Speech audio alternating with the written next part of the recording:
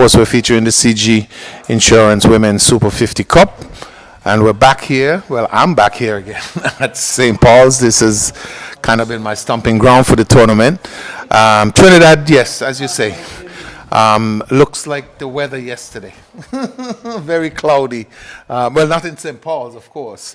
Or the day before, I'm talking about with the game. That was in Connery and Warner Park that got affected by the weather. And it was a gloomy day. And as you said, gloomy day for Trinidad and Tobago, 11 for 4, but outstrides Captain Mohammed, number 14. And, of course, we know that she is a fighter. Yes, she has shown that over the tournament so far, but the spin of Guyana is what causing a lot of problems. It's true that Jinabi picked up 2 as well. Millington? Who's the other baller, Millington? Jinabi and Millington are doing wonders here for Guyana. I think they both got 2 wickets. Millington's wicket went the same route, caught in the slip. Yeah. And apparently they're probably they've worked out some of these wickets right now, because at Warner Park on Wednesday, when Guyana played against Jamaica, Gajnabi, the medium pace bowler, she opened the bowling. But they've opened with spin from both ends here, as the new batter is in, and she'll be facing up to Millington. No, I think they have a little medium pace on the other side. It's Mohammed and Kirby in at the moment. This one is wide.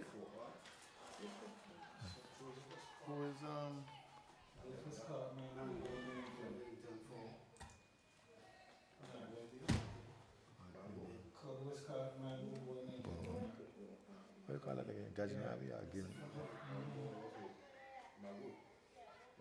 Which ball is this now? Is it football? Which ball is it? Is it football?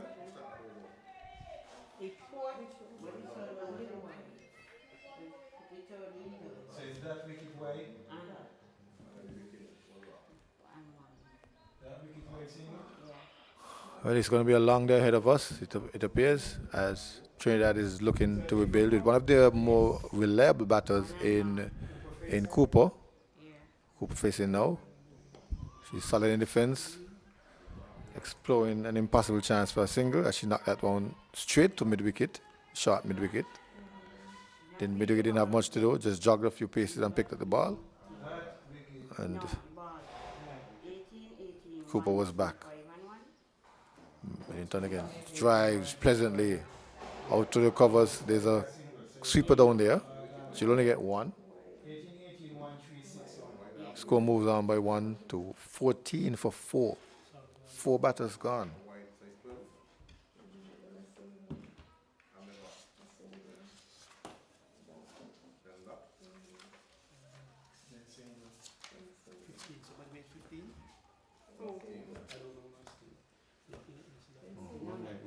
Wrong line.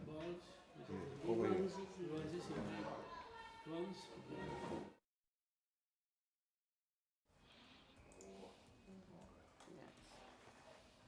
So we got 81 was gone? 14 for 4? Yep. 1 and 1.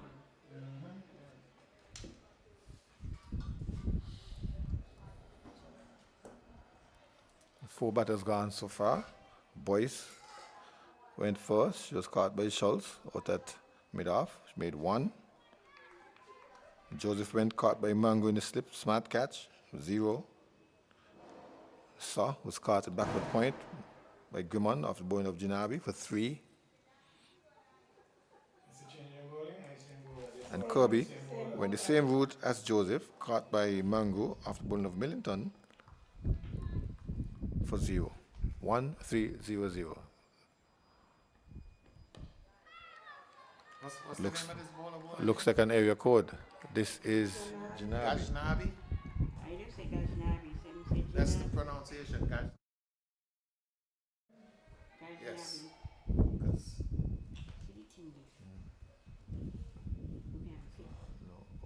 'Cause I can see it now. Yeah. Too much. Gajnabi forming outside the half stump. impressive figures so far. 2 wickets, 2 runs. She's into her 5th over.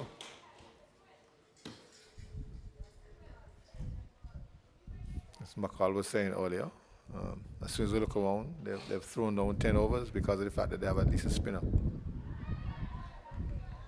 And Cooper, in the usual fashion, taking her one day at time, trying to play every ball on its merit. She's far defensive. She's leaving those outside the off stump and just waiting and waiting for a bad ball to pounce on it. The internet back up. Internet back up. Okay, cool. Oh, this one bounced. We saw earlier when one went through the wicket and went to the batter for 4 byes. She seems to be getting some lift at a certain part of the wicket. She's diminutive in stature. I can't see how she's hitting the pitch with that height and that size and getting that type of bounce. But let's look again. Maybe it's just a spot in the wicket. This I think is something natural for her because I saw her in the last game at Warner Park against Jamaica, and she pretty much was doing the same thing, only that she was bowling from the northern end, and was into the wickets as well in that game. Okay. Well, she's into the wickets here for sure. 2 for 2. Into the wickets and not yielding any runs.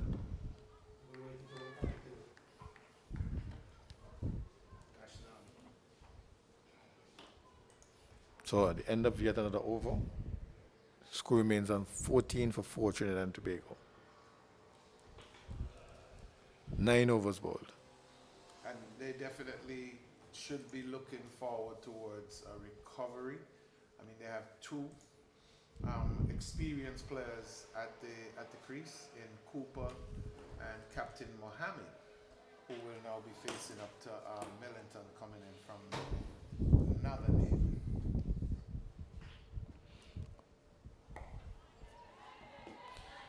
Millington, I think he bowls a drifter.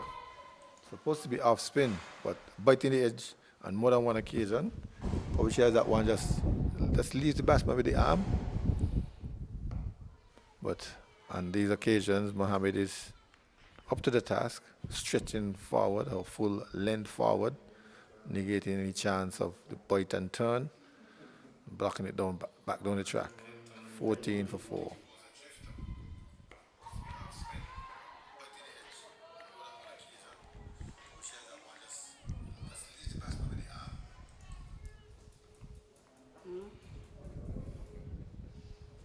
Here she comes again, in the middle of her 5th over. 2 wickets for 7. And it looks like they are doing a good job at tying down these batters.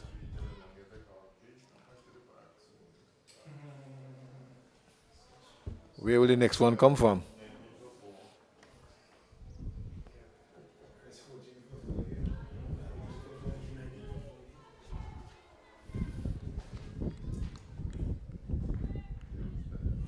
Quietly into the offside.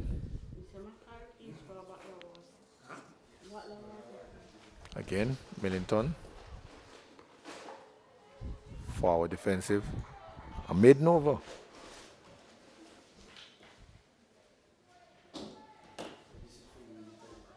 Yes, Guyana, of course. Yes, Guyana, of course, putting the screws in here on the Trinidad and Tobago team at 14 for 4 after 9. There's many overs. That one's Many overs. the 10th left. over. That one. The 10th over Yeah. completed. See the signal there now to show. All right, so the end of the power play. You can have a couple more feelers out on the boundary going forward.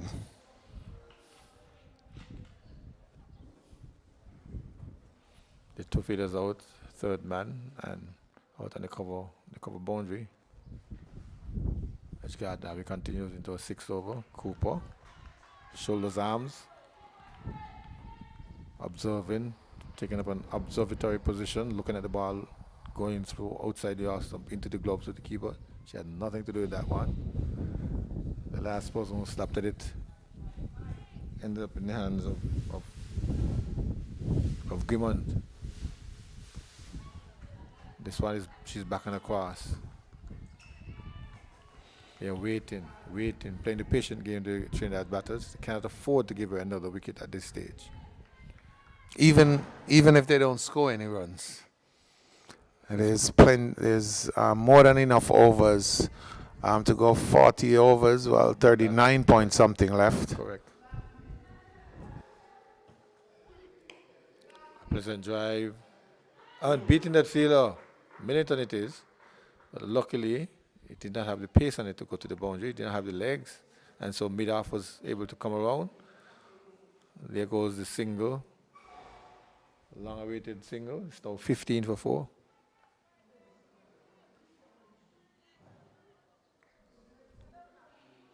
Now they're communicating to get it right. Better job next time.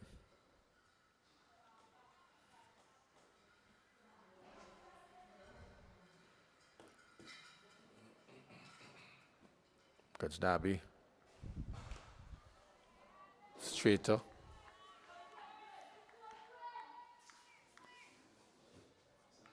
And Mohammed.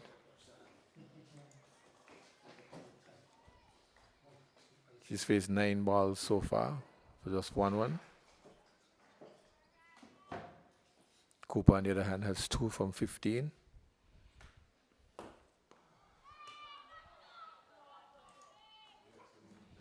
Showing that they can be patient. But they're not getting any bad balls. Janabi and Millington, they've picked up a proper line and length, and just according to the great Novel McCoy, they've just been very patient. They've been very patient and not throwing anything extra.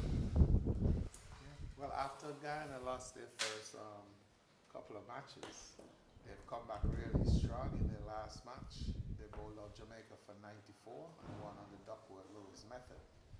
And they're putting up a strong fight here today, possibly trying to send us home early. We wouldn't mind that at all, but Trinidad and Tobago has other ideas. And you can hear them down there shouting, the remaining team. Patience is the word.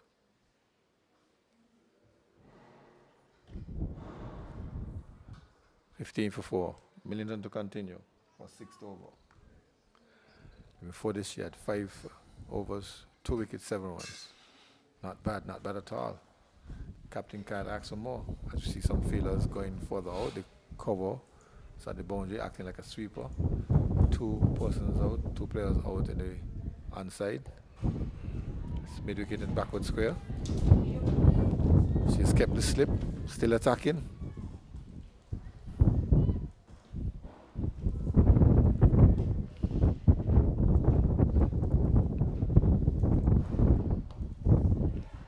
In the approved fashion, forward defensive.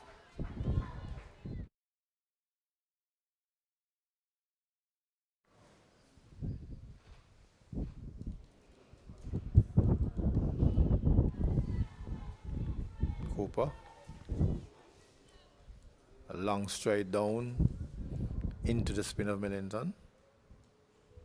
Just picked up a stiff breeze, a stiff cooling breeze. I just came across the ground from the northeast.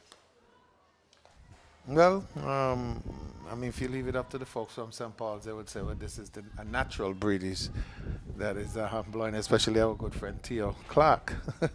He would definitely say that it's a good breeze. But yes, it is, and, it made the place a lot cooler.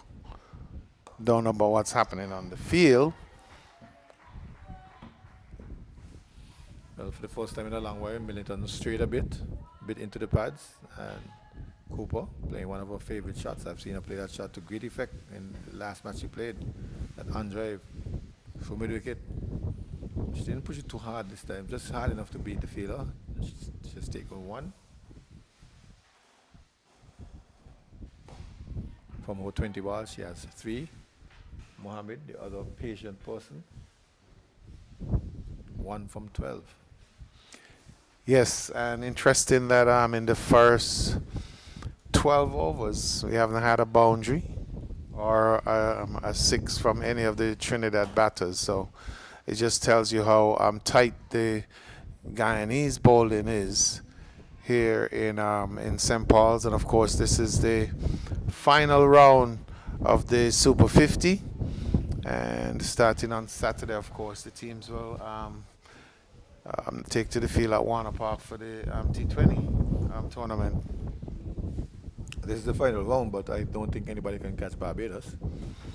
Well, absolutely not. Even if they lose today, they have a superior run rate to everybody else, so they'll still be at the top of the table. And last I heard, Leo was in trouble in Warner Park. They've been in trouble all tournament. Oh my! They were 19 for 4. The last report I got against Barbados. They're probably planning an early day today as well. The beach looks inviting. The beach looks inviting. Who is the new bowler, please? Monisa. Munisa will be urged to keep out the pressure. It's a new bowler from the northern end. That one went down the leg side. An attempted sweep. The broom did not come out. Here she comes again, Munisa. A drive down to mid-on, who's in quickly.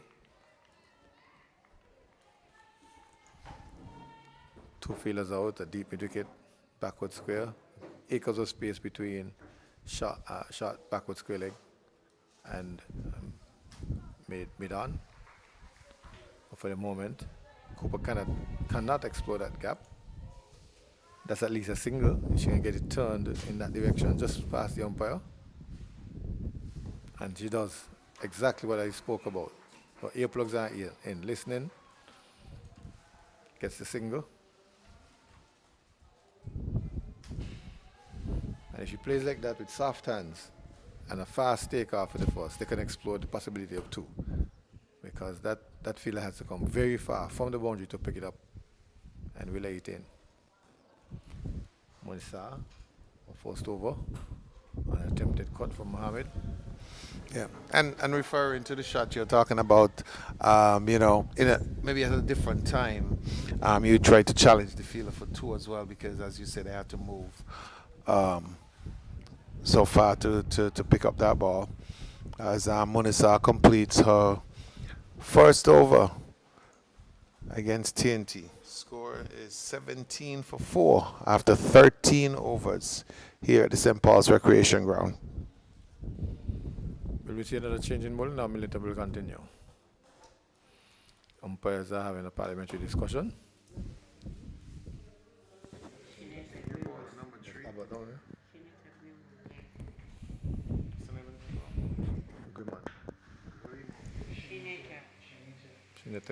Shineta Griman is the one coming on. We suspect there might have been a bowling change.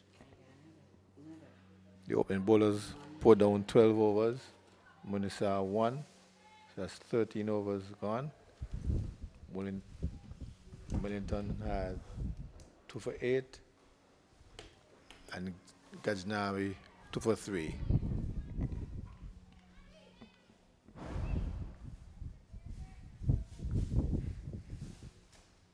Extras 8. The leading score so far. A drive was straight to backward point from Cooper. Ball taking it outer portion of the bat. I think she wanted to go down the ground, maybe through the left of extra cover. She didn't get it. The spin probably fooled her in the air.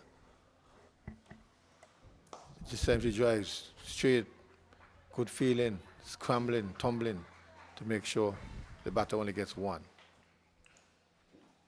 I know I said earlier that there wasn't a boundary in the innings. A boundary off the bat, that is. Correct. There were 4 byes, I think, earlier. You're so correct. The one that bounced and turned, I thought it took the edge from Gajnabi. But kudos to the Guyanese bowlers for them to pour down some 11 overs and restricted the batsmen to just singles.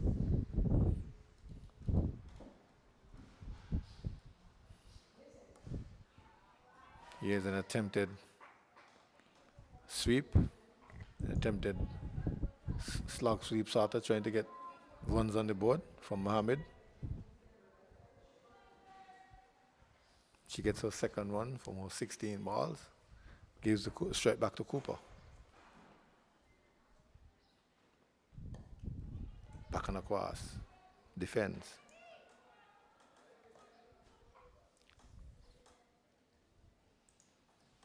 Little Trinidad and Tobago crawling here at St. Paul's. Average right now is 1.32.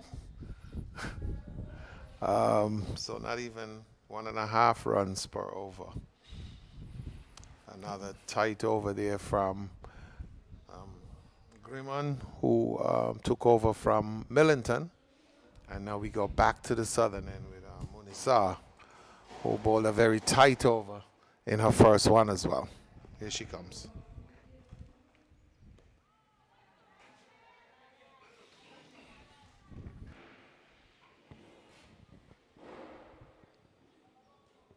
Single to Mohammed. I think Munisa wanted a change in the field, but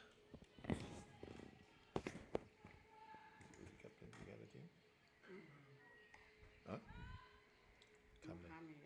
No, he's the captain. Munisa wanted a change in the field, but I don't think Camel obliged to giving that extra person in the onside.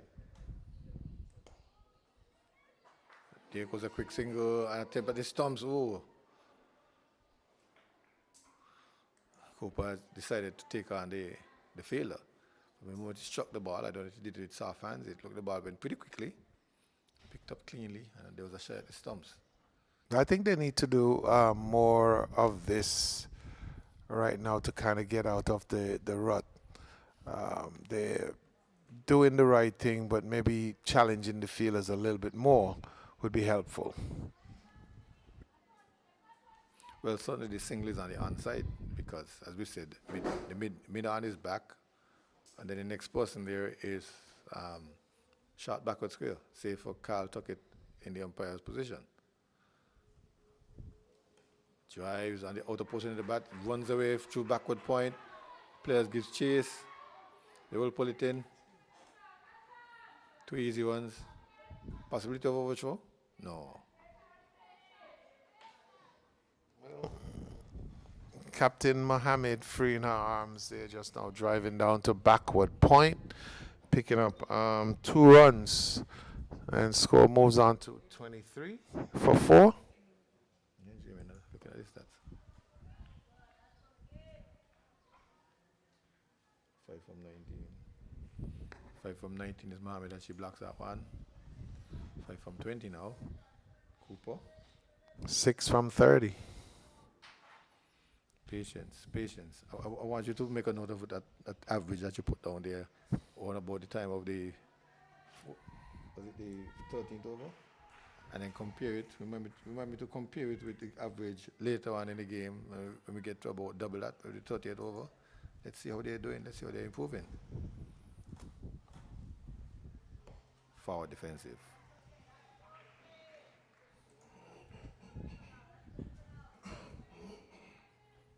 Griman first over yielded 2 runs. Let's see if she can be this tight. Continues, loops it up, drives on the onside. Single to Brittany Cooper. 1 more run. It's now 24 for 4. As Trinidad oozes along like. Oh, and there extras are wide.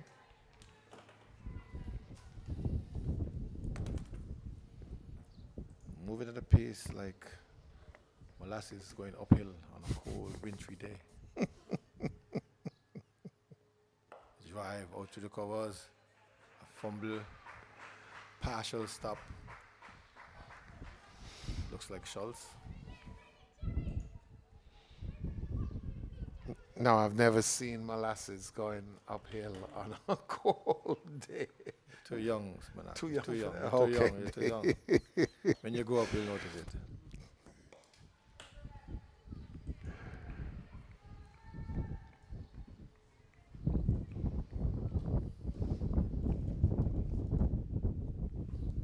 26 for 4.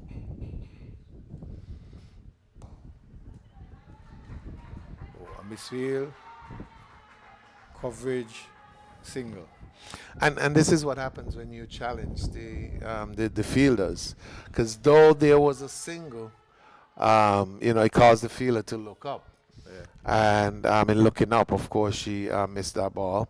Didn't result in an extra run, but I think Trinidad is doing, well, these two batters at least are doing the right thing.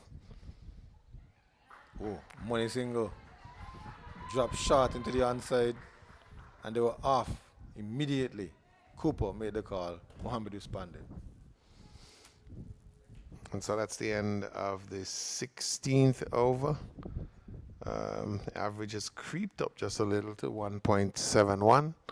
And that's, of course, because we see the two batters in the middle, challenging the fielders and taking a couple quick singles. Yeah, I think they're up to it. They're up to it now. They realize that okay, we've been in for quite a while. What time are you coming in? I'll tell him. Al is the timekeeper. All right. Gentle drive on the offside.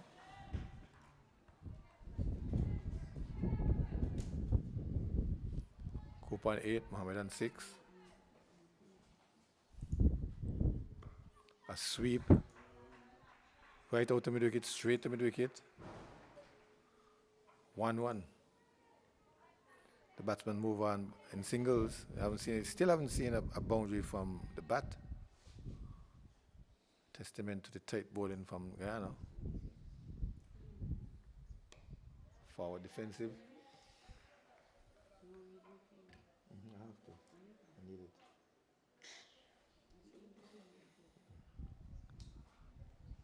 Here she comes again. Cooper cut in straight to the fielder.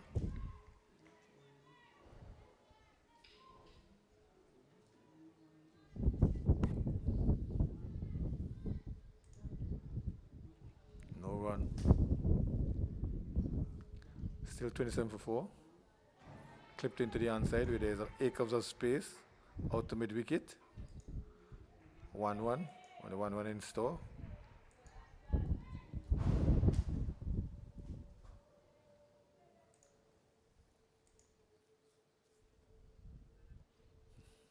Now.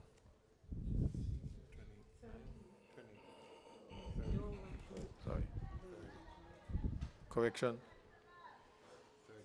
30, sorry.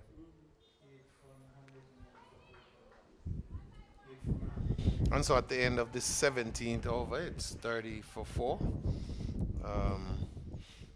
And just freeing the arms a little bit more now. The batters look a little bit more comfortable. As a matter of fact, Brittany Cooper with 8, she's the highest scorer so far. Of 9, sorry. At 8 she had the highest score. So with 9, she's definitely the highest scorer so far in the innings for Trinidad and Tobago. Yes, she is facing up to. Gets a full toss. Knocks it down to long on. Long offside. Long on, yeah?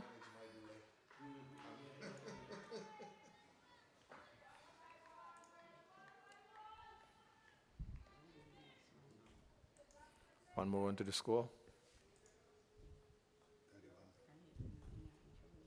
Oh, edge. Looking a single.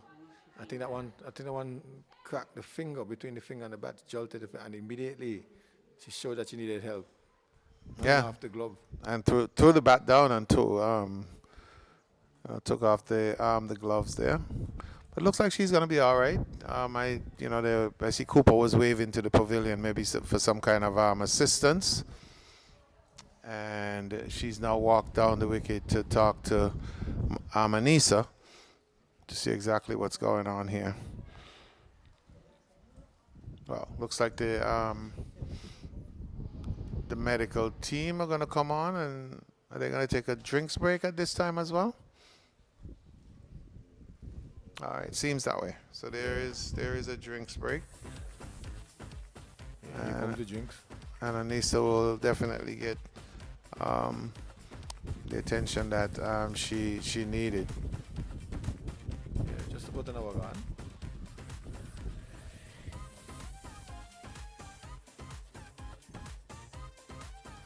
Over. 70 over into set. 31 for 4.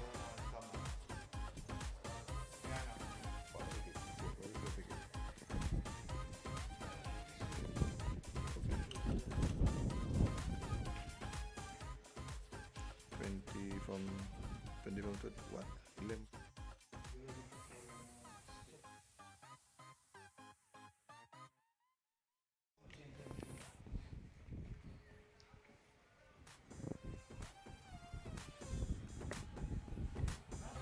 The cricketers paused for two reasons. One, Anissa Mohammed maybe.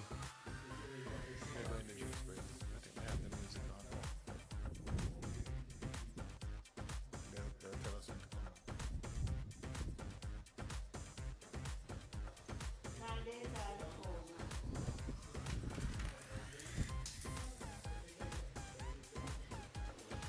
Well, you should come in now.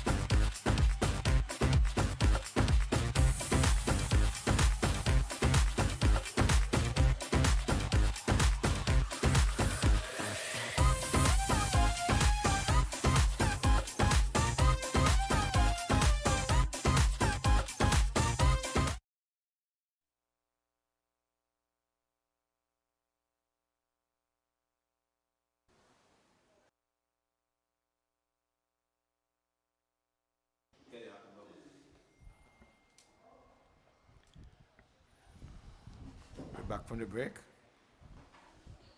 We see Cooper and Mohammed trying to rebuild from tatters. They were 11 for 4.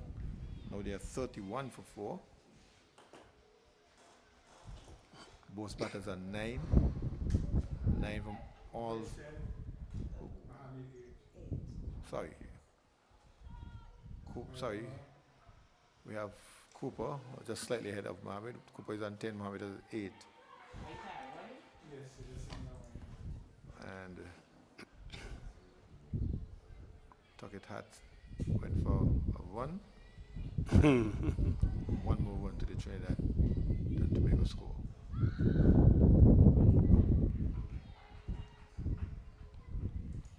Knocked into the onside. Looking for a quick single, it's not there.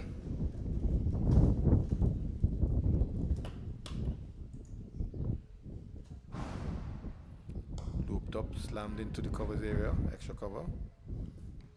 Deflected to mid off. No run. Yes, Al, good morning, and to all listening and viewing audiences. A good game in prospect here as we look at it. Trinidad in a bit of a bother. Brittany Cooper is still around, and so is Mohammed. Of course, 8 and 9 respectively. 10, I think Cooper is. 10. Cooper has edged into double figures. But 31, 32 for 4 is not by any means a good score. um, given the circumstances. It's the beginning of the game. The Guyana team has a way that they go about their business. They give you a steady diet of spin bowling. It was quite strange that this morning we see Gashnabi opening the bowling actually and doing some damage to the Trinidadian effort. But there's a tendency for the Guyana team to spin you up to 10 overs and keep you in check. Well, apart from Ghaznavi, it has been all spin from Millington, Munisa, and Grimond. Grimond continuing now at this the northern end. So they're getting a rich diet of spin. It should be accustomed because Trinidad is also known to be a spinning nation. Flowing cover drive will only get one, as there's protection on the offside, out on the boundary. Comes in now, sends it back in to Munisa. Sorry.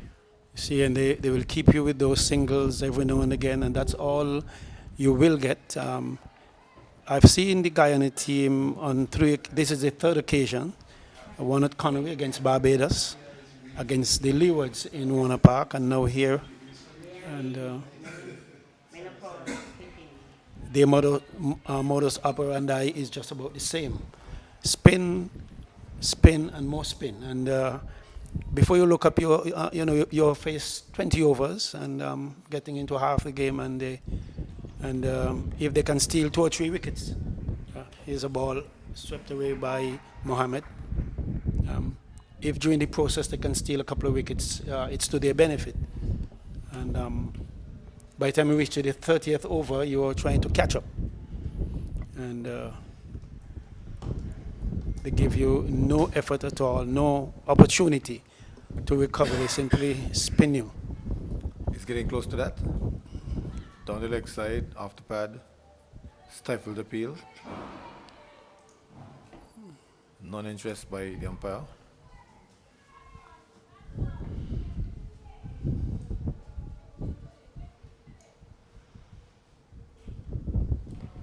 Shot delivery. I don't know if I'm correct to say this, Al, but for most Caribbean batters, West Indian batters, I must say, there's a tendency for them to like the ball coming onto them, and making shots would be it's a lot easier. Against the Guyanese team, you must give the ball momentum because they are slow to the air and a little bite from the wicket, and there's a difficulty created by that scenario. Only against Barbados, I saw that the Barbadian batters were very severe on on the spin bowling, and they gave it momentum. But all other batters seem to be struggling. Spin continues. Drives slightly uppishly. But no harm done. Mohammed. She has moved the score on to 9.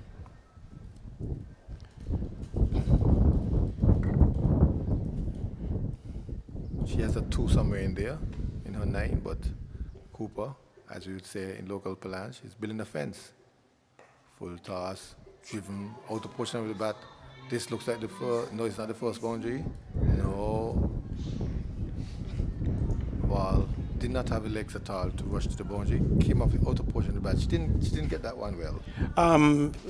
She played the correct shot, but for some reason it took the outer portion of the bat and it went down to the third man area and was pursued by the person from about gully or cover. And 1-1. I thought they could have gotten 2 there. It seemed to be this. First one, they should have taken off for the first one very fast because backward point had to leave from fourth position and go all the way down to third man just inside the boundary to retrieve that one. And they took 1 run. And the small boys would say 1 for the throw. 1 for the throw, normally, yes, that's right.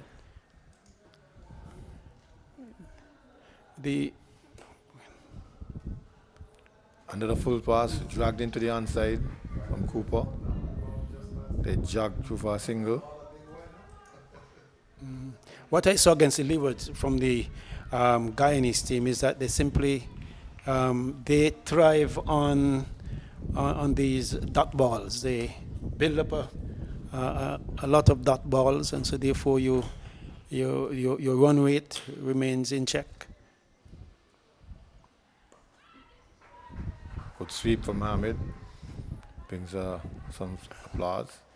But straight to the fielder on that square leg.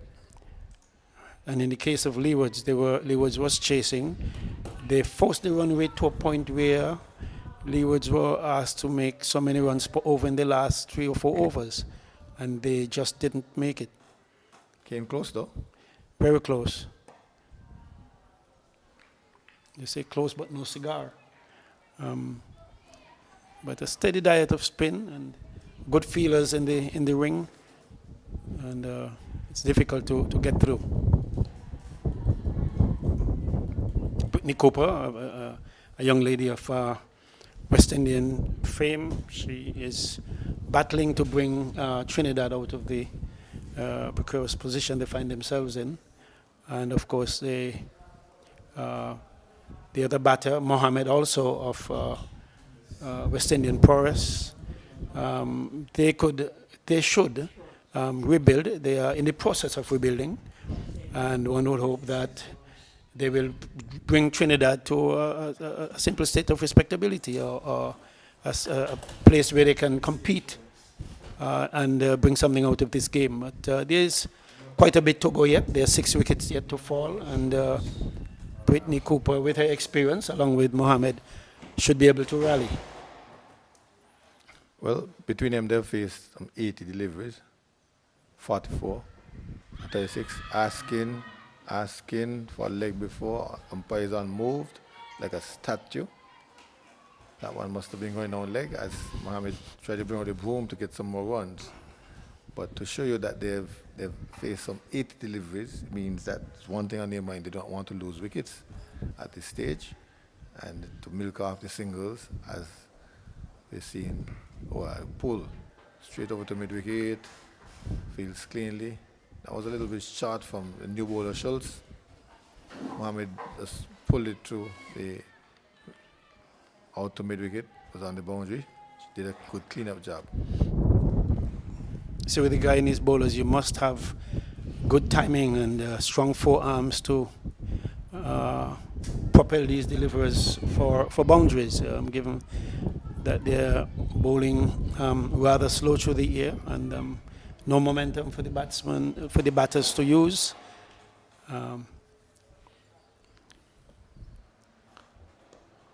Makes it difficult to score a boundary, even when a full toss is given. At least because Trinidad is in such a position, no chance has been taken. No chance. Pulled again by Buba, straight out to mid-wicket.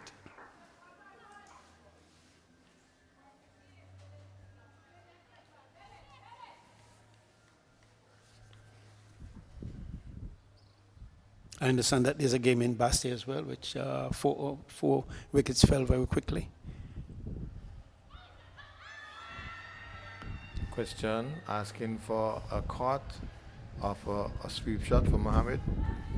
Mohammed isn't interested. The umpire isn't interested.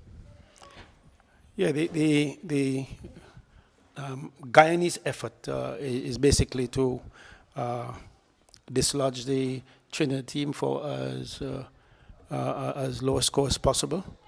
On the other hand, the Trinidadians would like to bring out something spectacular from this in terms of a score that could make them competitive in this match. And it's not over until it's over. One must keep that in mind. Brittany Cooper is facing the next over. Grimmond will continue. 4 overs to 12. Drive down the ground. They get the single from a fumble. A shot at the stumps. Misses. Cleaned up. What did the coaching staff say? Do not run on the midfield? Yeah, but that was a bit close, but I think it should have been a single in the first place. In the first place, they should have been a single. Yeah, Okay. with just a slight difference in the shot. Just play the same shot, a little less space.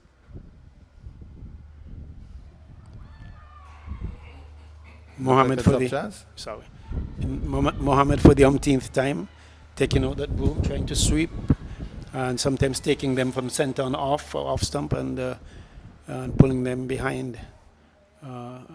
A little risk in that, actually. It looked like he connected on something just now because of the reaction of the fielders. Look as if the wicketkeeper may have dropped that one. Or there might have been an edge on that. At least we can tell from this position.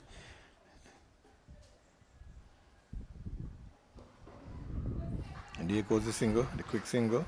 Turning to short backward square and dashing on the track is Mohammed. Well, that speaks to the experience of the Trinidadian batters.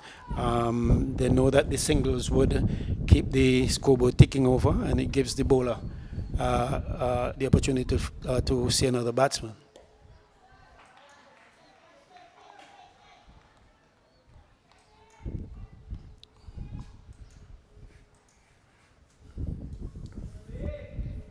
Standing tall is Cooper.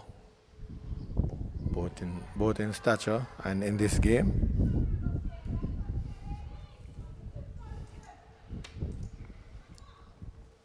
Well, Trinidadian motoring on, trying to recover from what was 11 for 4 at that point. And of course, they were rocked back by some good bowling from Guyana. And of course, it was the early exchanges, of course. And Boyce was caught by Schultz, bowled by Gashnabi for 1. Joseph caught Mango, bowled Millington for 3. Shah caught Grimman, bowled Gashnabi, I think was 0. And Kirby caught Millington, bowled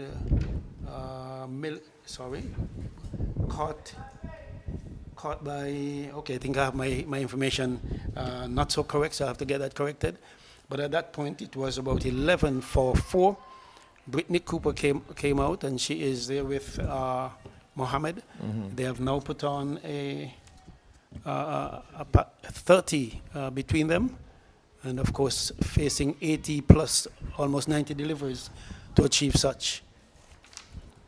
92 in fact. The last wicket fell when it was 11 for 4. That was Kirby, was caught by Mango in the slip off ball of Millington. Okay, Mango off Millington. And Joseph went the exact same way. Okay. Caught by Mango in the slip, ball of Millington. Another quick single. Kim Collins and Usain Bolt. Dashing through for that one. Ball just jumped short of the backward point fielder, and they were off. Mohammed like a hare, scampering down to the other end. Down the leg side, a real loose one from Schultz. A wide, pushes on the score. 1, no, 43. 43 for 1, 43.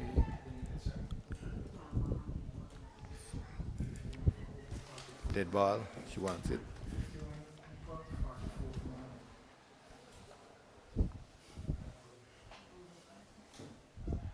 Full toss, swept on the leg side, but this time Miss. wide. Losing the plot just a bit is Schultz.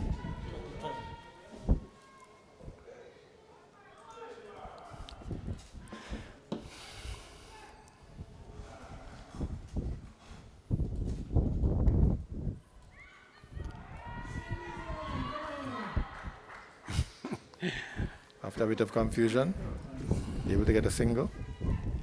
Schultz delivering the 23rd over of the innings, and of course 44 now for 4, 45, I beg your pardon, for 4. It's a recovery that is in progress by Mohammed and Cooper.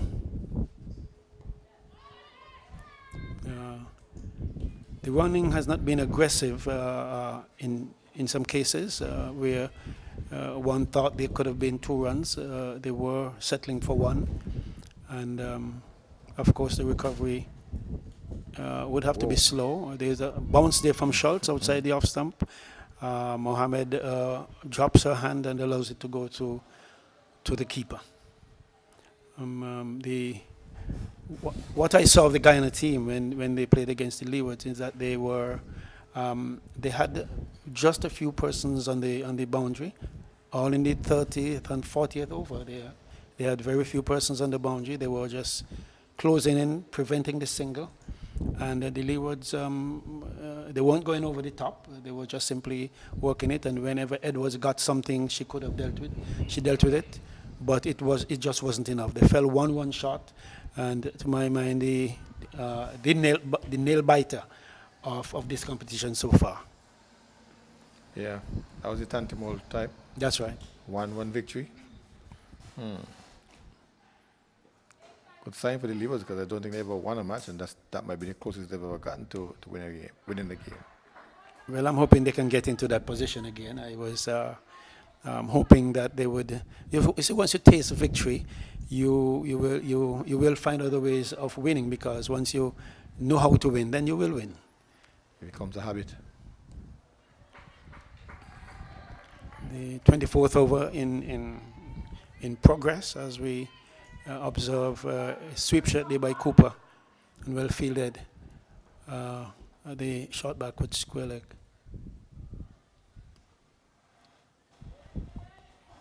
Another one for the scorebook. Again by extras, a wide.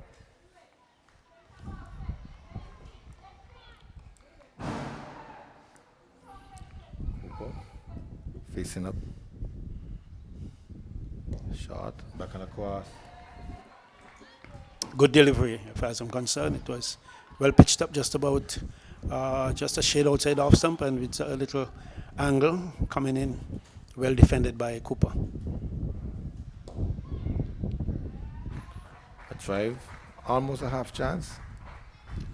Down to mid-on.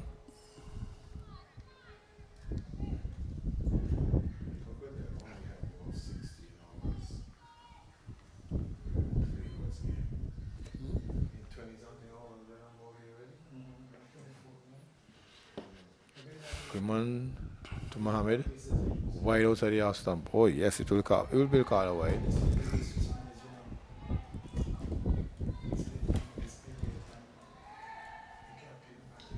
One more to Sundries.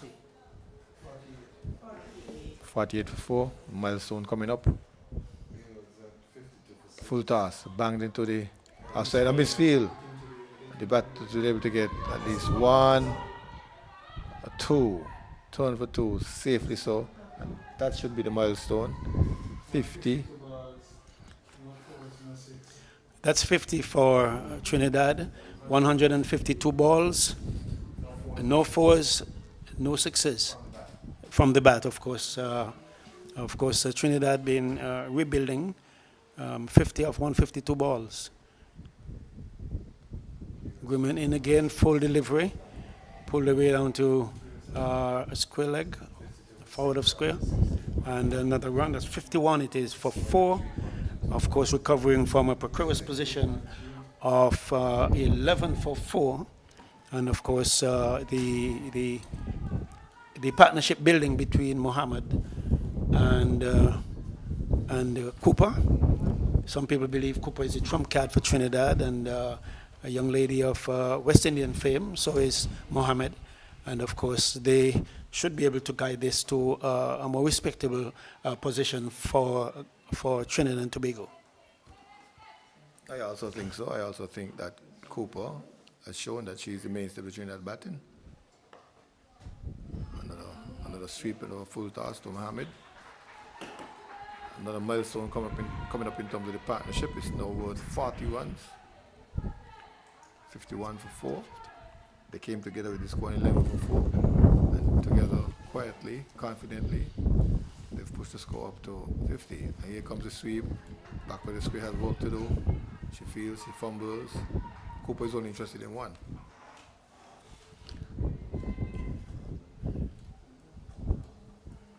Well, and a steady diet of spin continues, and of course, no medium paces to give you momentum. So you must create the momentum on your own, and that's what Guyana is dealing with. Another sweep shot, and this one could go away to the boundary for 4 runs. The first 4 of the innings, struck by Mohammed.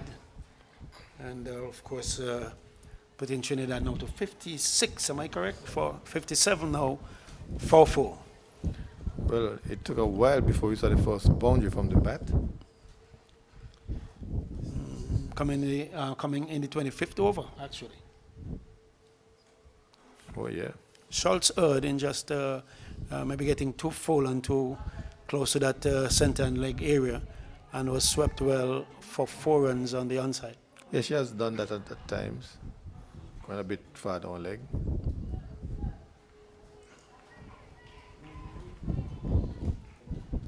The number of sweep shots I've seen, I wanted to look at the line of many of the bowlers, and I thought that Schultz, in that time, she erred. There's a good delivery just about center on off, and beating the bat, and well taken by Campbell on the offside, beating the bat, of course. Asking questions of Mohammed. This one was right up in the block hole, and she digs that one out. End of a good over for Trinidad and Tobago. They got a boundary in that over, and of course the Trinidad effort continues as the Guyanese seek to make further inroads into the Trinidadian batting. As I make way now for Monarch to continue commentary, I have to agree with you that they have stuck to their task, even though Mohammed and Cooper have shown extreme patience, just milking the bowling for singles. In fact, their partnership of 50 had everything but a boundary, just got the first boundary. Well, and that speaks into the game. Speaks volumes. That speaks to the discipline of the batters, Brittany Cooper and Anisha Mohammed. No fours, they did not try anything untoward. They simply took their time and take the singles that were available. And the very one boundary that presented itself, it was taken by Mohammed. Changing bowling, changing bowling. That one is a right arm leggy. She pitches just about off stump, curling away. Brittany Cooper chooses to leave that one, and let me say welcome back to our good friend Monarch. Good afternoon, Mr. McCall. To you, sir. And here is one that is pitched just about center and off, and again she covers the spin and she pats it back to the bowler. Well, somebody just corrected me and said that it's not even 11:30 yet, and I'm saying good afternoon. That's okay, sir.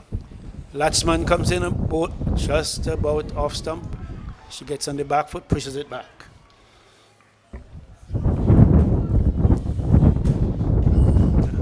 This is the 26th over. In come Latchman, wide. This one is wide of off stump. Losing her shape for 1 minute. And of course, Tuckett. Guyanese have been trying, and of course they met two batters who were willing to wait themselves out and take a few singles every now and again. And only after the 1-4 was hit did Brittany Cooper give an opportunity to the Guyanese, which they took gleefully when Latchman held a catch of Brittany Cooper. Another over completed here in the game, made wicket by Schultz. She got the wicket, of course, of Brittany Cooper. And now we have Latchman. I think she played in the last match, so she's definitely a replacement. The last match against Jamaica. Warner Park, which was last Wednesday. But she's in the game today, and she's been given an opportunity here. Anyway. Okay. Wow. Here's a short delivery, pull away to square leg, backward square, and well fielded by the fielder there, and a good throw back to the keeper. A single had. We're at 60 for 5 in the 28th over. Well, for the matches that's been played here so far, except the Barbados game, I can't remember who they played against, but it might have been the match here on Windwards. Against Windwards on Monday. On Monday. Yes. Yeah, the pass score seemed to be about just about 120. So I think that's what Trinidad needs to concentrate on getting. Well, there are some scores that you could look at and say, well, given the history of the team, they are capable of X, Y, Z. And we always thought, those of us who were in commentary, that the game against with Barbados and the Windwards, once they had gotten past 160, 170, many persons thought in their minds, well, I think they have enough to defeat the Windwards. And of course, they went on to 228, and the Windwards faltered very badly. Here was Latchman floating one up, full delivery. In fact, it's wide. Yeah, it was what we call a lollipop ball, going down the leg side full. Batsman swung at it, but caught nothing. So when you're doing the right arm leg spin, it's a very difficult art, and most people think it is the most difficult art in in cricket, to bowl that leg spin and control it. Here's Latchman again, outside, just about off stump. I'm going away, or just outside off stump, chopped away to point. No runs.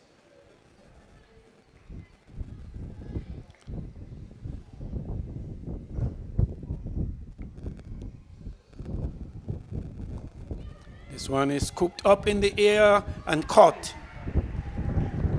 The ball that was tossed up by Latchman was a little wide off stump. The batter swung at it, in fact, intending maybe to go over.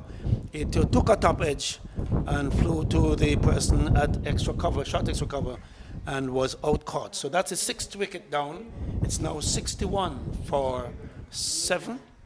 Well, O'Neill just did not look very comfortable out there. It was only a matter of time, and she's on her way back to the pavilion now, and being replaced by number 77.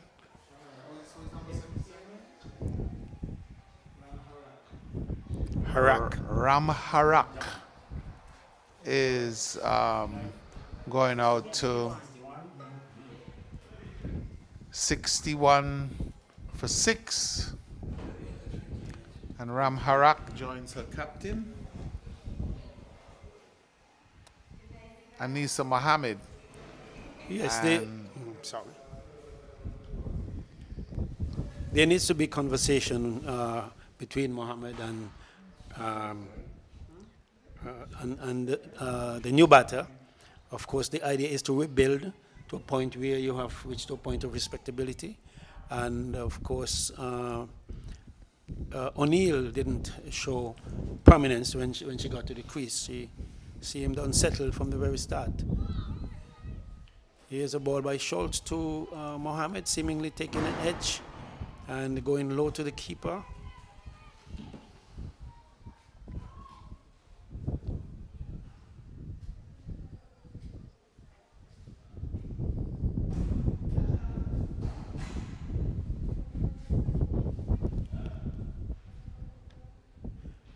Here comes Schultz again, and again this one bounces just outside the off stump. She again drops her wrist and allows it to go away to the keeper. Some bounce being extracted by Schultz from that far end. That one again is wide off stump, but yet within the accepted red line on the just in front of the batsman. So I judged okay. Schultz again, full toss and an attempted pull from just about center and off, but it didn't get a full bat in it. My eyes were trained on the boundary. Yes, you were looking there. You went to the person shot midway. That's where I expected it to go. Yeah. But it seems as if that though there are opportunities for runs, I think both batters would probably want to consolidate again. And here we go, another full toss down the leg side, and I mean, swinging straight to the fielder Latchman. who she'll be coming in from the other end, and she's been congratulated by her teammates for two excellent stops because, I mean, you know, Trinidad should have been adding 8 runs with those 2 balls. Yes, Latchman, of course, was. Or maybe more. Yes, Latchman was the fielder who accounted for Brittany Cooper in terms of taking a catch on the onside. And if I'm wrong, then John will give me some correction there. And she has been stopping a few balls coming to her, and so she was being congratulated. And of course, that was she deserves much congratulations. Now here she is bowling to the new batter. 30th over. Nisa Mohammed is on 23. Ramharat hasn't scored as yet. As a matter of fact, she's just faced her first ball. Ramharat, left-handed batter.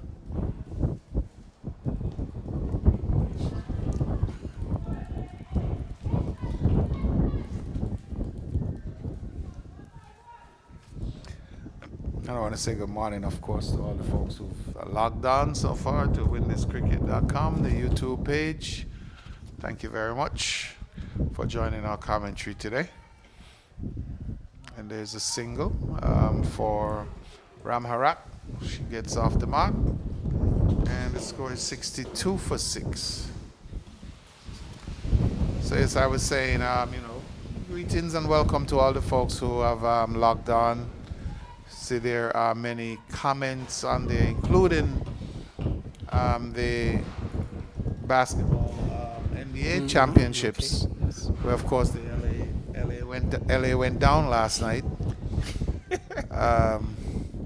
I'm a long-suffering Houston Rockets fan, so I don't have a horse in this game.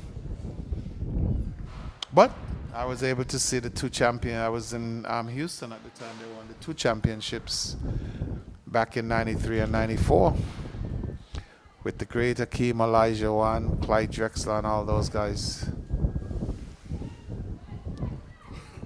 The 31st over is in progress, and the 30th over in progress.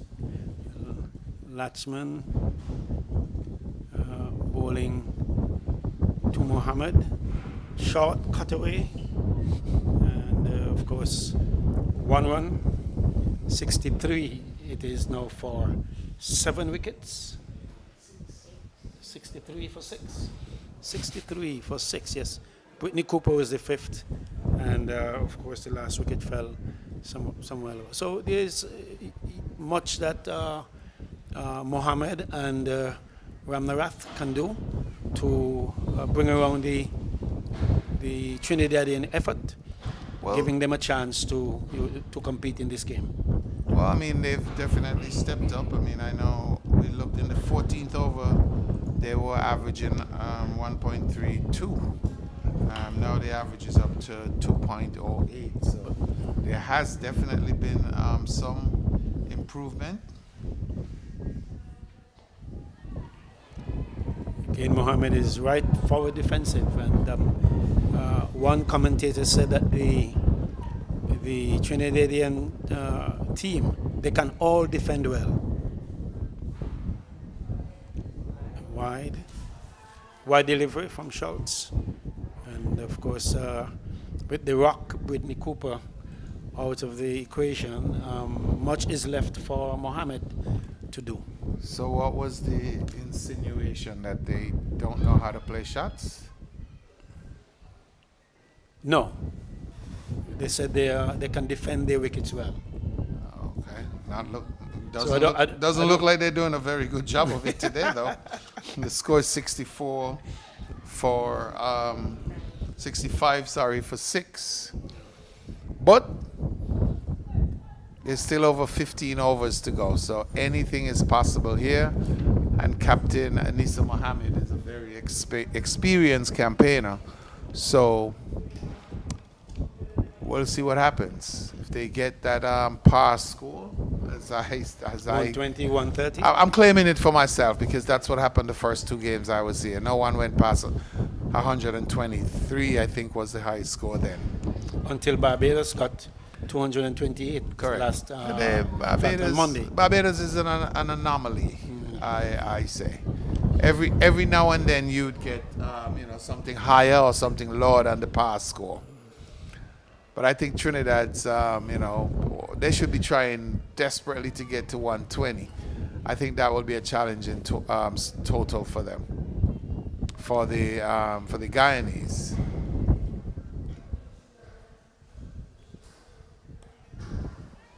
And I cannot boast that the Guyanese have a batting unit that is as potent as the Barbadian batters.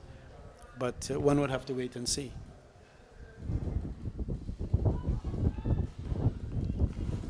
Okay, another over comes to an end. 65 for 6 after 31. Ramharak on 1 from 6 deliveries. And Anisa Mohammed, she's on 25 from 67 deliveries. So she's definitely holding the fort for her team. And hold she might. There are yet 4 wickets to fall, and another 17 overs, if not more, to come. And if they can bat those 17 overs, they could just have more than the past score that you're suggesting, sir. Absolutely, and that's the key. Ensure that you bat out your 50 overs.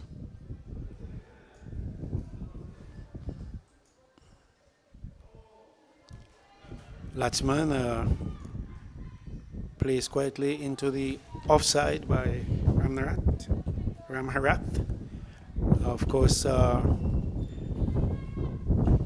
right arm leggies have given quite some problems in this game, like Elliott.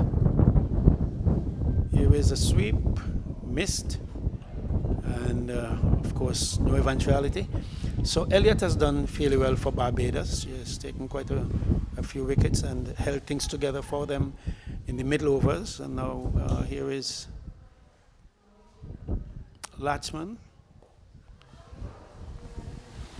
It's bowled 16 dot balls to date. Latchman, even though it seems as if that she's just tossing them up in the air.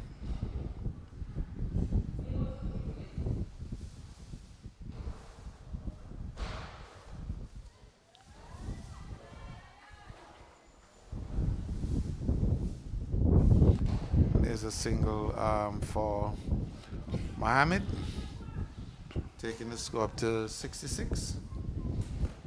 All sixes, 66 for 6. Monarch, have you been following the game between the Bangladesh A and the West Indies A? I actually got a chance to watch most of the pre-lunch session, and then I saw most of it up to the end of play today, where the West Indies A are 417 for 6. Quite a few of the batsmen got into the 80s. Mm-hmm. No one has carried on so far. Shandapal, Kurt McKenzie, and also Athanase, and Captain De Silva. He's on 73 not out, and he's who's batting along with him? Sinclair. Sinclair is 47 not out, so 417 at the end of day 2. I'm not sure if they're playing for victory or playing for batting practice. I mean, what would be your take in should they continue batting? Well, you have to develop a winning attitude, and we can all make 500 and 700 runs, and we don't know how to win a game. And so the idea at this point in time is to push for victory. All right. Well, Here's a ball wide of off stump from Schultz.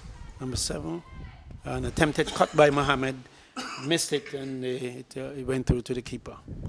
So to develop a winning habit is important. Again, missed outside off stump. Well, it seems as if Anissa has traded her bat for a needle. So maybe she need to just touch it past the keeper and get a few runs down to the vacant slip position. She goes into the sweep and she gets a single.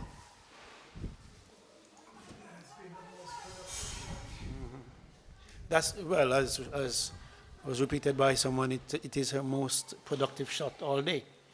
And I began to question maybe the line of the bowlers, but it has nothing to do with that. She has pulled them from off stump and outside off. Well, I would say greater batsmen than her have done it, so Nothing wrong with it. she can do it too. You know, they have a saying that all is well that ends well. Definitely. So Schultz will now come into ball to O'Neill. There's Ram Harak, I'm sorry, O'Neill's not there anymore. Wrapped on the pad there, and the bowler appealed to the to the umpire. Is she still for a appealing? decision, and I don't think so. it was not given out, and she, of course, in some friendly gestures to the umpire. Schultz shot, pulled away, and A big down to backward square leg. A big wind up for a single. 68 for 6 at the end of 33. Ram Harak is on 2. And Mohammed is on 27.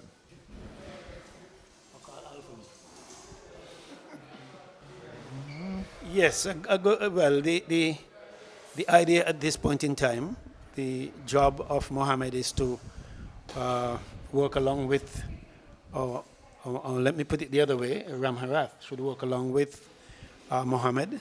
And again, you must bat these overs out for Trinidad to have the best opportunity of getting the scores that they need, or even getting to the pass score of 120. Well, let's see what happens. Lachman is now approaching Ram Harak.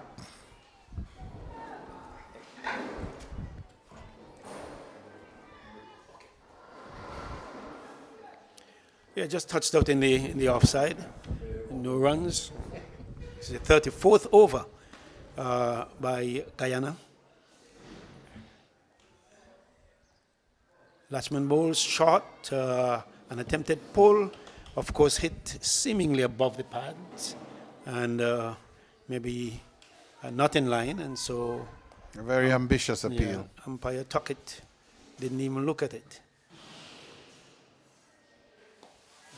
Well forward defensive, well back defensive actually. A good delivery by Lachman, pitching just about off center and off and push back.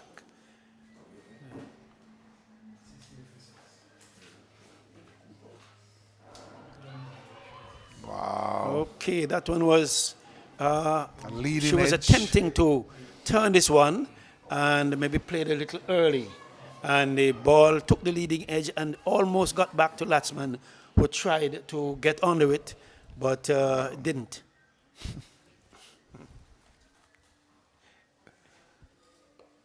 Again, she's back defensive, and no runs resulting. 68, I think it is, for the loss of 6 wickets, and this is the 34th over bowled by Lachman.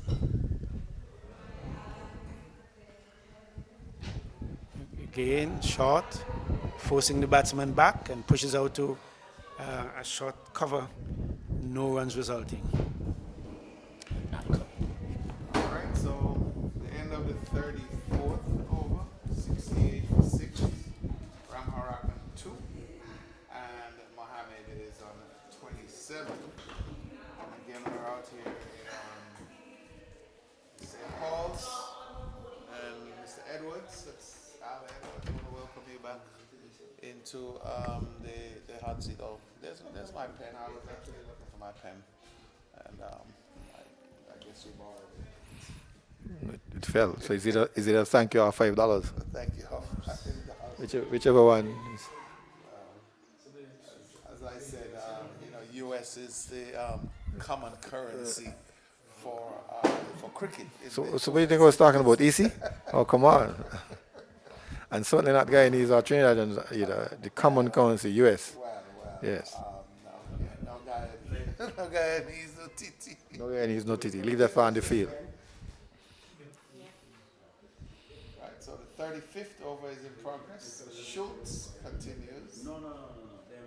Them man are not the game, so they know the signal.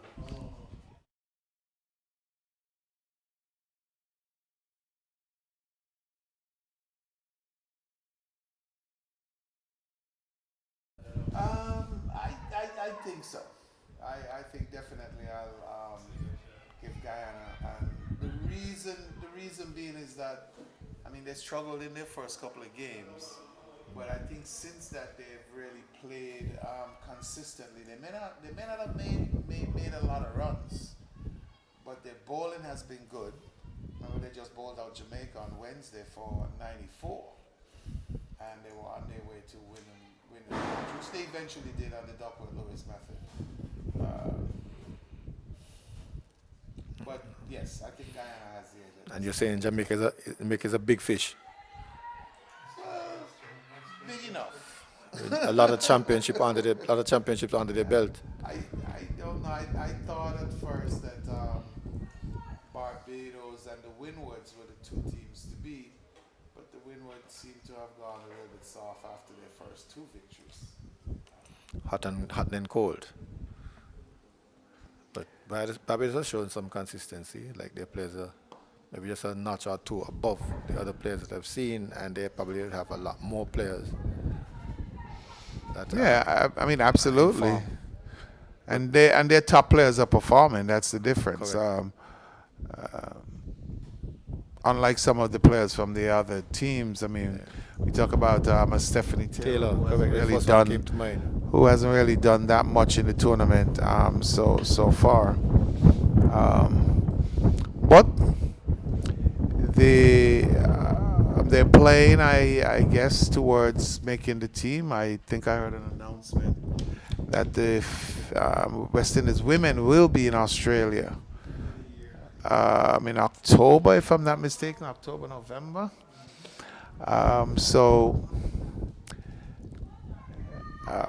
Quite a few people have staked their claim so far in the tournament, and I'm gonna pull up the stats in a little bit to see where players are at as it relates to their bowling and batting averages. That one looked wide from Latchman. Not calling no wide up here. But I probably look as long as it falls within the tram, it's within the reach of the batter. Let's see if I can. Yeah, that one is fine. Within the reach. If it was only leg side, it would have been a different story. Latchman again, teasing her outside the house stump, asking her to cut with backward point and cover waiting. She blocks this one.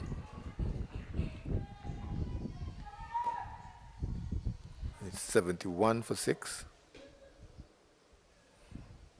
Is that a good recovery from 11 for 4, 71 for 6?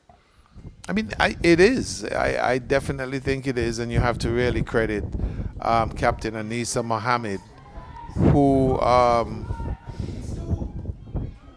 has definitely put her hand up today, and she just got 2 runs. She probably going up to What's the score? 29 or 30?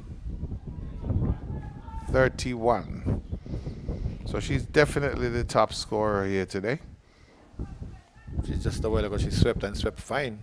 And then we can keep her to give chase. And that's one shot she has used pretty often during the course of this innings, the sweep shot, and it has paid dividends for her so far.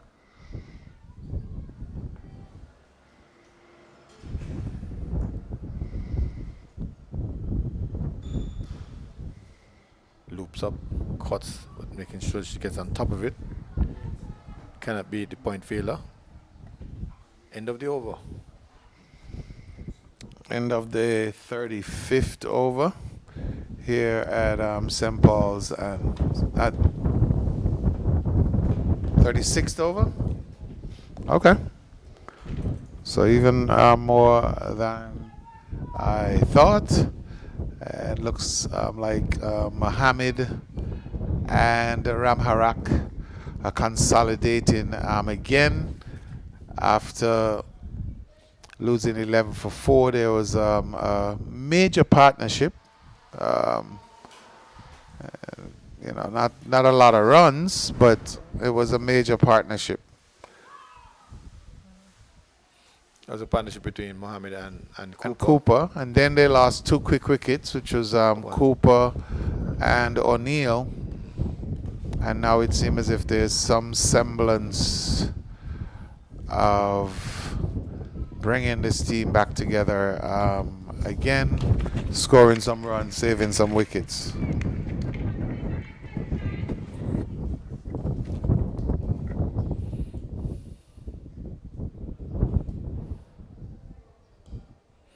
But Trinidad and Tobago, in my opinion, they bat deep.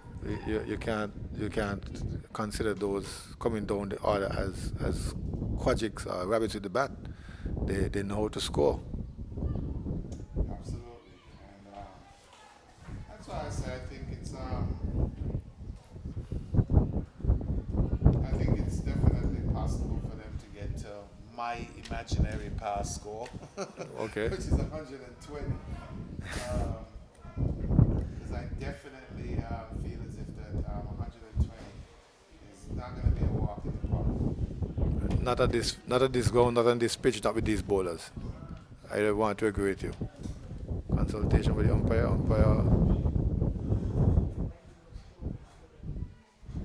She wants something off of the field.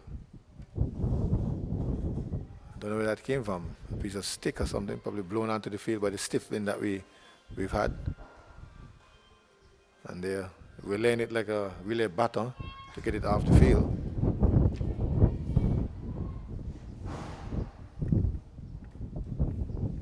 But in the meanwhile, it's Mohammed leading the charge. She blocks into the offside. Having a captain knock, leading from in front.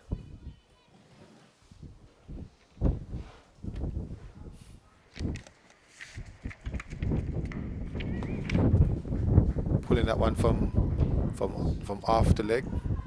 Cross batted slug sweep. Gets one.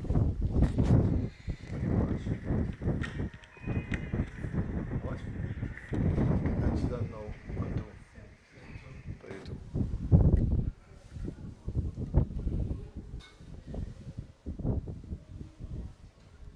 Ram Harak. Past the tram line, wide outside half stump. Score moves on by 1. Inches up to the 100 mark. 20 odd more to go for 100. 40 odd more to go for Monarch's pass score.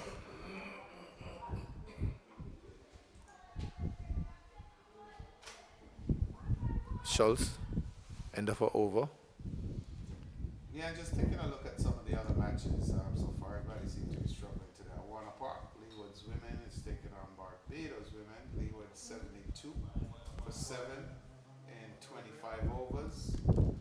Here in St. Paul's, we'll come to that later. When we get to Connery, Jamaica against the Windwards. Jamaica is 70 for 7 after 31 overs, and it looks like we're going to have drinks break.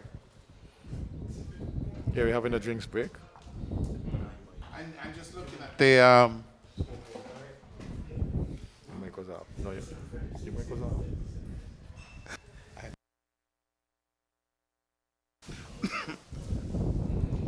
okay, so not sure that anybody heard anything that I said because someone just decided to turn my microphone off. But I was looking at the scores at the other ground: 72 for 7, Leewards versus Barbados, and Jamaica. I'm 70 for 7 against the Windwards. Just an observation, Monarch. All the scores are around 70, and all the wickets are down just about 6 or 7. I know, which is very Pattern. strange coincidence. But I was looking at the leaderboard. Kishana Knight from Barbados, she's leading the table with 275 runs from the 5 rounds. Well, this is the 5th round actually. Yes. So this is an up-to-date tally. Highest score, of course, 144. And she has 2 not outs, averaging 91.67. Wow. Her captain, Haley Matthews, has 177 runs from 4 innings. Her highest is 72. 1 not out, she's averaging 59. Natasha McLean out of Jamaica, she has 159 runs, her highest 59. 2 not outs, averaging 53. And that's in 5 innings. Afi Fletcher from the Windward Islands has 148 runs from 4 innings, her highest being 50. 2 not outs, and she's averaging 74. And one person who we saw in this match today, Brittany Cooper, she has 118 runs, highest score 53. No not outs, and she's averaging 23.6. So that's the top 5 in the leaderboard for batting. Let me just look at the bowlers now and see how the bowlers are doing. So Kiana Joseph of the Windward Islands, she has 16 wickets in 5 innings, averaging 6.44. Elliott of Barbados has 13 wickets, an average of 10.46. She's played in 5 matches. Afi Fletcher from the Windwards, 12 from 6 innings, averaging 10.42. Haley Matthews, 9 from 5 innings, averaging 11.33. And Selena White from Jamaica, she also has 9, averaging 13.22. So, we come back to, well, go ahead. Yeah, I was wondering, have we seen any new faces? Or these are just the regular persons who have had West Indies exposure? Have we seen anybody putting up their hands and say, hey, put me in, coach, put me in, coach? Well, the names Barbados. Yes, Elliott from Barbados, the bowler, she's been doing pretty well as it relates to a new face. As in terms of the batsmen, or batters, I should say, seems as if that it's mostly the folks who we're accustomed to. And one or two of them out of form. Would you just check the research to see how many Taylor made in that score of Jamaica 70 for 7? Is she still in, guiding the batting, or did she quote unquote fail again?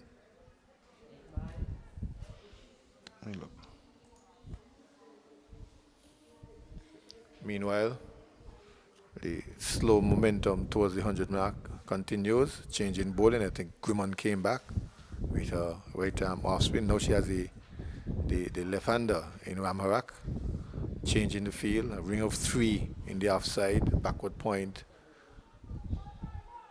A short third man, you want to say. Cover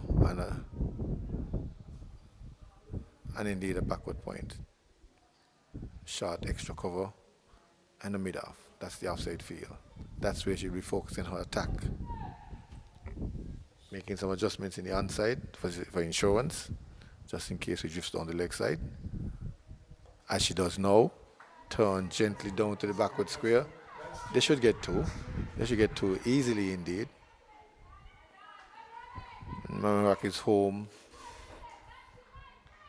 a long time ago. She's taken a shower, let out the dog, fed the cat, and relaxing in the front room chair. 2 runs.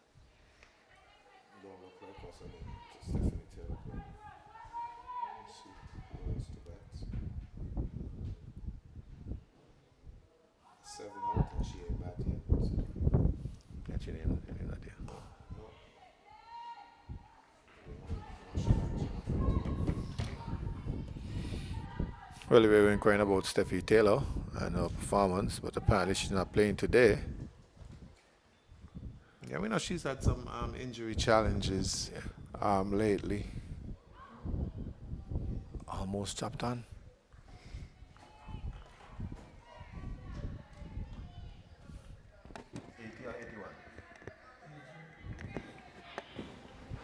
80 for 6.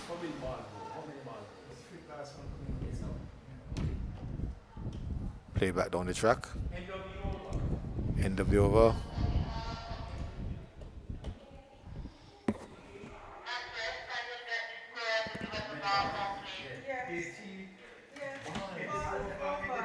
Over, end of the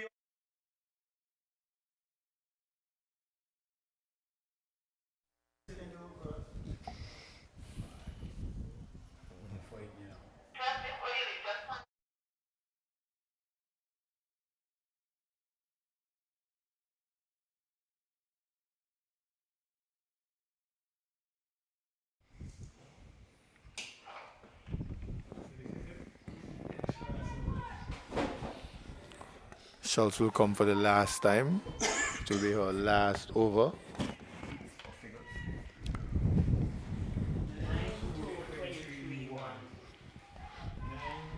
She's bowled 9 overs so far, 23 runs, just for 1 wicket. Can she pick up a second one?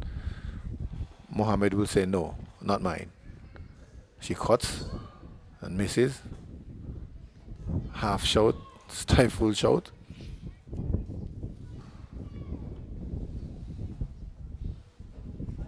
Schultz has more protection on the onside as Mohammed is tugging balls from off to leg. For a left-arm orthodox leg spinner, she only has 4 in the offside. Cover out on the boundary, a backward point, extra cover, and made off slightly wide. Nudging it into the onside. Grimmon is there, no run.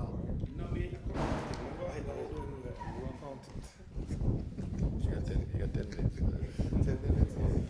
Me and John counting. A wide ball.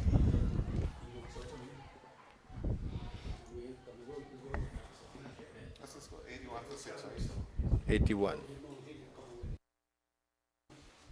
81 for 6. Trinidad and Tobago. And here comes the sweep. Aerial, but will drop short of any fielder. I know. Fielder comes in now. She gets 1. That's Mohammed. And Mohammed's been really sweeping today. The pitch must be as clean as anything. Well, she has swept everything. The pitch, the house, the yard. A most prolific scoring shot.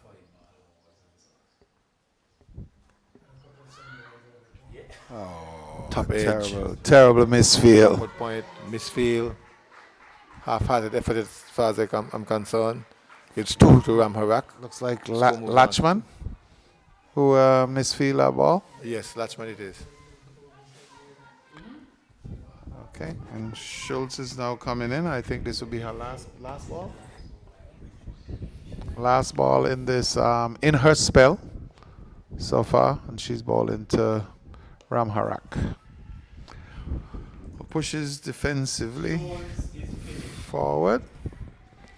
Number 7, Schultz has completed her 10 overs, and it's 10 overs. She got 1 for 10 overs, 2 maidens, 27 runs, 1 wicket. Decent returns for a one-day game, ODI. Anybody, if you go in 2.5 and over and you pick up a wicket, job well done. Pass by the treasury to pick up your check. Just don't go after 2. Close on Friday. And close on Friday as well. Wow. Okay. I think Grimmon too has been bowling for quite a while.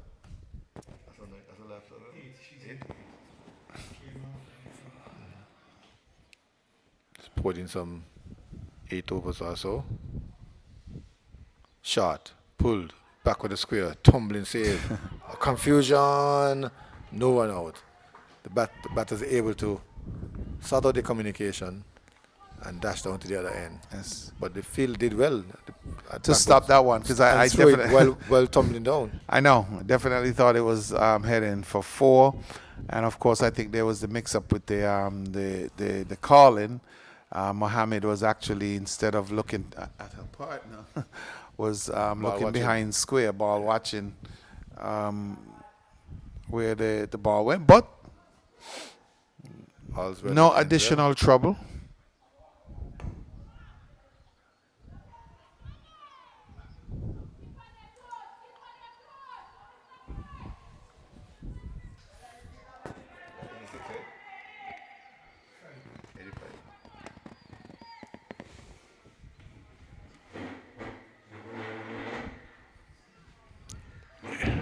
Oh.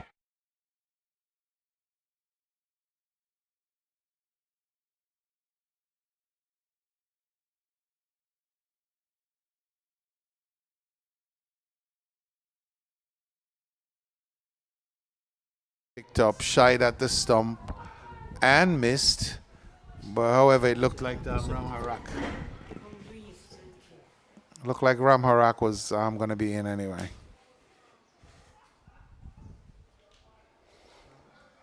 And there's a wide from signal by umpire. Tuck it. Taking the score to 87. 87 for 6, and someone just whispered that the Leeward Islands has been bowled out for 74.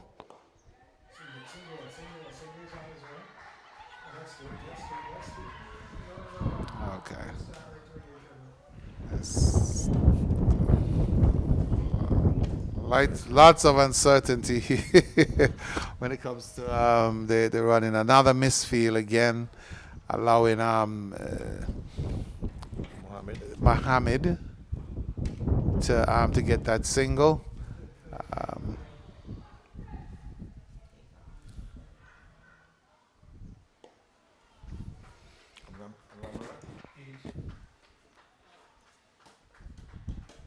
End of the over.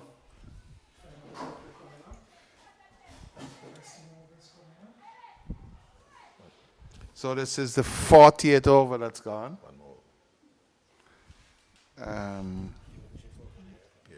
88. 88 for 6 here at St. Paul's. Apparently Lee was didn't follow the plot because everybody else is plotting on. They got bowled over for 74. Giving Barbados an easy target. Yes. And the way the Barbados batters, you see about 2 or 3 of them are in the top 5 batters so far. Well, the two top batters are from Barbados, Haley Matthews and Kishana Knight. Correct. They- So, they- barring a miracle, Barbados will go undefeated in this tournament. And successfully defend their trophy, the championship, because they are the defending champions, of course. CG Insurance Super 50. This looks like Gajnabi coming back into ball. I think this will be her 7th over. She opened with 6 straight, and now she's coming back for a second spell. Picked up 2 early wickets. Seems very impressive though. She doesn't take a long run, but she's able to get that ball to bounce from time to time. And from time to time, she throws on a wide, which she did just now. Correct. Which I think it's in her effort to push that ball in the channel, right there on the 4th stump, because that's exactly what she did against Jamaica in Warner Park.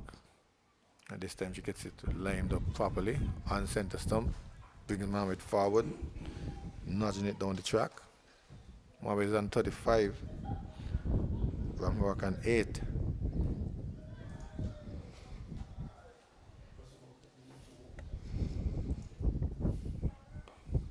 Forward defensive. It's Mohammed. No harm done. No runs. I think it'll be interesting to check on the partnership of these two now. I think that they're 28, so this is the 2nd highest partnership coming in the Trinidad and Tobago innings. And there we go. A drive down to point. Field of collected. No damage done.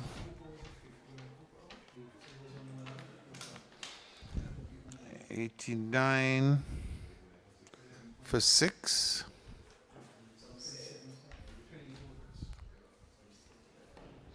And that looks like the slow one from Ajnabi. So We'll have it equal to the task. yes, she's mixing it up.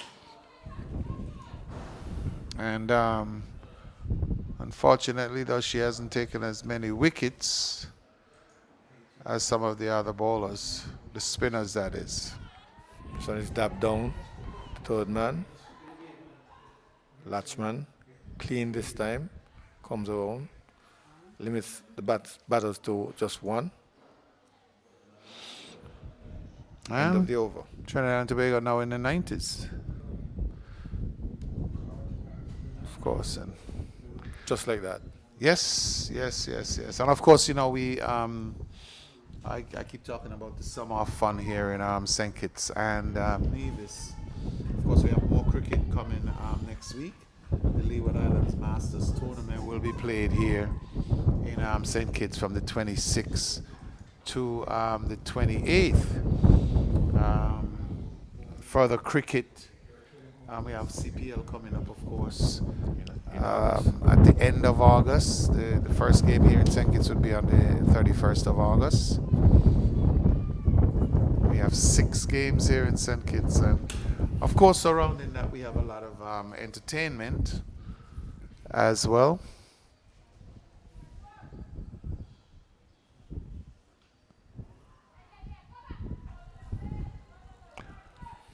There's Anissa's favorite shot, you say? Most definitely. She's batting with a bass broom, it looks like. Yes, an attempted sweep. I think she made contact. The umpire Yes. didn't see any bites. It probably just brushed the gloves. Okay.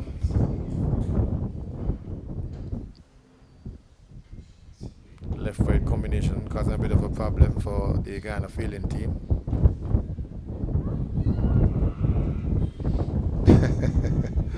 A fortuitous. Lone shot coming from the umpire. Yes, it was a Lone Ranger just now. I think she knew she had nothing.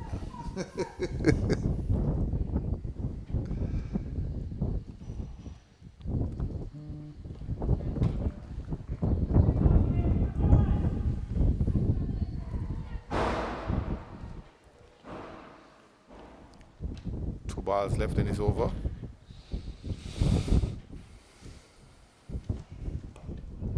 Slow attritional battle continues between Guyana and Trinidad and Tobago. 91 it is now. 6 wickets. Straight on the stumps. Griman trying to get through the defense of Ramarak. But as I said before, Ramarak and the other tail enders see if they can hold a bat. They know how to do lofted drives. They know how to pull and tug. Oh, Nudge definitely. and turn, and they've done that to Correct. effect in the last match, and we've seen that from Ramarak as well. I know, and we're through 40 something overs, and we've had one boundary so far.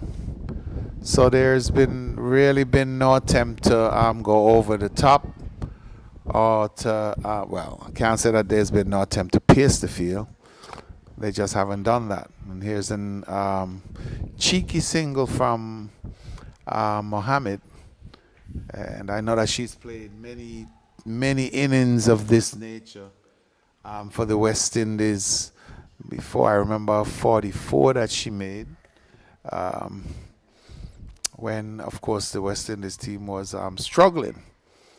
And so she's accustomed to this, and she's doing it for her team, quietly trudging on to that 100 mark. 92 for 6.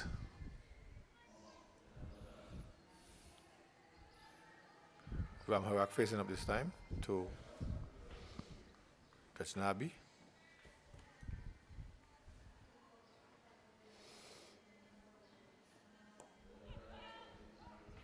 Played quietly out in the offside.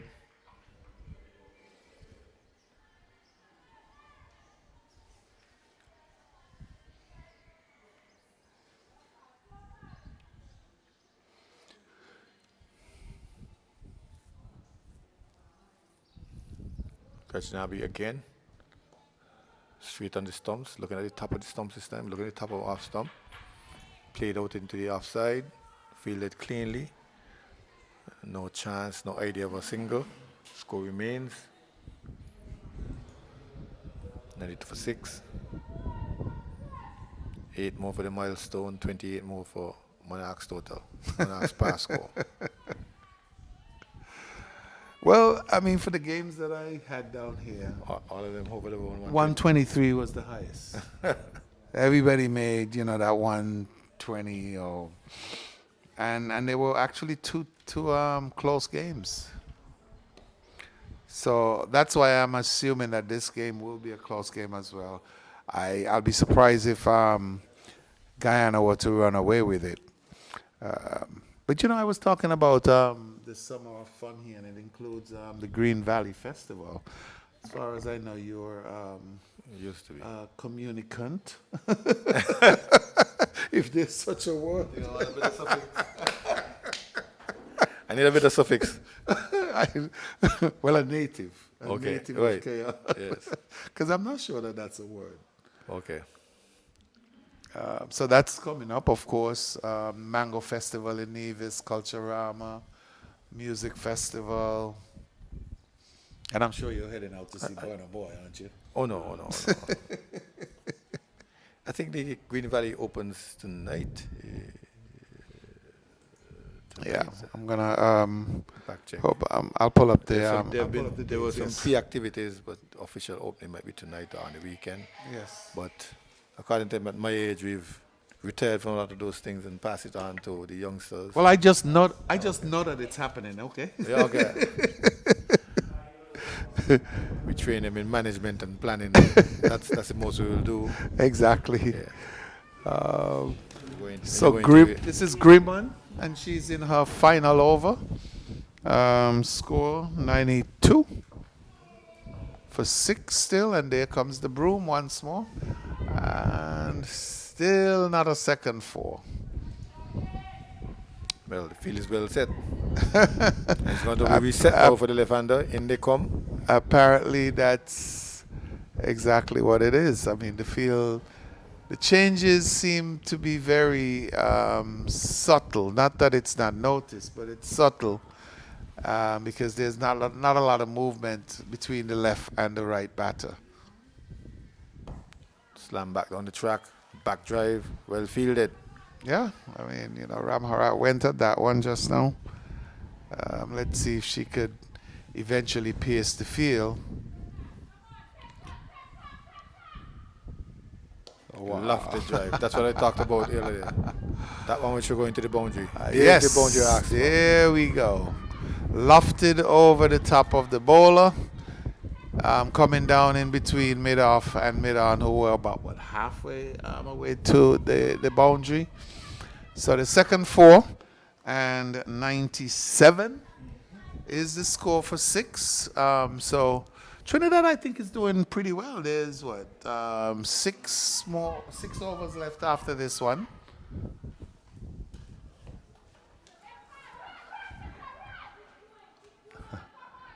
And there you have the 2 shots that I spoke about that the Trinidad tail-enders are very capable of playing.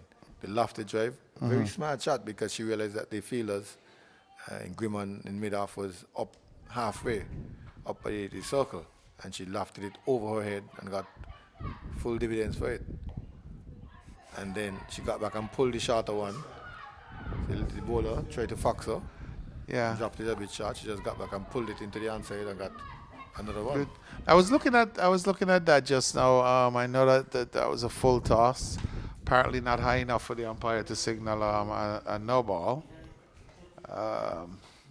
So that's the end of the 44th over.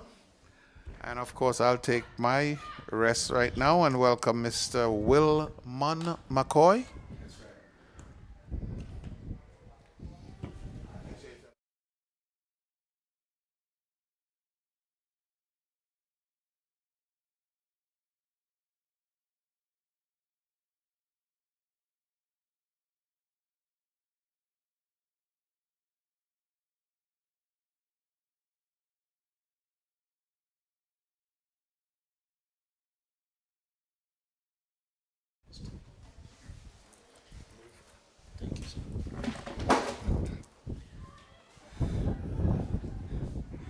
Another single to Mohammed, played on the onside of Gashnabi. Gashnabi apparently is on her final over. 100 it is for 6. And of course, This is one for the history 100 books. came in 282 balls with just 2 fours. And of course, this is in an effort to recover from what was 11 for 4. This one again is played. It gets by Latchman and it goes into the boundary for 4. A short delivery from Gashnabi to Ram Harath, and she swung it, not powerfully, but it had enough legs on it to beat Latchman and goes into the fine leg boundary, wide long on boundary for 4 runs. Deep fine leg. With that, 104 now it is. yes, third boundary, one for the history books. Another lofted drive. She is in trouble this time. No, she's not in trouble. She gets it over the head of long off. She's able to recover though. That shells down there. Gets it just inside the boundary. Meanwhile, they turn for 2. Amarak moves to 19. Somehow the message came out that she should attack now because we now we're seeing the lofted drives coming out more frequently. Now we saw one in the last over and one just now. Here she's again. Down the leg side, turns smartly. Trouble, a run out. This time Latchman did what she was supposed to do. Yeah, Ramharath played that one quickly to Latchman. She collected. By this time, she was halfway way down the wicket. Apparently, there was not a call because I guess that the non-striker would have said to her, well, no, you cannot take a single because the ball has gone straight to a fielder. She was half the way down. Latchman took it and made a good return to the keeper, a little to her right, but she took it nonetheless. She dislodged the bails and was given out, run out. Latchman run out, which makes it 104 now for 7 wickets, Al, or 8 wickets? I think it's 106 by now. 106 Yeah. for 7. The lofted drive down over mid-off added to the score. That's right. That's 206. And then now to 107 it is for 7. Of course, you may look at the score and say, what you might, but Trinidad, they are simply recovering from what was a very bad position in the very early exchanges when Guyana took the initiative and dislodged 4 of the batsmen before they got to 20. And so that created some pressure for the Trinidadians. However, between Whitney Cooper and Mohammed, they recovered up to 50 plus, I think, for when the 6th wicket fell when Whitney Cooper was out. And here is a delivery from Gashnabi, or there was she has not finished her last over yet. No. Gashnabi bowling to the new batter, and of course She has one more after this. another left-hander, and that one went out in the offside. And this is what we've been saying all the time.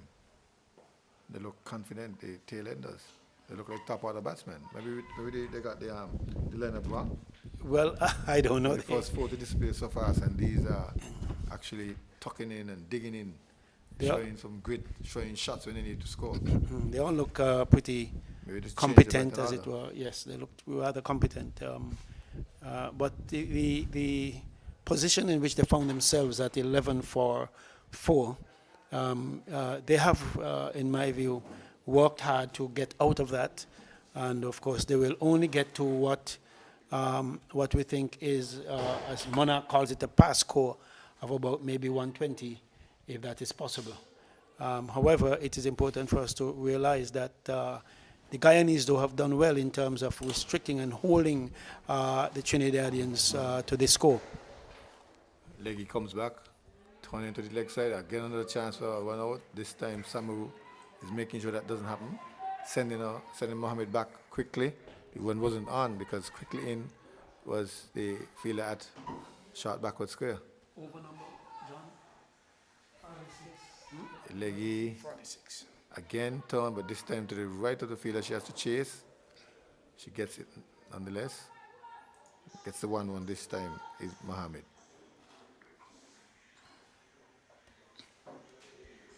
She seemed to be one anchoring the side and encouraging the other tailor tenders to get a bit aggressive. Yes, Mohammed is the captain, I'm told. And of course, she has vast experience in the international arena. And she, of course, is holding the innings together and allowing her other batters to take a swipe every now and again. Ooh. Here is one popping Good out ball. in the offside. Yeah, good delivery there by a Latsman and made some height, of course, off the wicket. And the batter simply knocked it out on the offside, in the air, of course. Batsman loops it up. Back drive, partial fade. Shy at the stumps. Missed. Ricochet off of Anissa Mohammed. It didn't hit it hard. So Samu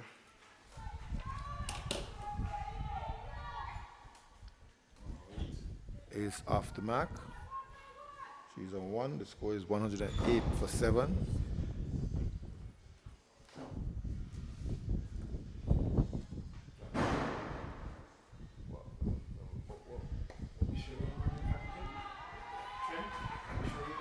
Four lovely runs.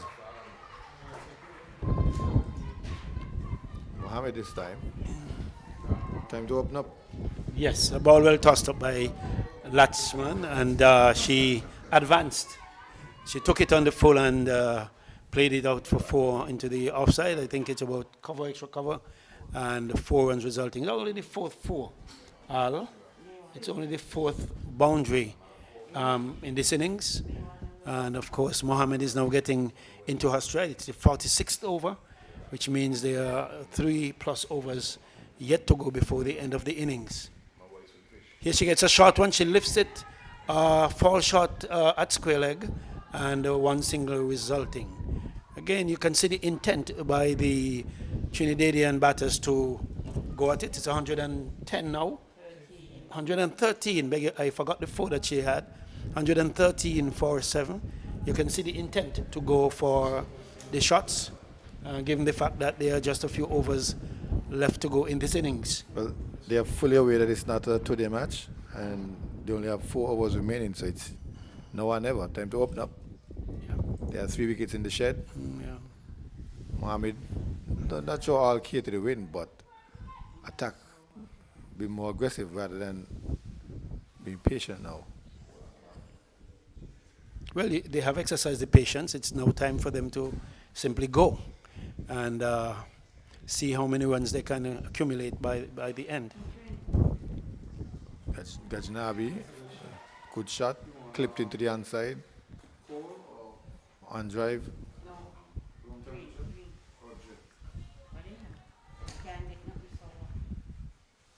One more one to Mohammed. Mohammed 2, inching up to a landmark, a captain's knock.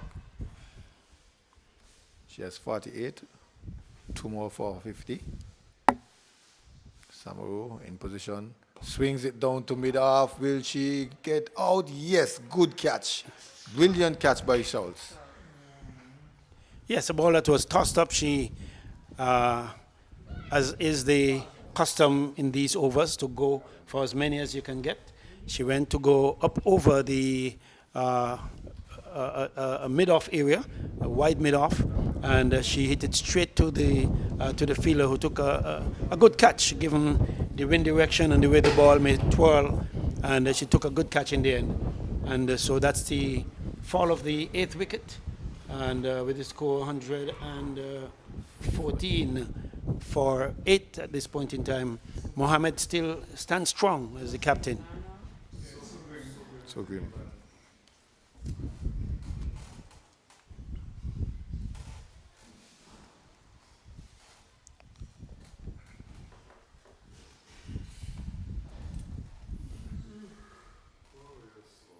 Well, they fielded well to the Guyanese team, apart from Latchman, who fumbled a bit in some areas. She kind of redeemed herself with a run out, but they took all that was offered to them, and that came in the air. Schultz took 2 so far. Grimon took 1. Mango 2. Latsman, in fact, took a catch as well.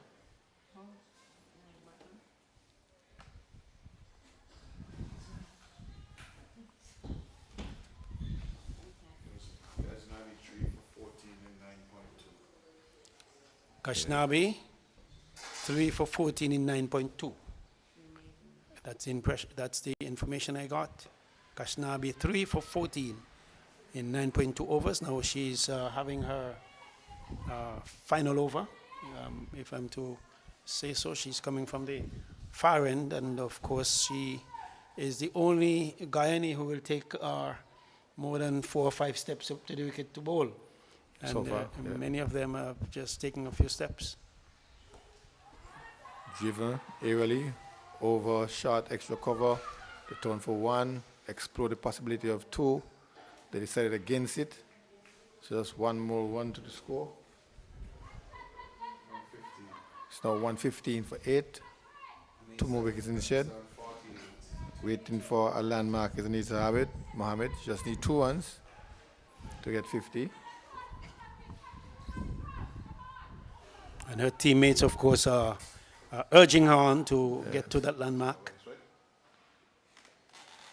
Dabbed into the onside. She's all the way down the creek. Again, miscommunication.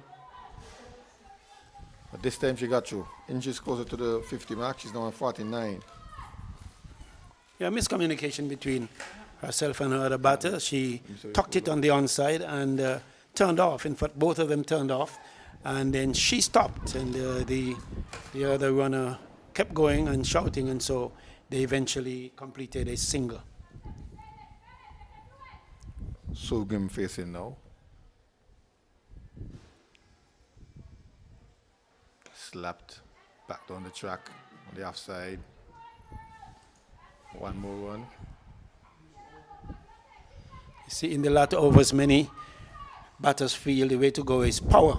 They want to hit far and wide, but there is still a place here for timing and placement as you get into the latter overs, because fielders are flung far and wide, and there is this feeling that in the latter overs you must go long and go hard, like power.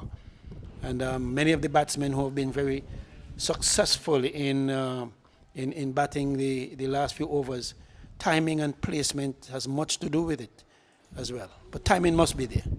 I agree with you, but I didn't say that the tailenders had sweetly timed shots to the offside. Most of them, it's a swing or a lofted drive. They pull and tug or a lofted drive. This one was a slap, similar to going into the onside. And it was by Sugim. She got a single for it, and she's now facing the over. I thought you would see the left leg come forward and pleasant drives to the offside and clips on drives from these tailenders. But they know how to score. Trust me, they know how to score.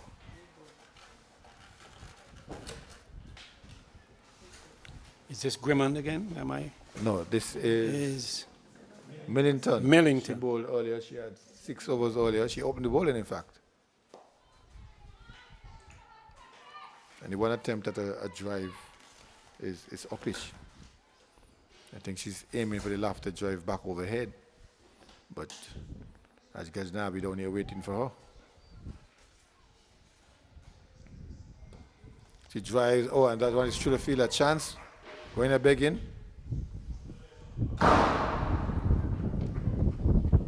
One.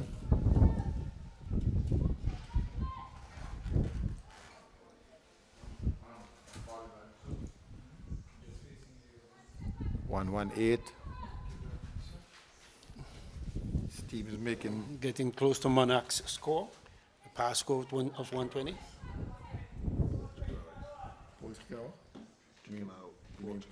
Fish. Yep. Fish with anything. Fish with anything.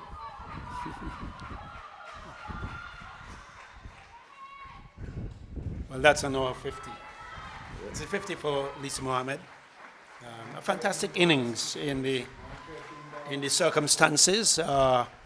11 for 4 when she got there with Brittany Cooper, and she's still there, just making 50. And the statistics of that 50 we will have for you in just a minute. Here she is pulling again. This one goes over the arm of the of the keeper and runs back of her, and she gets another single. She took all of 113 balls, just 2 fours in a score of 50. Fantastic innings. Patient innings. Patient. What We're was building. required. Yes. But exactly what was required, and she's still there. Oh, maybe not. Yeah, hopefully.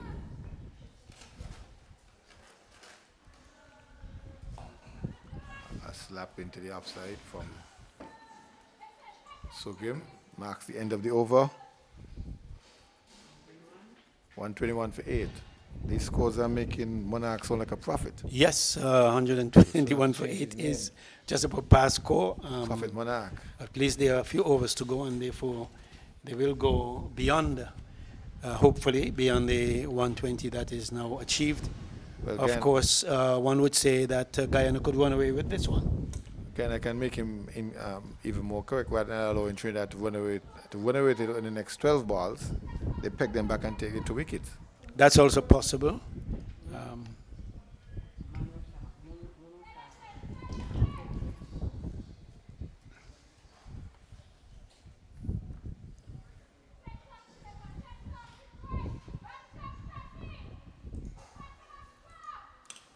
Changing bowling. Just have Monisa, who had 4 overs before.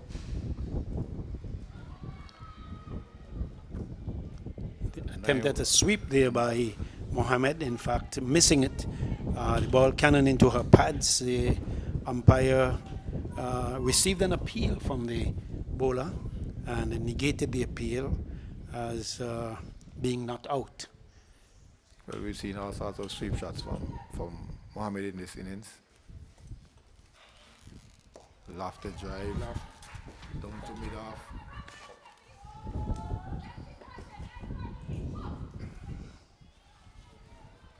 One.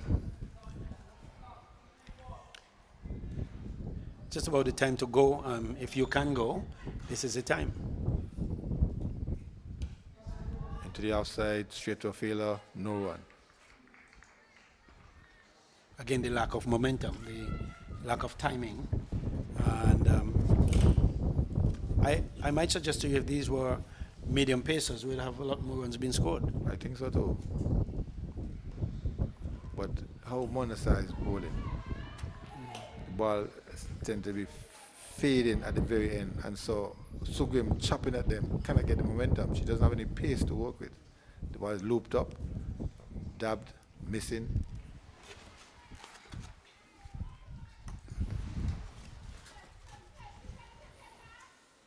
Missed everything.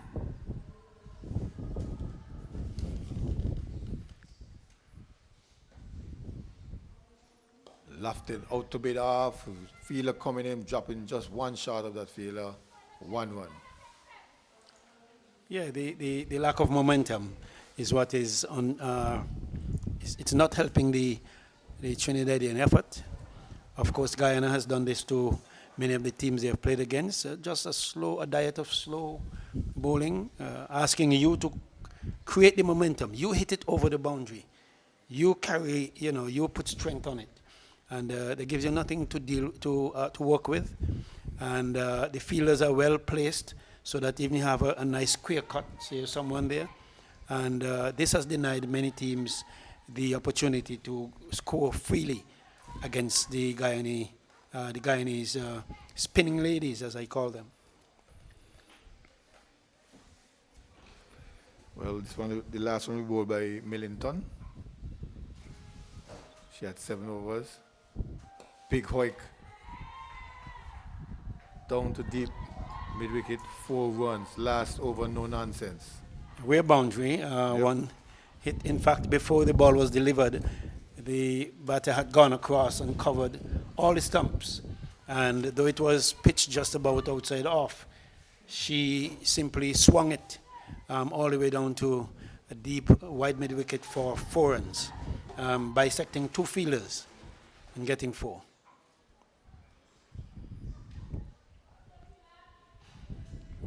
Let's see what's the plan, but this will all-out attack from Trinidad and Tobago, trying to maximize this one. This is the last over. Swing again in the outside this time, down to backward square. Only one there. Not backward sway, sorry. Backward point.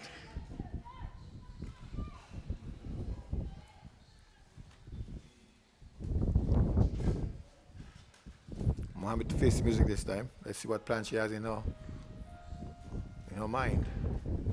Middleton up. Edge down to backward square. This time is backward square. So we have a 4 single. 6 runs so far in this last over. Are we seeing the most productive overall for Trinidad? There might have been one where they had more than one boundary plus some wides. We have to look at the wagon wheel, so to speak. She was just trying to compensate. She overcompensated. By coming down. Yeah. And the bowler as well being slightly wider than where she's normally at. And dropped it shorter too. Shorter. Here she comes. Big shot through the outside. Lofted drive. Don't be one in it. Extra comer comes off in the boundary. A deep fielder. What's the score now? Score, sir? 133. 131 for 8. Final ball swung down the track. 1-1 it looks like. And that's the end of the Trinidad and Tobago innings. It closes at 132 for 8. Mohammed and Sugrim not out. Yeah, the credit to the Trinidadians, though, they have completed their 50 overs in terms of not getting dismissed. Many teams finding themselves at 11 for 4 would have capitulated long before 100. But they, via the captain and Brittany Cooper, they went and they rebuilt, they dug in. It was not fast pace. In fact, singles were even difficult to get in some cases. But they stuck with it and they managed 134. Am I correct? 134?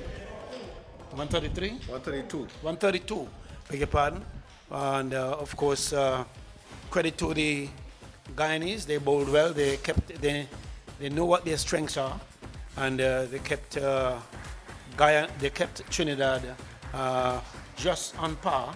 120, as Monarch said, the par score is just about 121, and they went down to 132.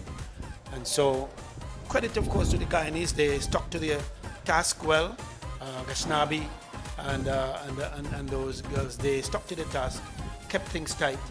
But the Trinidadians, they recovered fairly well, given the circumstances under which they were batting in terms of losing very early wickets.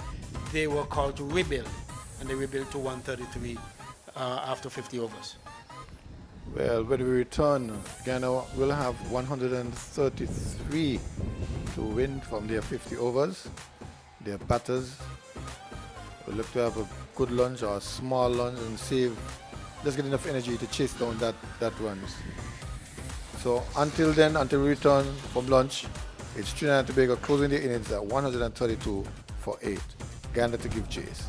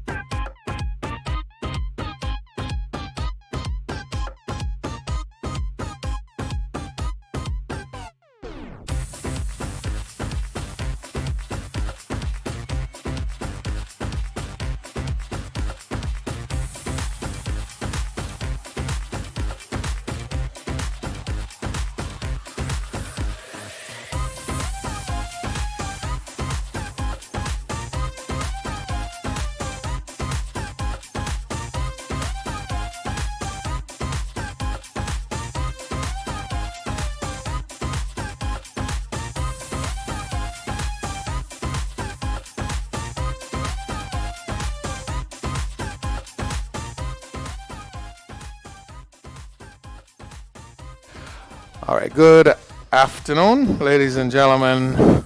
Good afternoon, cricket fans.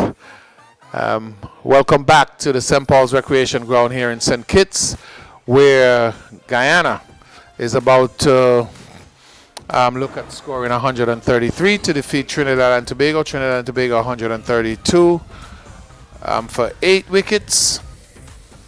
And we are ready for the second half of this match. We'll tell you who our batters and bowlers are. Looks like Anisa Mohammed is taking the ball from the southern end, and she'll be bowling to, we'll get the information for you shortly. Number Mangru is the opening bat. She's about to face Mohammed, and the batter at the opposing end, the non-striking end.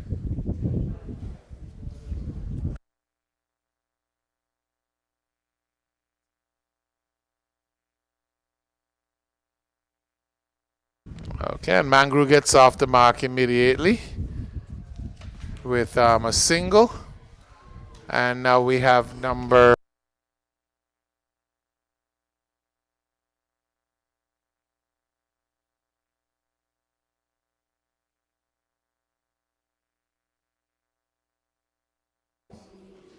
Yes, Alicia Mohammed. Grimman is now facing. She plays one out into the offside, and no runs. 133 is the target. Yes, please. 133 is the target, definitely. Of course, Trinidad limped to 133, having they got quite some setback in the early exchanges, but recovered to 133. 132, that is. Of course, the the Trinidadians would hope to do much the same to the Guyanese in terms of taking early wickets, which is the key for restricting the batters, is just to take wickets. And they have gone for their most experienced, Alisa Mohammed, to try to effect those early opportunities that's so required by Trinidad at this point in time. Mohammed in again and plays out quietly into a short cover area. Of course, there's only one slip, and the ringer fielders going from about point down to long off. And here's Mohammed again on the short side. There's one person on the deep mid-wicket boundary. Of course, you cannot see that. Just 1-1 for that over. And of course, if Trinidad cannot make inroads, they may want to make it as difficult as possible for the Guyanese to get a good head start. Oh, absolutely. And this is going to be an interesting chase. It would be, interesting to see how Guyana approaches it in the two batsmen that's at the wicket, Mandy Mangru and Grimon as well. One without loss after the first over. No, Mangru faces, and from this end is number 77. Ramharak is going to be the bowler coming in. So spin from both ends. Wow. She's bold. Wow. A very casual, forward-looking shot. And Ramharak, who looks more like a medium pacer, because she's off a longer run. Yeah, she's in between a medium pacer and a spinner. I don't know, but that ball was well pitched up, by the way, and the batter Mangu played down the wrong line. Plus, she didn't step out either. If she had stepped out, she'd have gotten close to it. She might have even blocked it, but she just simply pushed at it, and the ball took the off stump on its way through. She didn't cover that stump, and that is what happened to many of the with the game that we saw Windwards against Barbados, where Matthew got to the defensive, the defensive of most of the top order of the Windward Islands, and so this is exactly how they got bowled on, not covering the off stump, and that ball coming through, it eventually it could have just brushed the off stump, and you're still out once those bails are dislodged. So one ball, 1 wicket for Ram Harak. She will now be bowling to the new batter, Mentor, who has come in to replace Mangru.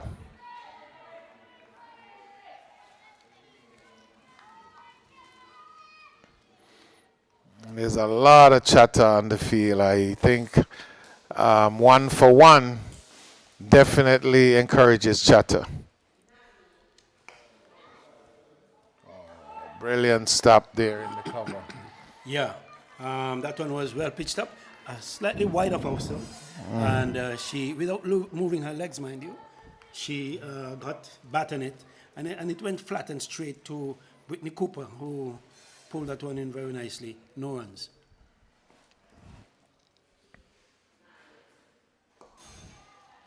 Okay, stands up straight and pushing back. So we don't want to call this one a medium pacer. She's a gentle off spinner with a run that is much longer than most spinners, but just about there. That one goes past the off stump, goes past the bat, and of course it was outside the off stump. I think she had her off stump covered, and so I think she would have been okay. Even the ball had come back, it might have struck either the bat or pad.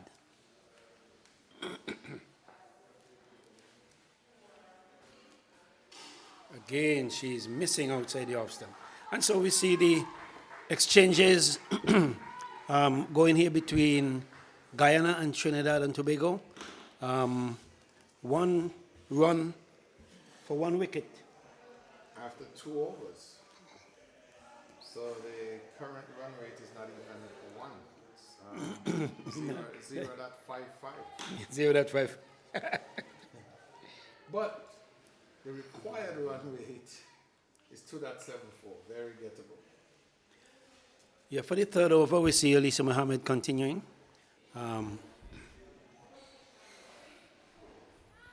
Wide of off stump, not called a wide, not transgressing past that red line in front of the batsman. So not called a wide by the umpire. The Trinidadians, I think they have a plan. They plan to do exactly to the Guyanese what I thought the Guyanese did to the Leewards, just a diet of spin, and not even a single could be had easily. And so this is crunch time for the Trinidadians. Oh, absolutely. And I'm sure they would love to win this match.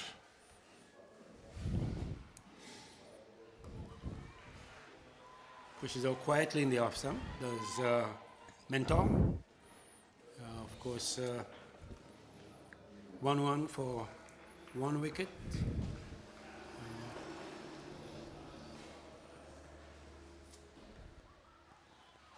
That's a naughty shot in my view. Ball was just about outside, just 4 inches outside off stump. She tried to parry it into the onside and apparently missed it, or it cannoned into her pads, and luckily no eventuality.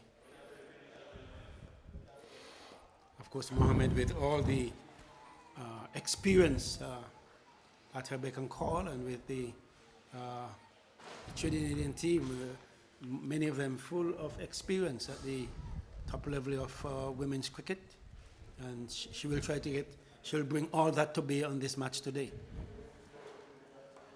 Cut away. Wow. Almost a run out. The ball was cut there too. Brown. Oh, my. Almost a run. I can't describe, at least. Well, it seems as if that So, Meant to cut off delivery to point. correct. The, And the she fielder dived, collected, made and a she was great, thinking made about a the single. made a good stop. Yes. Yeah, she trying to get a single.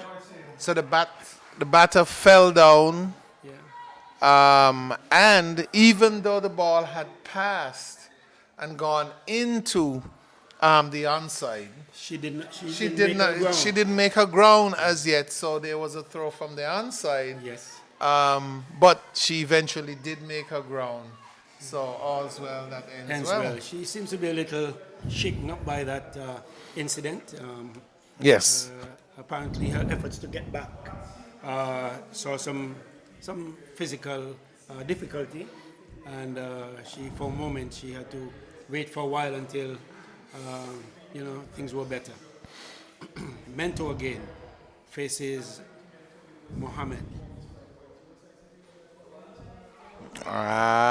She's claiming a catch at slip. The umpire is Griman. Okay. Griman touched one there by Mohammed. And, Very interesting. Must have come off the pad because it didn't look like it bounced. didn't look so. It seemed as though it went straight. From our position here, we just cannot see, but the umpire thought otherwise because they can see from a better position. Yeah. And of course, she was given not out. Good. And as I was mentioning earlier about Trinidad and Tobago definitely wanting to win this game because I'm sure they're trying to stave off the Windward Islands, who are behind them with 8 points. So points table after the first after 4 rounds of matches, Barbados on 16, Trinidad and Tobago 10, Windward Islands 8, Guyana 8. And Jamaica 4, and of course the Windward in the cellar with 2 points. So at least they must win this game to be in the loop because Trinidad and Tobago has 8. Guyana has Trinidad and Tobago has 10, Guyana and the Windwards have 8. So if Trinidad wins this game today, they go to 12. And which means that Windwards would not be able to catch up to them. at the end of the The Windwards and Guyana. still 1-1. But then I'm sure Guyana has other plans as well too, because they too can go to 10 points if they win this game today. Well, let's hope that the best team would win today. And we're in the 4th over. As Ramnarath comes in, bowls wide of off stump. And it is left by the batter, collected by the keeper, and no eventuality. End of the 3rd over, 1 for 1. This is into the 4th over, and still 1 for 1. Ball tucked away in the onside, and you see here is where the Guyanese, once they have you, they will run these overs so quickly that when 10 overs, you're wondering, hey, 10 overs gone already. But you see, once you're in trouble, it's the time to get overs in and dot balls going. Ramnarath again. That comes from back of the hand, from my view. Well, it seems to be a lot of dot balls so far. Yeah, quite a few. After 4 overs, we have 1 run For 1 wicket. being scored. For 1 wicket. So 4 sixes are 24. So 23 dot balls. 23 out of 24. I am of the view, having seen the Guyanese on 3 occasions, that they play this dot ball game. When they're bowling, they play the dot ball game. I don't know how they do when they're batting, but at least it is left to be seen. Seems as if they're doing the same thing with their batting. Apparently. 24 dot balls and counting. That is correct. That's the 5th over being delivered by Mohammed. And of course, the Guyanese trying to get off, and having lost 1 wicket, there's pressure being brought to bear on the batters. Of course, the feeling is tight, and they are really trying their best to break from these shackles. And the concentration is middle and off with 6 feelers in the offside.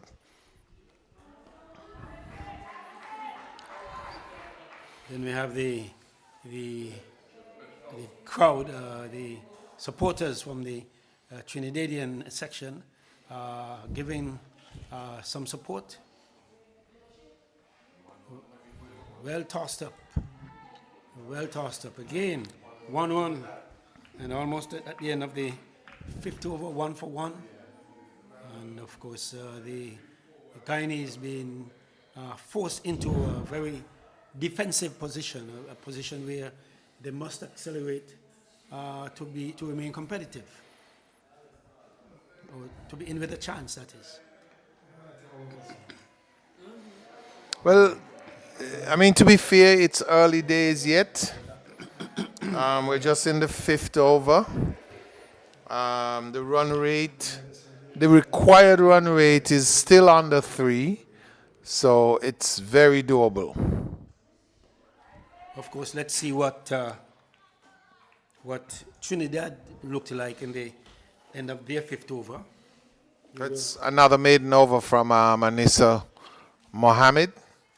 Yes. And I think the comparison is probably not too far off. The fact, though, is that Guyana has only lost 1 wicket, though they haven't scored much runs. Yes, in the fifth over, Guyana, they were 9-for-1. So they were in front, as it well, were. I mean, not any by any significant amount. But Ram Harak takes up the ball in again from the northern end. He's calling the offside. You can hear the cheers and the clapping and the encouragement from the Trinidadians, who are really cock-a-hoop, as we call it. Short, not short enough for that shot. In my view, kept lower than she anticipated, and she simply played it into the ground. And, So, Mentor has faced 14 balls. This is her 15th and almost a cotton ball chance. yes, that's a chance given up there by Ramnarat. The ball was played back to her. It was a little high, so apparently didn't hit the palm of the hands. And she parried it over, and it went down to a short, long off position where it was fielded. But that's a chance given.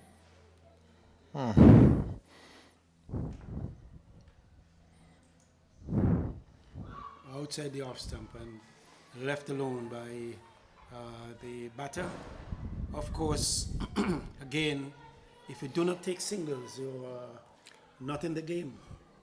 And in the sixth over, we're still 1-for-1.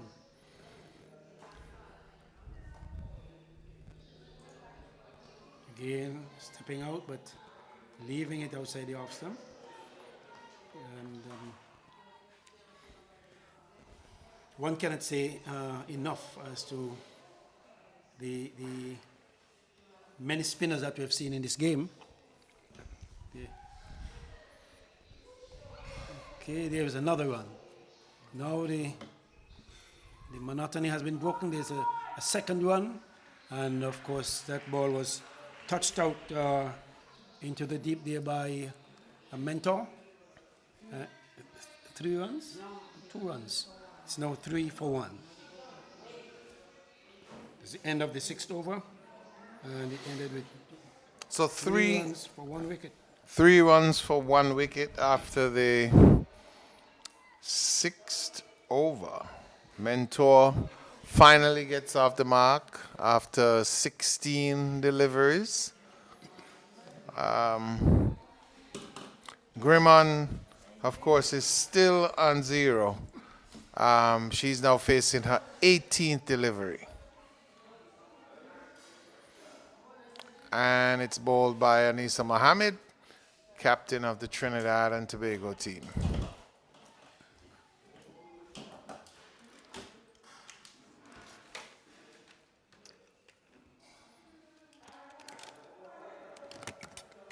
See, Anisa Muhammad giving nothing away actually.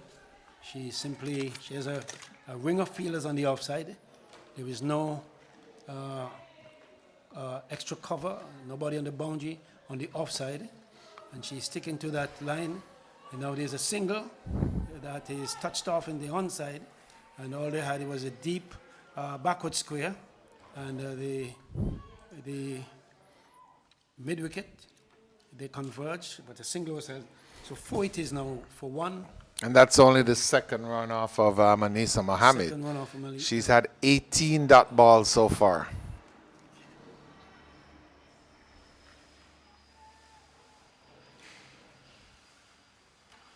So Mango comes into strike. Mentor is into strike, sorry. Well flighted and struck out into the offside. Again, see, there is no momentum. There is no momentum. You must create the momentum with your timing and your strength of forearm. And just challenge the feelers as well too. There's I don't- there's one that almost went back to the bowler for ball on court, but it dropped a few meters in front of her. But some indiscretion brought about by Mohammed.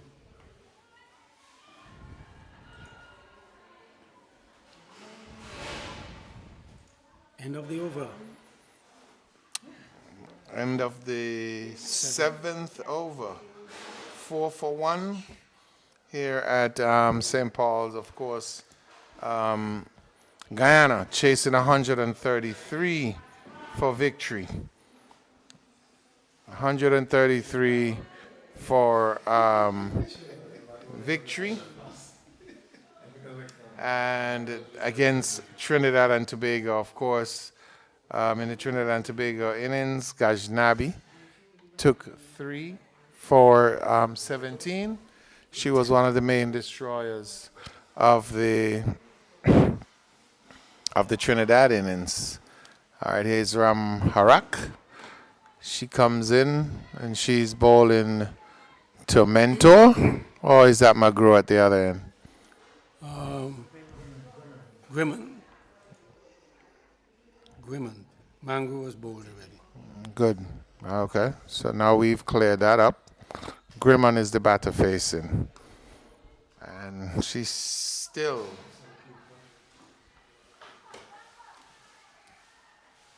I don't think this has anything to do with it, Mona, but we have not had the direct impact of the sunlight on the ground for quite a while. It's a little warm, it's a slight breeze, but we have had not the direct impact of the sunlight. Do you think that has anything to do with it, or could that impact movement or anything at all has to do with the ball? Well, you hear a lot about climate change these days, so I don't know if that's what you're referring to. No. I am definitely not an expert. When Al comes in, we could ask him about that, because he probably, knows. He knows something about the sun, a little bit, And its impact. on cricketers on the Proceedings, field. yes. Yeah, so the 8th over is in progress, ladies and gentlemen. Ram Harath is bowling her, I think, 4th over. And just can't get the ball off the square for some reason. It is very difficult for the Guyanese to get past the square or get the ball off the square. The score is still 4 runs for 1 wicket in the 8th over. Yep, 9 gone. I'm sorry, 8 overs has gone so far. 4 for 1. And, I mean, as much as probably we'd like to see, some scores, there's no incentive to go haywire, considering how many balls, how many overs are still left in this game. And here's a single played out to square leg, and 1 1 to, I think, Grimman. Mentor gets another run. The score moves up to 5 for 1. Remember, the target is 133 or 50 overs. Of course, 9 overs have gone already. And so Alisa Mohammed is continuing from the far end. Plays quietly. And you're speaking about challenging the fielders on arc. Yes. Sometimes the fielders will only make mistake if you run on their arm and see what happens. And then you can have things breaking up. This one is played nicely up and over The first boundary of the mid-wicket innings. area and into the boundary for 4. This is the first boundary. And from 4, the score steps up to 8 for 1 wicket. 9, sorry. 9 for 1. And the batter there was Grimman. She took that one beautifully, got under it off her legs actually, and she worked it all the way down for 4 runs.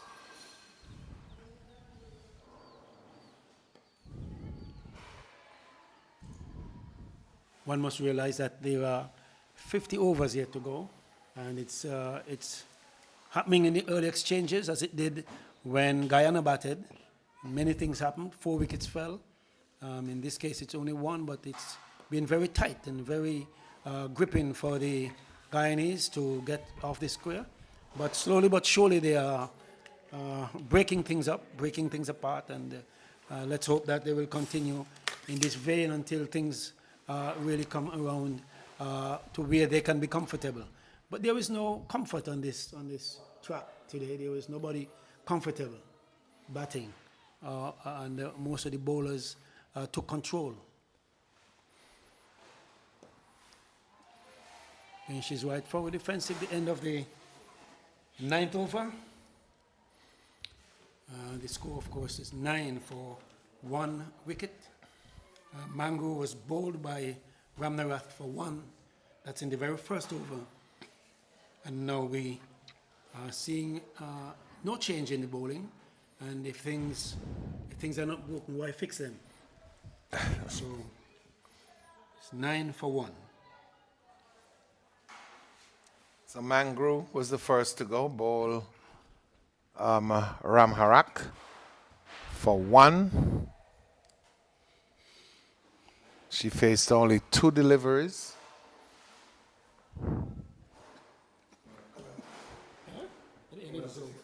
Huh? Okay. 86 minutes don't touch me.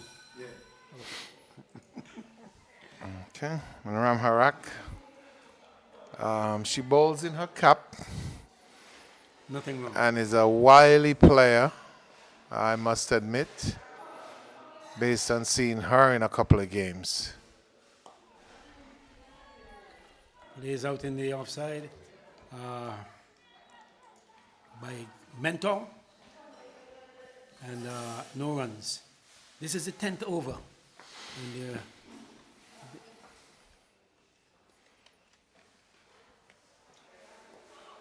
walked away on the onside. Again, no runs resulting. Of course, there's a deep mid-wicket just in the event that she's a little short and pulled away, there wouldn't be a boundary. And if she misses her hand, there's a short and wide mid-wicket there that could do some damage. Right back past the bowler, that's this one. Pushed away by the number 3. And where just a single was taken. If it had gone past her, it sure might have gone all the way to the boundary. And of course, 2 boundaries already in. It would have been a very positive shot. Well, the intent was quite positive. Yes. Yes. So Ramnarath floats up one to her, plays it to Brittany Cooper. And no runs. There is no one on the boundary on the offside, just simply one on the onside. And of course, this gives an opportunity for a loft up over the cover area. Well, we're in the last over of And the then there is power play. A deep mid-on being sent right back to the boundary, and a player moved from what would be a short mid-wicket, well, two short mid-wicket, forward. And so the field is set just in the event that you want to go over the offside field. There is the possibility of you holding out to in that area. After the 10th over, it's now 10 for 1. 10 for 1. So 123 runs needed. 123 runs needed off of 244 balls. Okay, so there's a big disparity between the balls and the runs required. Actually, yes. The average, the current run rate is 1.02. Well, actually 1. And the required run rate is 3.08. So we're getting ready now for the 11th over as we welcome Mr. Al Edwards back into the hot seat. Yeah, it's really getting hot, both in here and out there. I know, I don't know what happened to the breeze since we spoke of the mayor. We haven't had any breeze since that. Yep. Even the banana trees and the breadfruit trees, the leaves are just limp. Like something just came and sucked all the breeze from the north.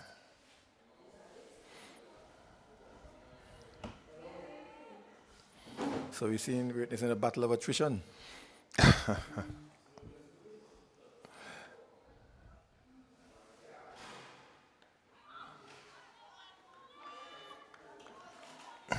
happened? Eyes open just now for a short one from Sugrim, looking to go deep mid wicket. Probably played it into the pad. I was actually looking that way as well too, because I swore that this would have been the next boundary in this innings, and she swings this one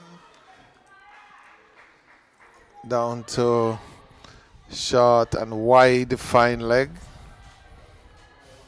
Minta looked into the heavens because she realized that should have been 4. It was short. She could have swung it anywhere, and she chose to swing it straight to the person on the 45 who fielded well. Still 10 for 1. Pushed out into the offside. Cover comes around, picks it up. A very favorite statement. No run. Used and overused for this game so far. Until Trinidad and Tobago were able to break the shackles that the Guyana had on them very early in the game. Same thing we see happening here.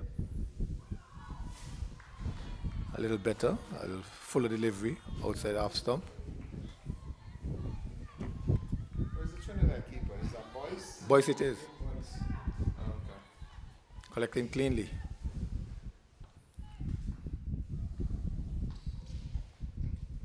So grim.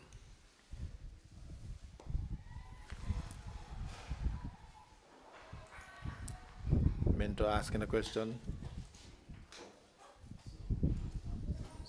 Grimman not interested. Change of end of the over. Field change round.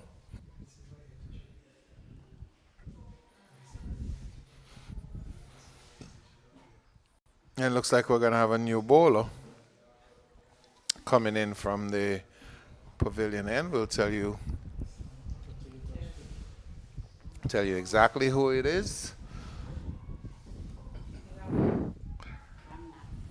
Ramnath will be coming in from the pavilion end or the northern end here in St. Paul's.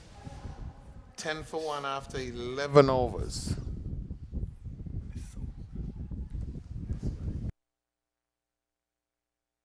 That's not.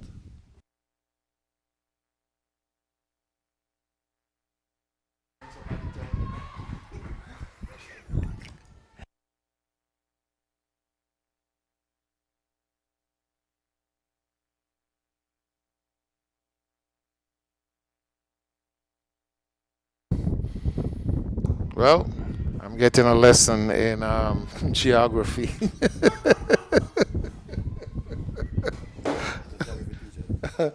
Uh,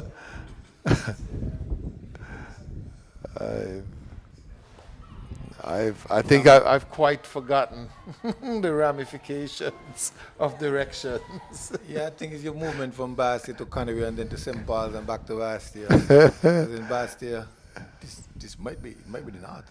Yeah, the pavilion end would be the northern end. But down here, or up here, or over here in St. Paul. It's it's it's all back to front and upside Yes, down.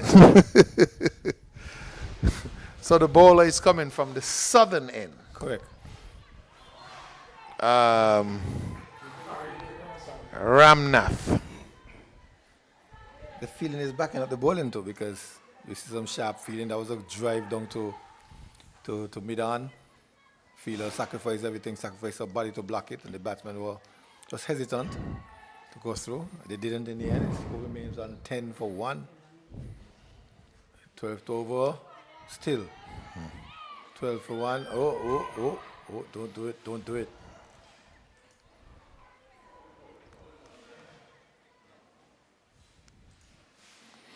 So that's the end of Ramnath's first over. A maiden over to start. So we're still at 10 for 1, and 12 overs have gone. 123 needed from 228 balls. You're one for the statistics and I like to do the one weight. What's the current one weight? Current run rate What's your calculator? is 0.85. Required run rate 3.24. And it's gonna get worse if they continue this way.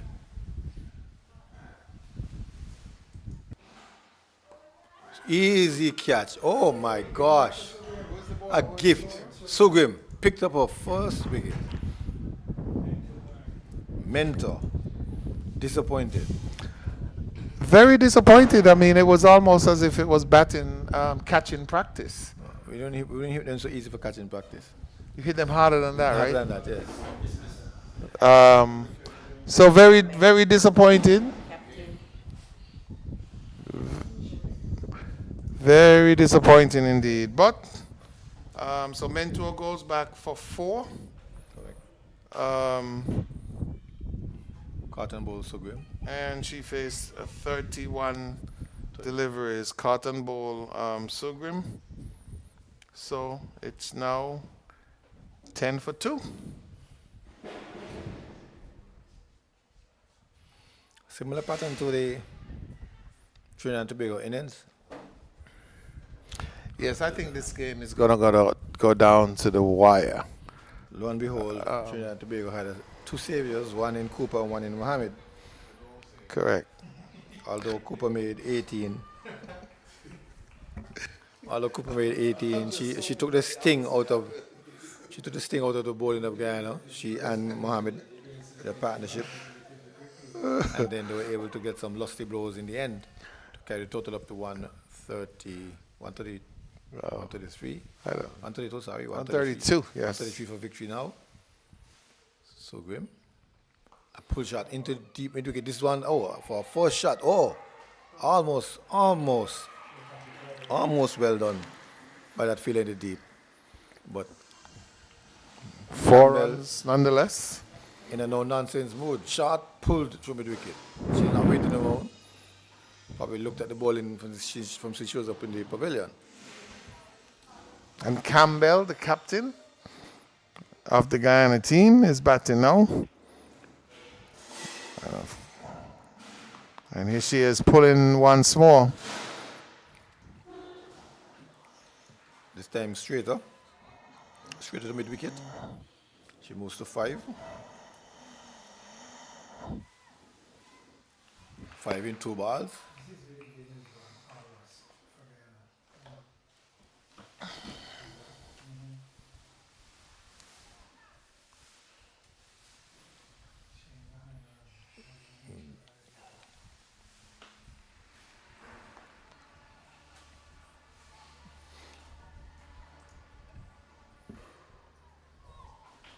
Griman has 5 from about 40 balls, and Yes. Campbell has 5 from 2 balls.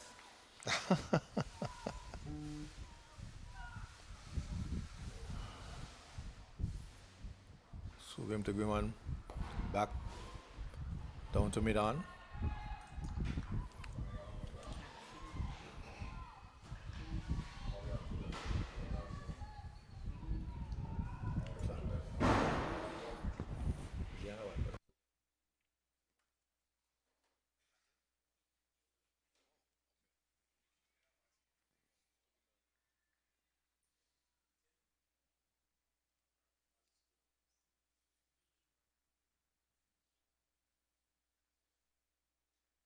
So 15 for 2 after 13 overs. Guyana chasing 133 for victory. Need 118 runs. So we're counting down,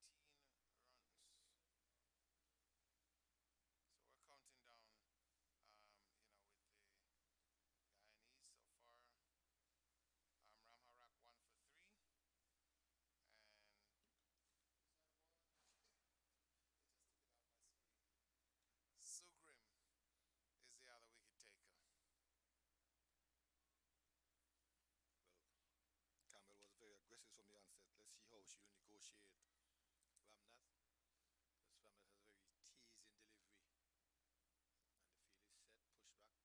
long off. And she drives, comes down the wicket and drives. She should get runs here. Single She looks very confident. from ball 1. Looks very confident. So maybe this is the impetus that the innings need.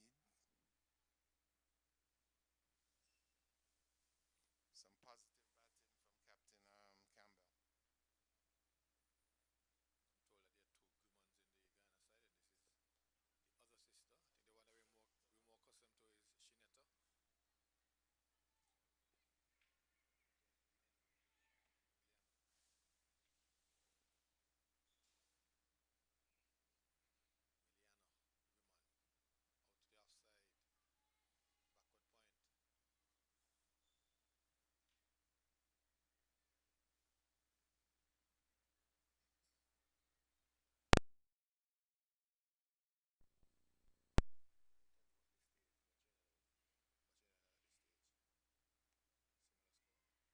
Guman, out to the offside, backward point.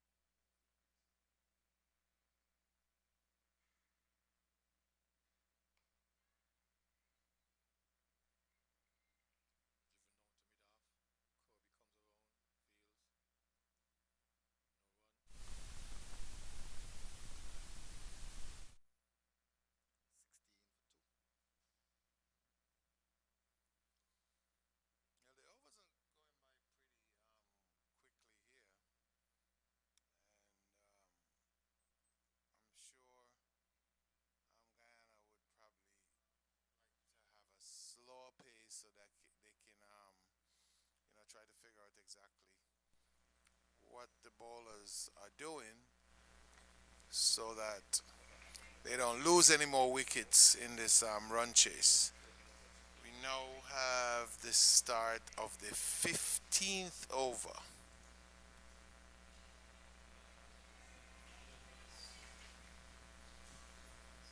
A little less runs, a little less wickets. Guyana, 16 for 2 at this stage. Trinidad and Tobago was 19 for 4. Still looking good for Guyana then. Caught. Out to cover. Well fielded.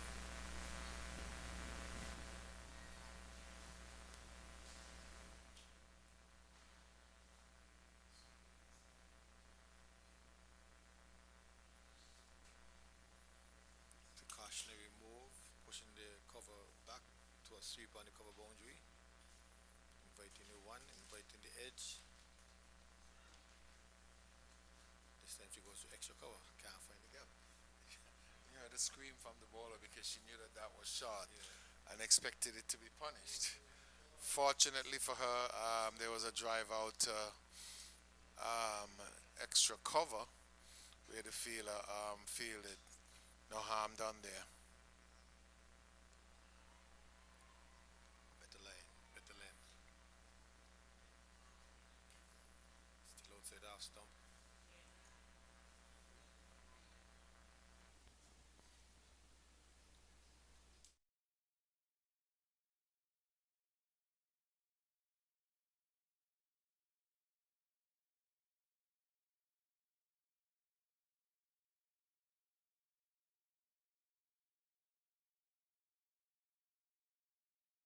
Stay on my spot.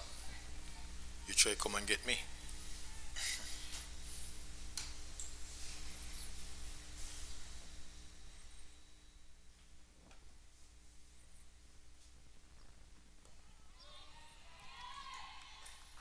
Forward defensive.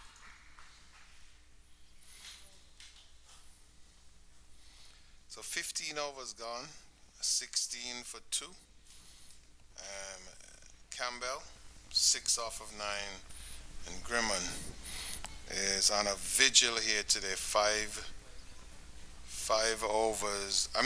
runs from 47 deliveries.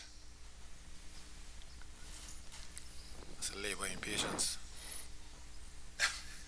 Labor in patience. She's waiting and waiting and waiting.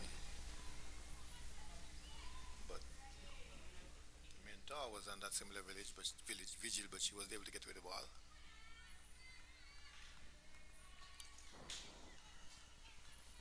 She was tied down and then tricked.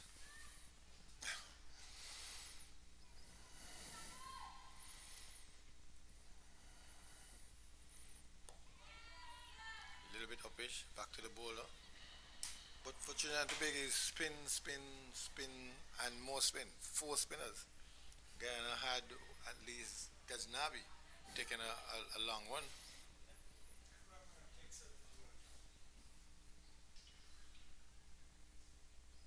Four spinners so far.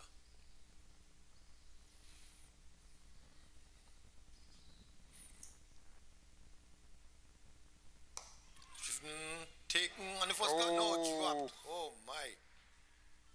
Campbell, not reading the patient script, trying to get on with it. Drove it out straight into the arms. And I think it was powerful as well too. Oh, sorry, that was Grimond. Yeah. Actually burst through her hands and looked like it hit her in her chest or popped up off her hands or something. But a very powerful stroke. Dangerous though, because she could have been walking back to the pavilion. Could have been. Should have been. Should have been? Yes. Okay. That's straight, so she didn't have to go left or right. That's the better English or the reality? Reality. Okay. At this level, she should have taken that catch.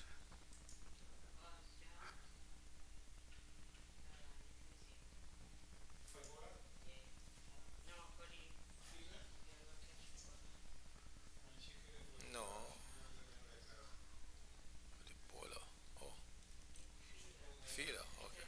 Yeah. Okay.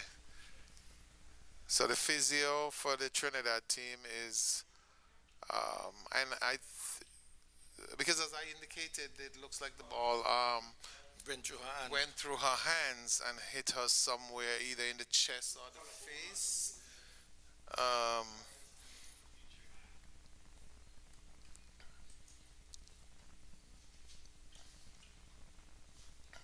So the physio is now going through. Is this the, well, can't be the concussion protocol? No. Okay, just making sure. Is the umpire's protocol using his discretion? Okay. But struck the lady. Feels that it's Grimman, right? Grimman, the one who struck. Yes.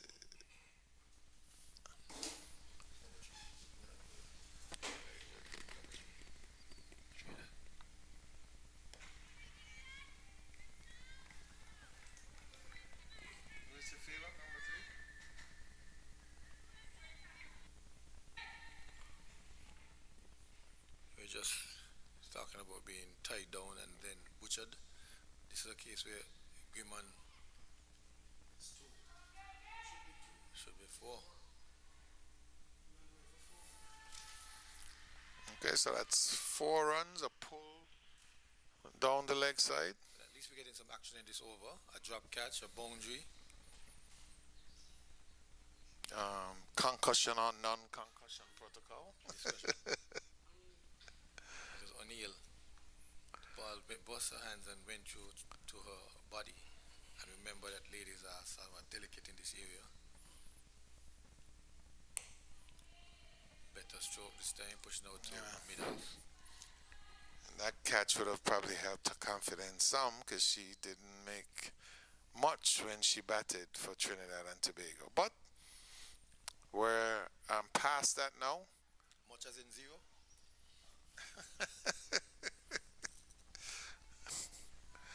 Well,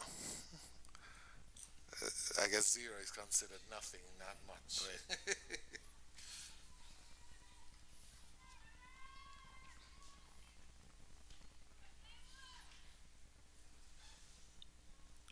Let's see if the similar pattern will continue with the Guyana's innings. In that one person stood patient. Oh, is that a catch? She's asking and given out. That ball was floated up. It was dying when she made the shot because, of course, she didn't use her feet to chip down to it. So she got under it and just scooped it up back to the bowler who took a very good catch. So Trinidad has now lost their 3rd wicket and we're heading for a nail biter today. Shanetta Campbell is the one. Cameron one out who looped the ball back to Griman. And we're going to have a family affair in the wicket now. Shineta joins Williana and Shineta. Shineta to face.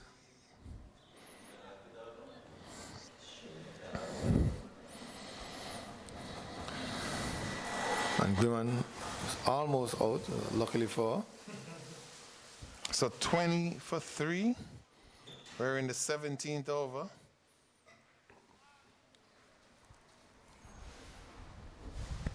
How is this thing saying Griman is now coming to bat?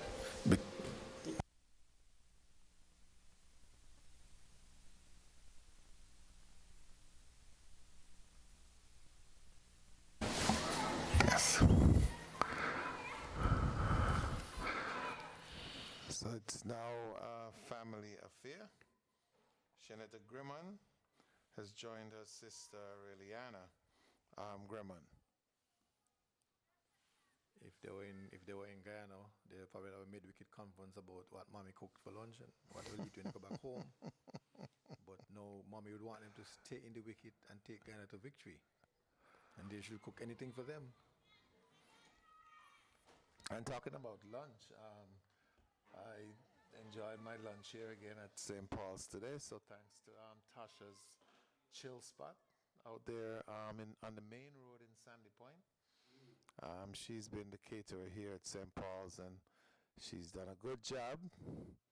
So thank you very much, Tasha. Enjoyed my lunch. Here we go again. This is racing out to the boundary, but it will be stopped. And one bounce to the wicket keeper. 2 runs. Outer edge. Intelligent edge. Getting the ball down to 3rd man area. They were able to collect 2. So a little difference of what we're accustomed to seeing. 2 runs. And yes, I concur that lunch was excellent.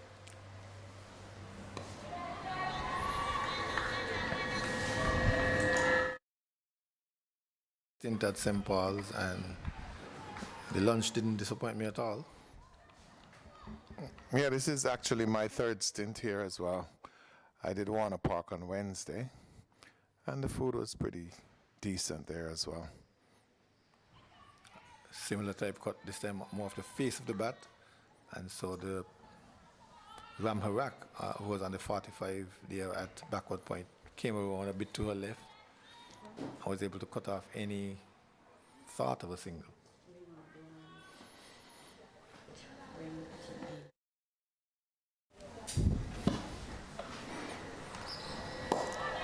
Driven firmly out to mid-off. Fellow McCall is begging for a single, not today.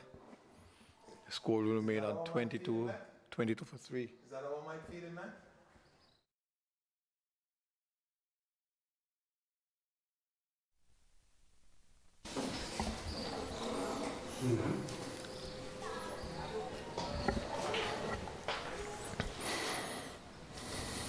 Ramnat will continue. So Sugrim 2 for 7 off 4 thus far. And Ramnat none for 5 off 3. She's into her 4th over now. Interesting field. There's a mid-off, a mid-on, and a long on. Something I know about Grimmon.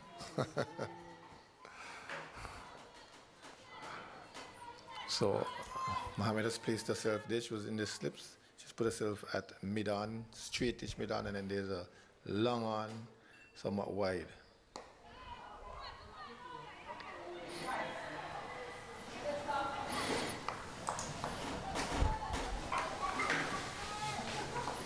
Williana's single gives way to Shineta to face. 23 for 23 for 1. Sorry, 23 for 3.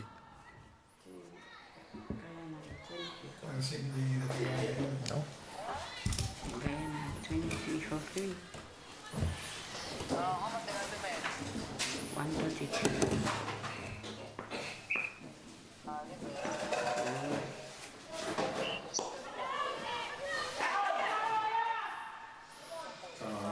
Yes. Okay.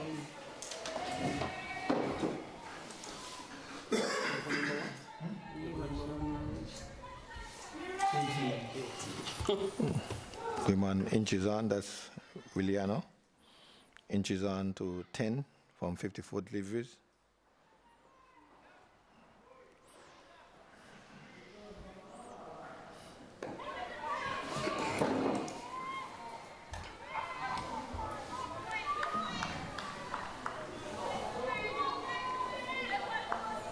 Shineta is on 3 from 6.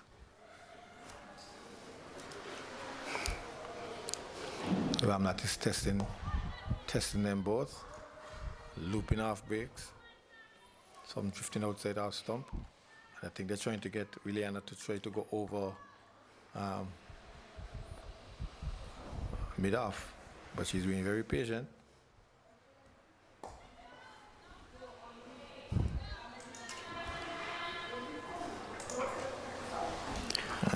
So, That's the sign for 1 hour has passed.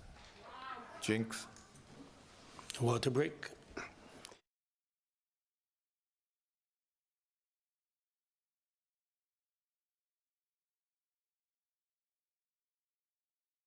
Seven, 8 minutes. Same as it's there's a cloud trying to cover it in the moment while they're having drinks, and of course some of the players prefer not to have drinks but just to have a chat around, and the groundsmen are doing their gardening work and trying to keep things nice and pristine. The Guyanese effort is slow, but is sure. But with the loss of Campbell, of course, it brings into question the depth of batting that is left in the Guyanese arsenal. Of course, 133 from the position where they're at now is by no means an easy feat. And given the bowling that Trinidad is displaying, a diet of spin all the way through, no momentum given, well set field, and it's a good game in prospect here as we look at it, low scoring though it might be. If we're looking for comparisons, Trinidad and Tobago had one Cooper, one Anissa Mohammed, and later on Ram Harak, which really took it to the Guyanese, who will be the person to put up their hand and say, I'm going to give a similar sort of performance to get even closer. We thought it was Campbell when she came in a hurry. She played some aggressive strokes and in trying to get another aggressive one, she was outfoxed by Sugrim. So we saw the back of her. The Grimmons are there, Shineta and Williano with a long vigil, 57 deliveries for 10. And Shineta has just come to the crease. So we're asking who will be the one to put up their hands. Will Williano bat through after having settled or seen 54 deliveries? So we should be seeing the ball as a proverbial, big as a proverbial breadfruit. Yes, that's what we see in St. Kitts. And accustomed to how the track is playing. I think it's big now, so it's flattened out, not much of a devil in it. But what we saw, especially in Ramharak, she used her feet. Yes, she was stepping out.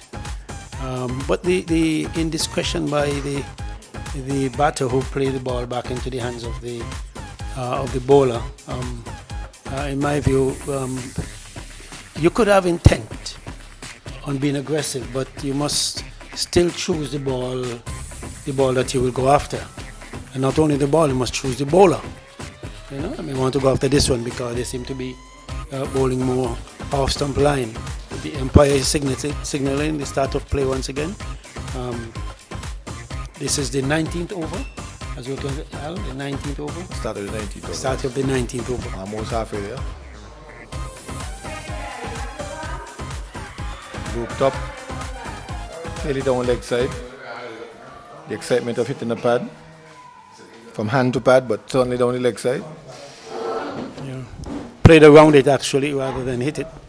And of course, all outside leg stump, so the umpire negated the appeal.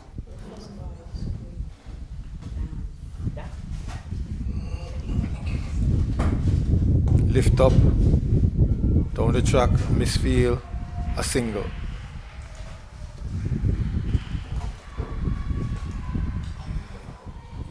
I thought she was going for a lofted drive, but the ball went all the way down to mid-on.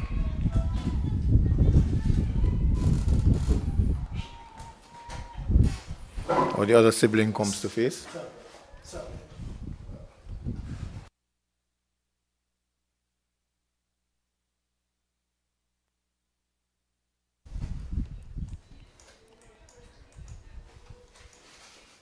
For 4 Trinidad, 24 for 3. No, beyond the 18.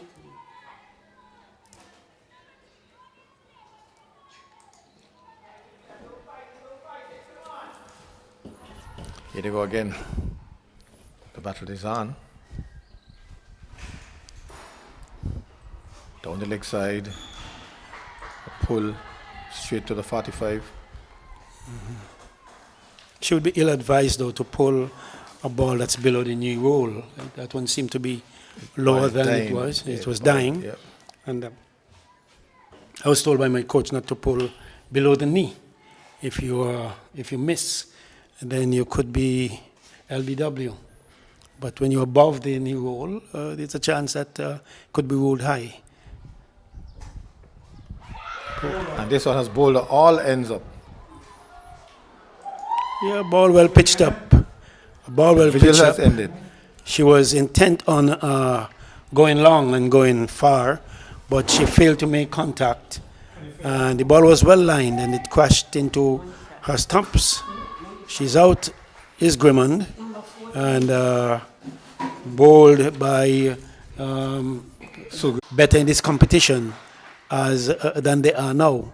But this has been a really tight game, low scoring, and it's been a rather tight affair here at St. Paul's. A tight affair according to the scoreboard, because at this very stage, I think Trinidad and Tobago was at a similar score. Probably 34 for 4 or so, or close to 30 for 4.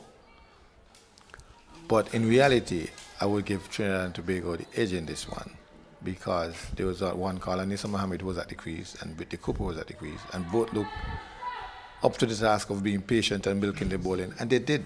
They did it up to the point where they were almost out of the woods, and then Mohammed continued to see the score to a respectable total, given the conditions. Here, I asked a question, no one answered me. Who will stand? Who will stand up?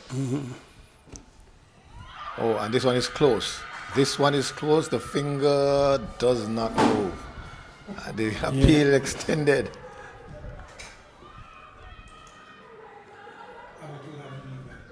Are you asking for a review?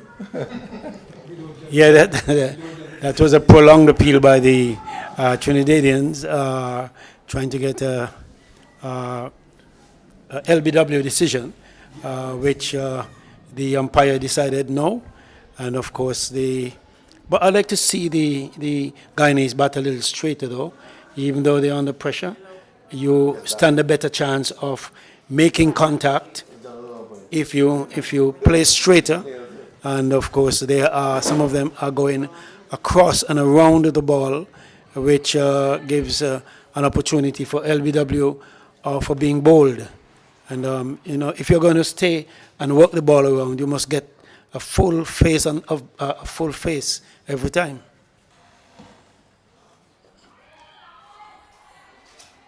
The old saying is that the straighter you play, the longer you'll stay. And if you are going to play round balls and try to hit everything to mid-wicket, then there's always the chance of your succumbing to something straighter.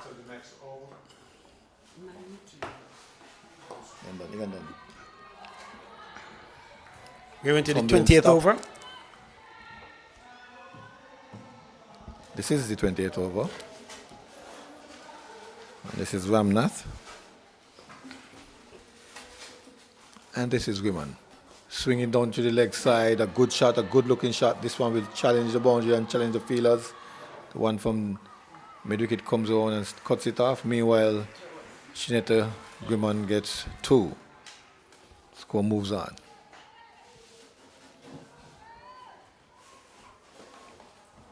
By 2. 27 for 3. 27 for 4. 4.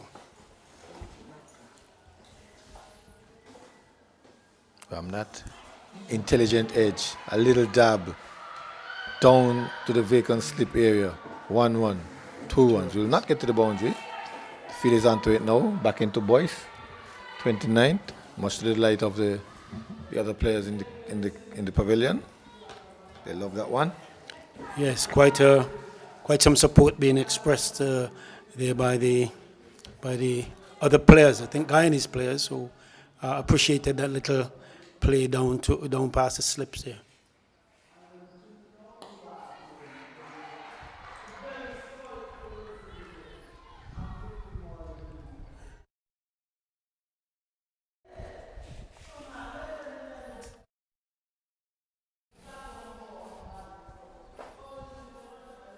Pulled and pulled hard, looking to challenge the gap. But they're not hustling for a second one. And O'Neill was onto it quickly. Only 1-1? just 1-1. 1-1. I feel like the first one should have been quicker, and then you could see what happens after that. But many of these players seem to be satisfied with one. And you can only put the fielding side under pressure when you're trying to get a second run. And like I heard Monarch was saying that they need to challenge the fielders. When you challenge the fielders, Force them into error. they are forced into error. Then you get your opportunity. So what could have been 1 or 2 end up to being 4. The fielder will overrun the ball. That is correct. All right, yeah. Overthrow or misfield, taking their eyes off it, and you can have a second, maybe third run. Low risk. The only option is 1 out. The only option is run out. Okay. Will it be Shineta to the rescue of Guyana? Here she is looking confident and in control.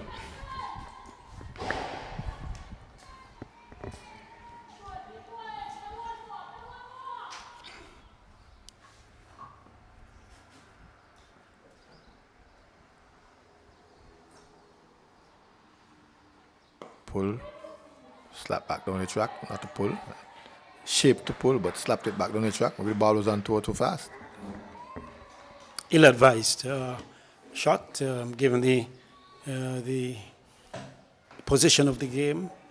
You want to eliminate the risk factor and play it as straight as possible until something comes that you can slam. But that she was trying to pull, and that was on her stumps actually.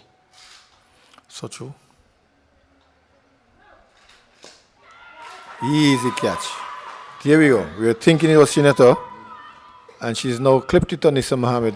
Mohammed wasn't making any mistake with that one, giving Suvgrim her 4th wicket.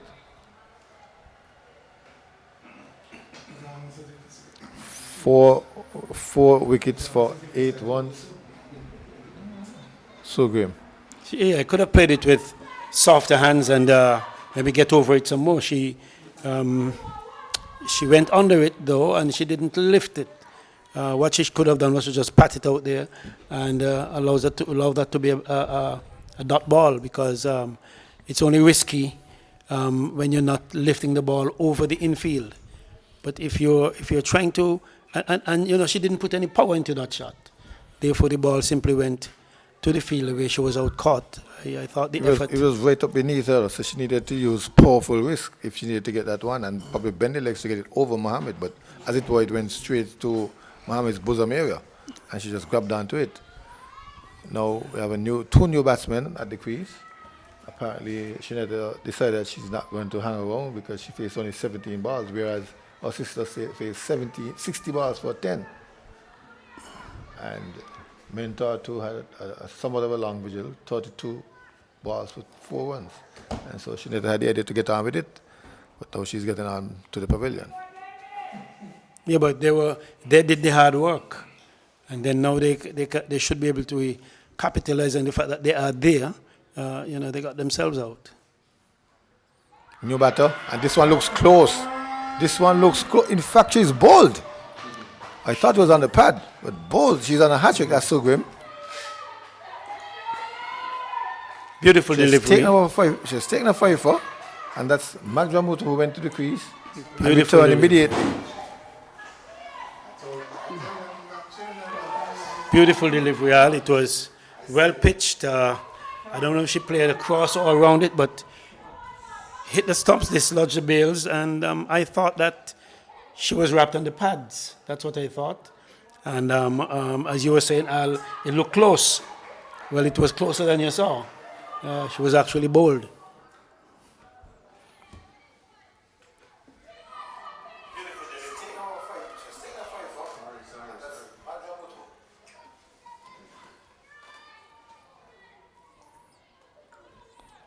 So this is not good for Guyana. They're still 25, am I right? No, it's 30 now. They moved on. 30. Oh yeah, there was some pushing on for 5 now. 6. To 6 for 6, and Sugrim is on a hat trick, you know. this Two is quick wickets. Yes, this is not good for Guyana in the efforts to get across 133 in 50 overs, losing their way, as it were. The same strategy they use on many teams by playing the dot ball. Now the dot ball is working against Guyana.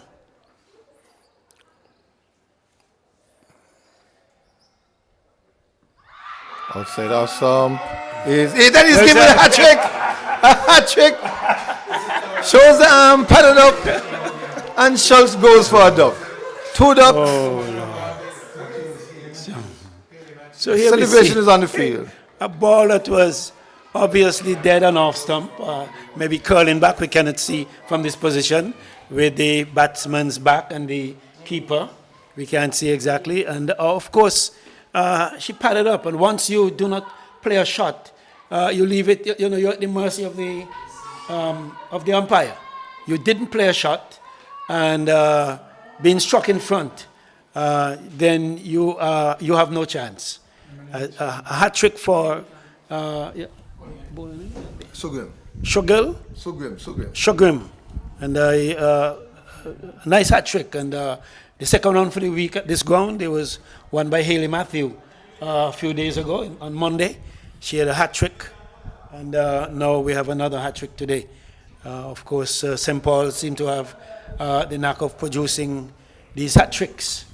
And of course, a ground that is building its history as we go along.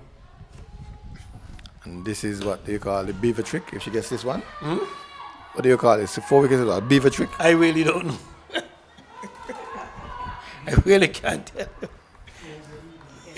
Yeah, 4 is a beaver trick. Beaver trick. Yes, I'll have to go to John to ask you again, where they get those expressions from? Yes. Hat trick, yes, but beaver trick? So John says a beaver trick. Yeah. Okay. The Bible of St. John, Okay, a beaver trick. Okay. chapter 2, verse 4, Samuel. Oh, and asking, and begging, and pleading, the prayer doesn't move. That one wrapped on the pad. Seem to have been struck outside off stump, Al. Seem to have been struck outside off stump. And so the bowlers and her entourage, And they're having fun. they were asking, and they persisted for quite a while, but the umpire didn't move. And so that trick you talk about has been thought, and therefore things are back to normal. Just a hat trick in the 20th over, am I correct? Or the 21st? I would 21st excuse over. myself and allow Monarch to join the fun. Yes, and so we see the 4 balls, 4 wickets. That has been, that's not the case, in spite of how desperately they were asking the umpire, and it was a not-out situation. So the score, it's about 25 for 6. 30 for 7. 30 for 6. 30 for 7. 30 for 7, beg your pardon. I'm not making my notes as often as I should. 30 for 7. The activity out front is really, having me otherwise. So Millington and Munisar are at the wicket.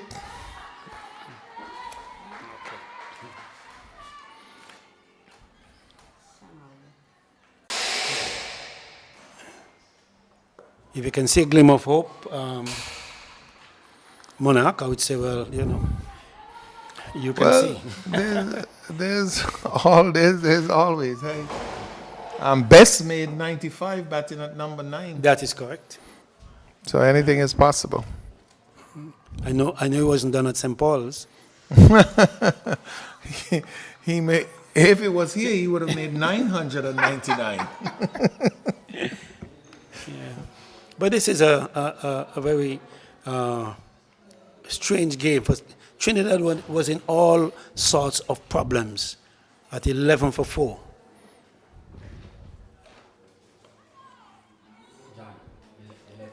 They were in problems, 11 for 4.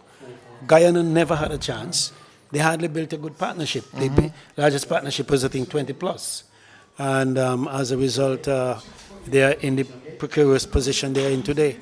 But, of course, credit must go to Trinidad and the way they organized themselves after the disastrous start that they had, being 11 for 4. Whitney Cooper and Mohammed got together. Well, she batted a captain innings. That is correct. And was she undefeated or was she out at the same time? Yes, she got out. Yes.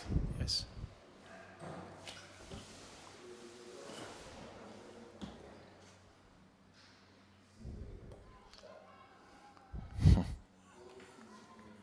Yeah, the urgency has gone, the sting and the in fact, I don't think there was ever urgency. The running was not as good as it ought to have been in terms of challenging the fielders, as you were saying, because I saw some easy twos which were not taken. Correct. And, even singles that could have been tried, they never tried. And Trinidad simply turned the screws tighter and tighter until they broke. And Yeah. And I was just taking a glance here at the boundary tracker.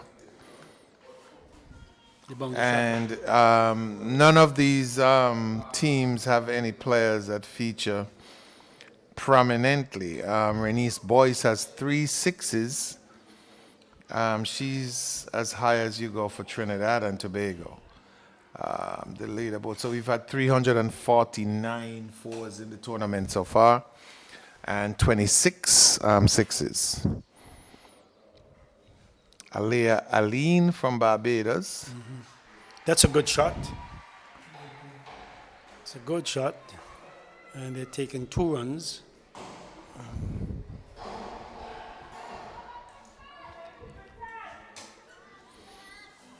So Kishonna Knight has 34 fours, Haley Matthews 19, Aliyah Aline 18. All those are from Barbados. That's right. That's right.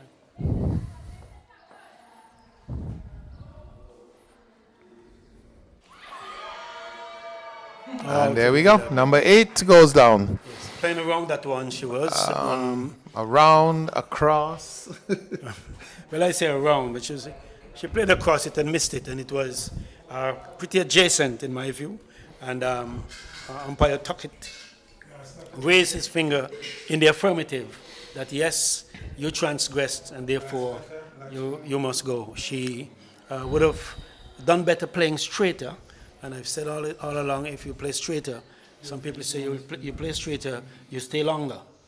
And when you play around balls like that and you get hit, well, that's the way that goes. But Guyana could blame themselves for not disciplining their effort, in spite of how it was for them at the beginning.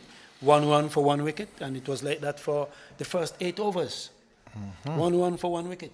And that apparently got to them to the point where they became desperate. And some of the shots I've seen.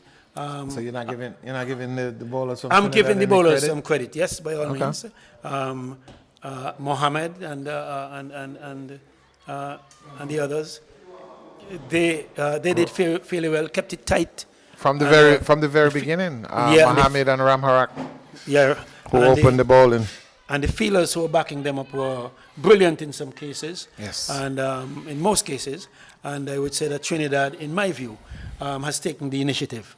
And just to let the viewers and listeners know, of course, we've gotten the news that Gajnabi for Guyana, she's not going to be batting. So the last pair is at the wicket. Latchman is the batsman who walked out. There's a single. Oh. Sustained appeal for a run out, which was given. A miscommunication between both batters. And, Is it miscommunication or no communication? No communication. That's what I thought. And as a result, they almost had a run out, which the umpire decided no, she got back into her grounds. There was no need for that. And of course, which underscores my point that the running too has not been as aggressive. It's been atrocious. It's been very atrocious, and I think it's been this way for most of the tournament, where the batters are not as aggressive as we've seen in some other cricket. And I'm not going to compare it, men against women. It's just that I haven't seen the urgency when it comes to taking singles. And we see aggression. They want to hit 4s and 6s, but the aggression to take a single has not been evident. After shows.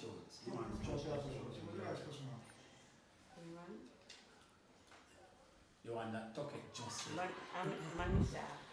The last pair at the wicket, we could see. We can still see some resurgence from this last pair. Who knows? Cricket is a strange old game. Well, for the optimists in Tunapuna in Trinidad, Trinidad need 99 runs. Guyana need 99 runs. Guyana need 99 runs. That's what I meant. So the viewers in Berbice. Trinidad need 1 wicket. So the folks in Tunapuna, San Fernando.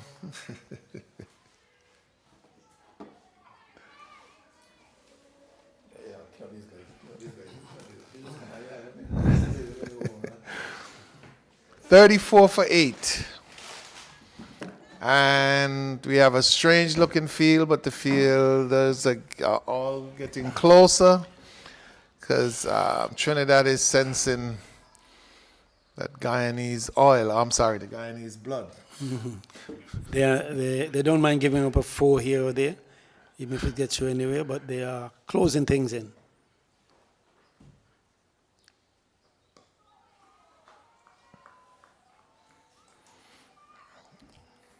And well, this is a time to hit out and get something. Everybody's in. Yeah, don't think that the dressing room will be too happy if you hit out or try to hit out and, And get out. that's right.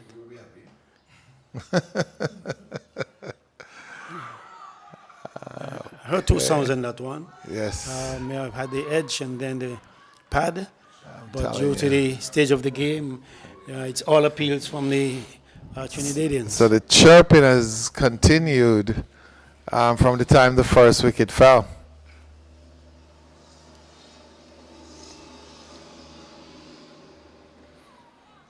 All right, so Grim in again, and The end of the 25th over. 25th over, the end of halfway point. We have another 25 overs pending, and one wonders if they will make use of those 25 overs. The Guyanese, of course, are just sitting back and just waiting to see what will happen. From a Trinidad standpoint, they have brought almost everyone into the circle, and they have spotted fielders all over, just in the event that there's a catch, and not to prevent a single, but to take a catch if possible. So Grim have 6 wickets. That one missed batsman or batter, keeper, stumps, and one off down for, I think, a bye. Let's see what Mr. Tuckett says. That's a bye. So there's another run to the total. I don't know, Monarch, if you have ever been batting under conditions like these where it's close to the end and everybody crowding you, and they say some mean things sometimes. I've been there once or twice. No, I've never been there. I'm probably not as good as you, so I used to play village cricket. Yeah, well, that happens in village cricket too. Yeah, but you don't pay them no mind. Okay. Yes, Trinidad is in the ascendancy, and Guyana has lost their way. I know, and I'm looking at the comments. Looking here at the comments on the YouTube feed, it's very interesting to see the comments here. But Samaru is the bowler bowling. Latchman is still on naught. Millington is on 1. The final pair. And Millington, of course, is facing. Wow. 1, 2, 1, 2. I'm looking at the fielders who are around what you consider 5 fielders, including the wicketkeeper around the bat. That's right.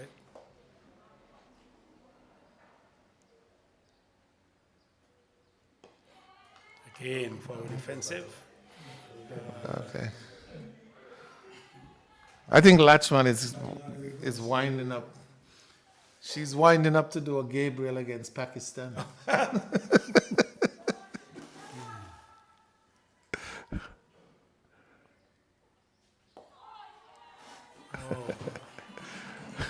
Everybody's in. I think she should lift it. I know, and See what happens. Yes. and the chatter is just Continuing. unrelenting, I should say.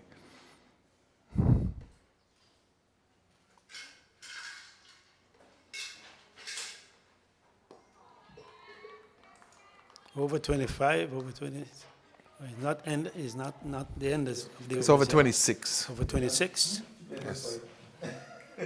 So we're past the halfway mark as it relates to overs. Final delivery coming up in the 26th over. And Latchman has, is that Latchman? No. Millington has played this with all the confidence in the world. Well, Like she's planning to be there for the rest of the day. there are yet 24 overs to go. Why hurry? Take your time. Yet there are more balls left than there are runs to be had. Am I correct? Oh, There's still more, and so therefore, 98 balls, 140, 98 runs, 144 balls. so why hurry? When you can pray. Here's Latchman, right forward defensive, and of course she has to absorb all the chattering and the, as you call it, chirping from the Trinidadians, and left hand into her as she again forward defensive. That one almost got under the bat on that occasion, and clapping and talking and just crowding her there and hoping that she will make a mistake and the game will be ended in Trinidad's favor. Chopped away to a point area. There is no runs. Of course, the feeling is that it's all done and dusted. And of course, that is what sometimes lures teams into complacency, not knowing the batters may just have something else in mind.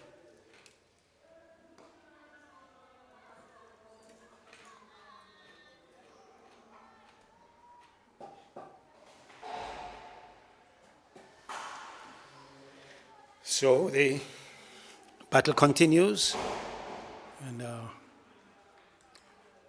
Samuel said the fat lady is starting her tune, was just tuning up, but Latchman have other ideas. Try to turn this one on the onside, exposing her stumps, of course. The ball cannons into her pad, and there is no eventuality.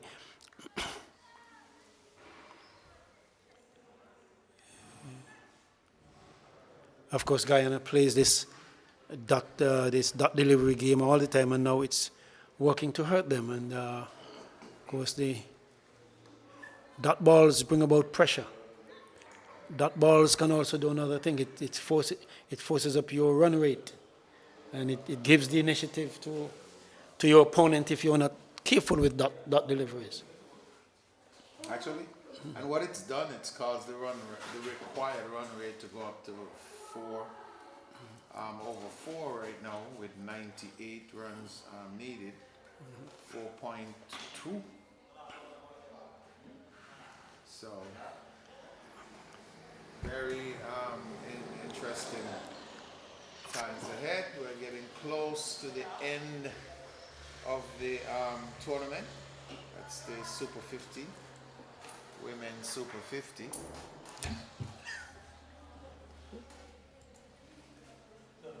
Okay, well, now.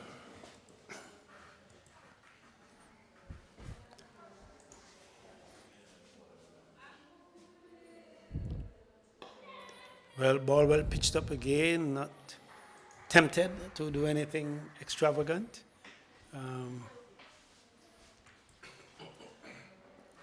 If you're not taking singles, then you are doing absolutely nothing. Pulled away, this will be a single here, maybe 2, if they so desire. Well, everybody's been casual about that. Very I mean, the casual. fielder was just actually trotting after the ball, and the batters were satisfied with 1 run. Yes. But I've made that point several times. There seem to be no urgency in the running. And once that happens, then there must be urgency.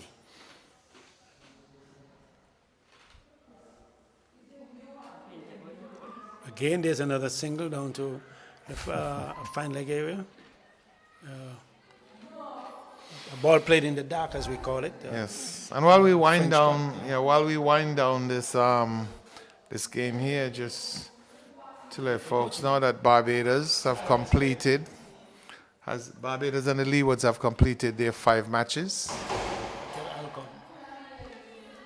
Barbados, of course, is perfect, 20 points, 5 games, 5 wins, and the Leewards, 5 matches, 4 losses, 1 no result, for a lousy 2 points. That's the game in Connery on Wednesday, got rained out. Okay, all right. The rain benefits you more ways than one. Well, I don't know if it benefited the Leeward Islands. They're still in the seller position with only 2 points compared to all the other teams, Trinidad and Tobago, who looks like they're on their way here to a victory. They would go up to 12 points. And we'll have to look and see what the Windwards Jamaica scores are. I understand there will be a 2020 format starting very shortly as well. On the 20th? On the 20th. So their games on the 20th, the 21st. And also, I'll get the schedule in a bit so folks can know exactly what to look forward to when it comes to cricket in St. Kitts. And the day before that tournament finishes, the Leeward Islands Masters is scheduled to start. Ball well pitched up. She tries to hit it into the onside and missed it. Again, they persist with fielders around the bat, hoping for a catch apparently. But there's no effort by the Guyanese, or should be a single. But Latchman down on the onside. There is no effort to score, and that is not what this calls for. There's no urgency in the running, no effort to score. I think Trinidad is just waiting for an opportunity for an edge or for a miscued hit, and they will benefit. Oh, that's a nice cut, right? Past a point. It goes into the boundary for 4 runs. That was a shot played by Grimman, I think it is. Have the name correctly? Was cut nicely and gone away for 4.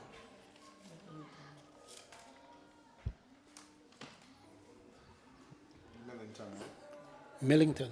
Mm-hmm. Short and wide, and she punched it. And it got past point, and it went away for 4.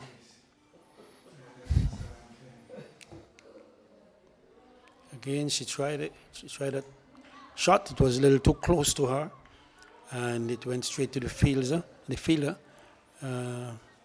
Nothing resulting.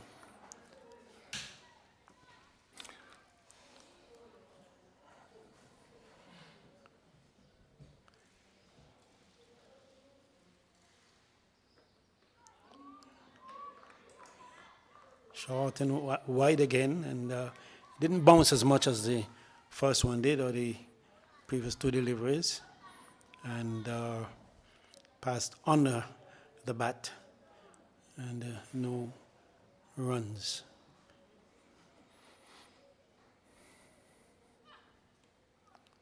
Okay, this one is cut down past a slip, down to the 3rd man area, and a run. And that gives a strike back to the end of the over. That's end of the over, of course. And it gives a score, it gives a strike to the batter that the Trinidadians at least would want to bowl to, because she seems more competent than Latchman. Okay, so Sugrim has finished at 10. 10 overs, 6 maidens, 14 runs, 6 wickets. And as we look at the other scores, the other 2 games today has been completed. And here we have a big heave over square leg. 4 runs. And that 4 is to Millington. She's batting along with Latchman. And This may be one of the bigger partnerships in the innings so far. It very well be. And I was saying Militon looked like the best batter we've seen for the afternoon. So I'm willing to go with Guyana, winning this game by 2 wickets at the very last ball. Yeah. Well, the other games are already completed. Leeward's lost by Barbados were won by 7 wickets. So Leeward's made 74 in 27.2 overs. Barbados replied with 75 for 3 off of 12 overs. And Jamaica It went no wash. defeated the Windward Islands. Jamaica made 105 in 38.2 overs. And the Windward Islands were bowled out for 97. Oh, that was a cliffhanger. Yes.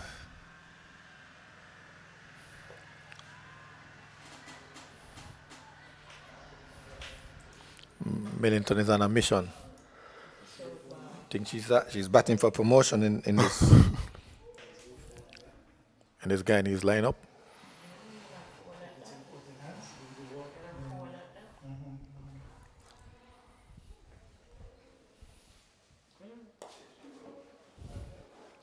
But she has shown patience so far. She has shown that she has some shots.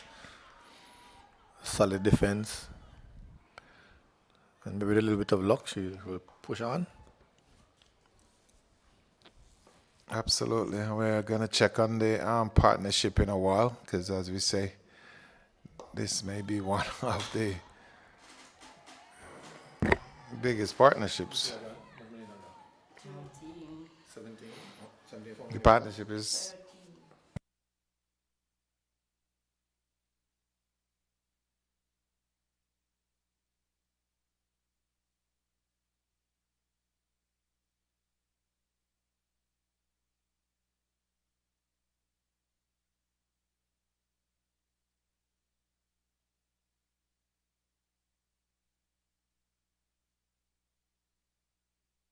Seems like a lot more than that. How much? How many? 30? 30. So the end of the 30th over. Score 47. 47 for 8. And Anisa Mohammed has had enough. She's coming back from the northern end. Now, I've never seen the northern end with the sea behind it. I'm still very confused about that. What we say? Oh, well, someone said it has nothing to do with the sea. Amen, teacher. Yeah, but that's what they taught me when I was growing up. Which school you went, Monarch? I didn't say they taught me that in school. Somebody. So you probably learned that in the highways and the byways. But I'm a proud member of Bronte Welch. Oh, Bunty Welch. Okay. From Trinity. I'm sure Bunty Welch didn't teach you that for sure. You learned that in the alleys and byways. Or when you got ducked. Yeah, you that too. Or as we would say, mango gut. There you go. Yeah. Oh. A drive by Latchman. In the air. It was, yeah. And there was away from the fielder there at extra cover. It looked like she got a hand on it though. Yeah. After it bounced, preventing it from going for only 1 run. Did they get a run? Yeah, they got the single. Okay, great.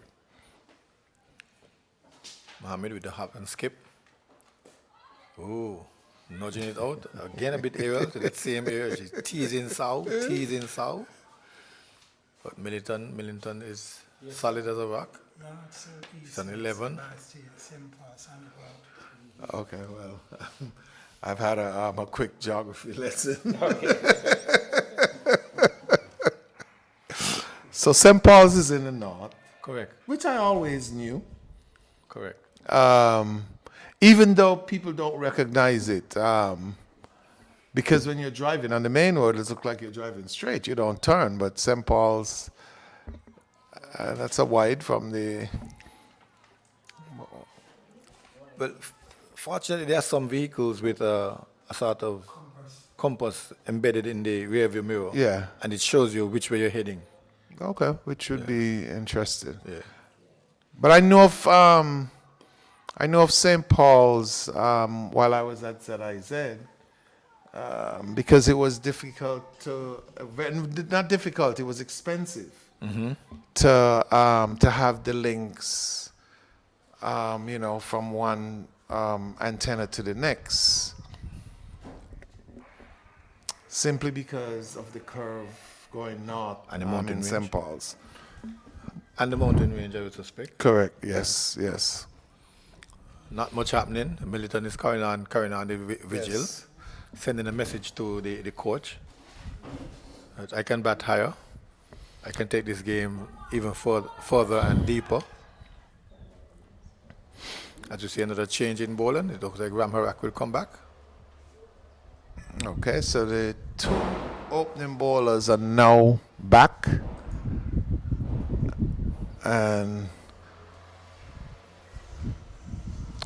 Mohammed from the north, and now Ram Harak from the south.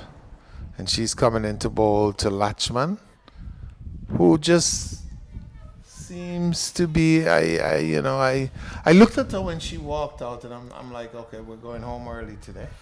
But she seems to have grown in confidence. I think that's probably, Millington's influence. Oh, that one flew off the edge. Down to third man, fielders giving chase, and they've settled. Well, in this instance, I know we've been bugging. I know we're 50 up. 189 deliveries for the 50. 5 fours, no sixes. So 189 deliveries.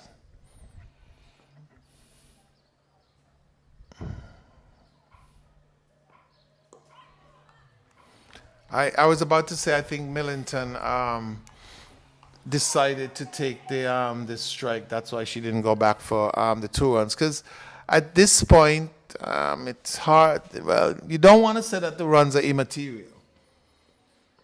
But maybe she doesn't think that they can make the runs.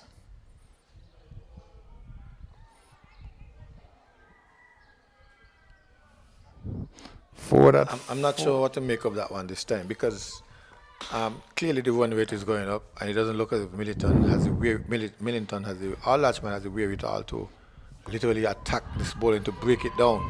I mean, Millington is playing some fluent half drives like such as this one, where she gets a single, and Latchman is waiting her luck, edging and dabbing. And- in fact, and- it goes for 4.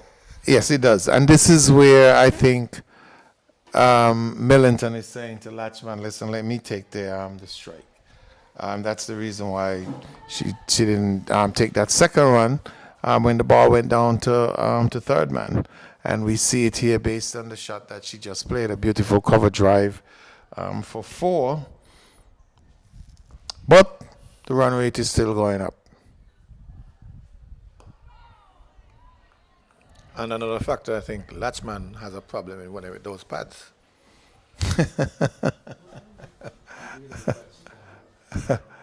I know she. Yes, as I said, when she walked to the crease, no disrespect, I was like, okay, this is gonna be over pretty early. She doesn't look like a competent You can tell, she doesn't have the swag. batsmen have swagger and stuff like okay. that, or batters and all have swagger. I got you. As well. I mean, you look at the Deandra Dottin, Stephanie Taylor, Haley Matthews, Kishona Knight. I mean, these batters have swag, and they make runs as well. So, no swag, no runs. I got you. Well, I learned from the best, Sir Isaac. Here is Mohammed teasing Latchman, but Latchman is the better of those 2 balls so far. One she played out to the cover area. Next one she just came down heavily on it, chops it again into the area, looking for one. It's not there. And this is her final over. And it's as around. well.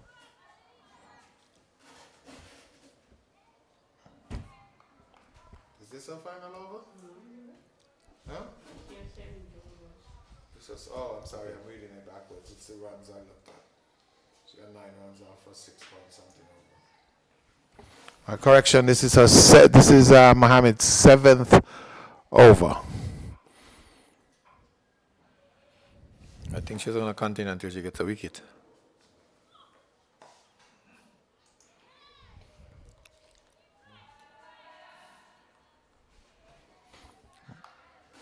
You know, 79 runs is a long way off. But what if these two decided that they wanted to do it?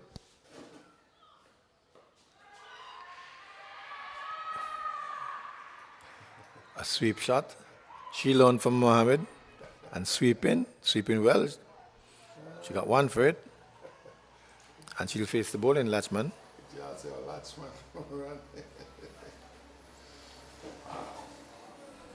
that 55 Yeah, it's a strange way she's carrying those pads. It looks as if she's just heel sprinting. She's not on the tip of her toes, not on the ball of her toes like a normal sprinter, but it looks like the pads seem to be keeping her back. So 55 for 8. And Ram Harak will take up the ball in here at the southern end. She's getting turn, but the turn is so slow that Latchman is able to negotiate. Just rocking back and blocking full face of the bat.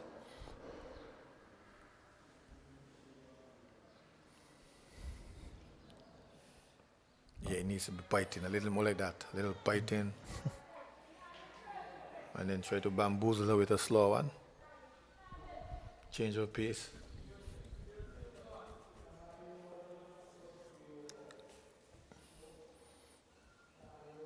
Here it comes. Actually, slow one, I got it, but Latchman was the better of it. She came down late on it.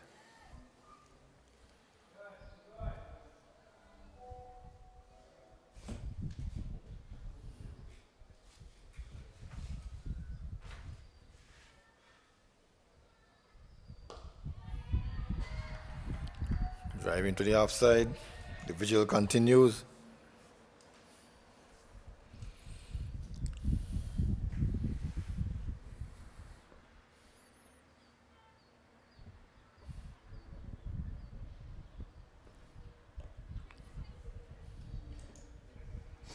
Attempted late cut. You're getting everything from these batters, just that they're not scoring.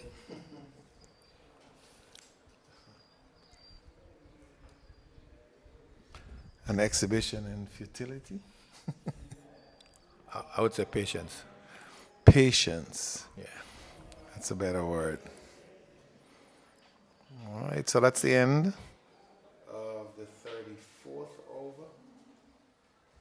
And while we're at it here, I'd just like to say we had one of our regional media giants, the managing director of Grenada Broadcasting Network, Ms. Ada Campbell. She passed away and has been immortalized or buried in Grenada today. So condolences to the family and all Grenadians who are listening. That was a good friend of mine, and wishing her family and friends all the best.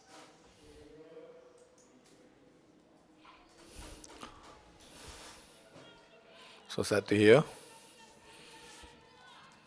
Meanwhile, the chopping start up again.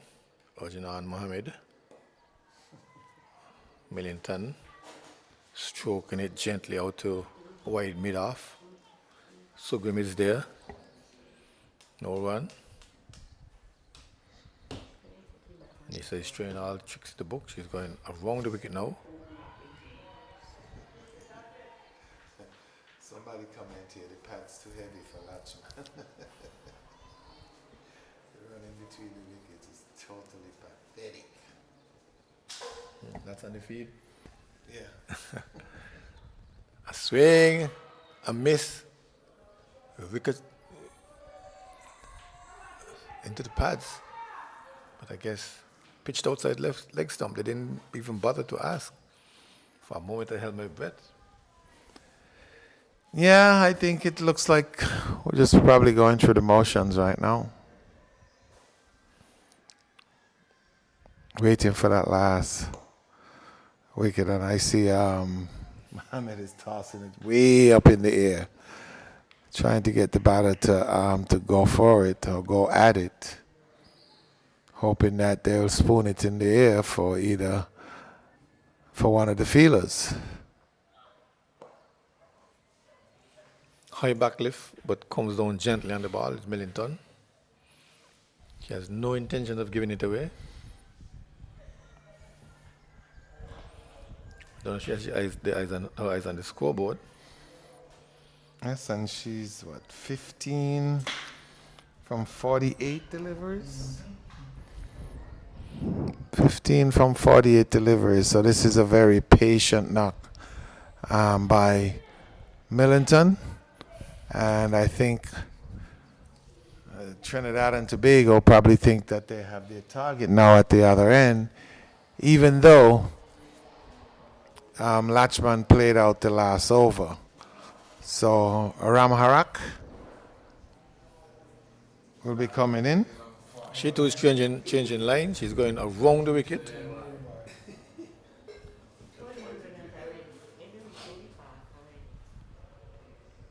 Oh, and there was the chance. Off the edge, Mohammed seen it late, dive into her left. The ball had already gone.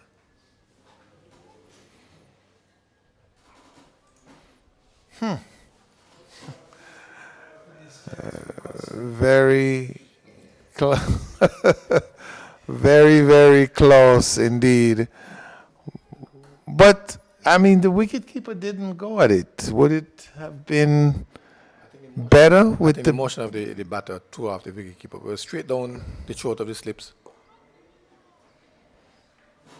Because she seemed as if that she had to move to her left a little bit. She came up too quick. She just took it on the left leg. Okay. And she didn't have time to go at it with two hands. She had to go at it with her left hand.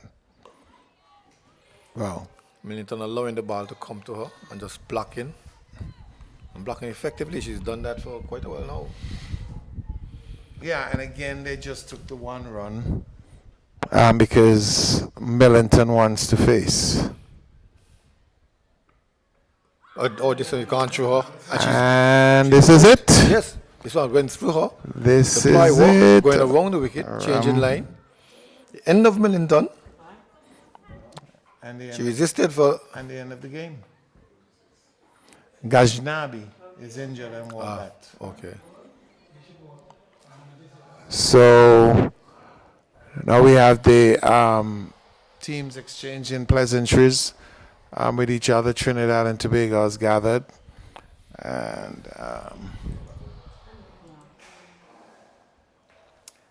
they have now won this game and moved up to second in the leaderboard.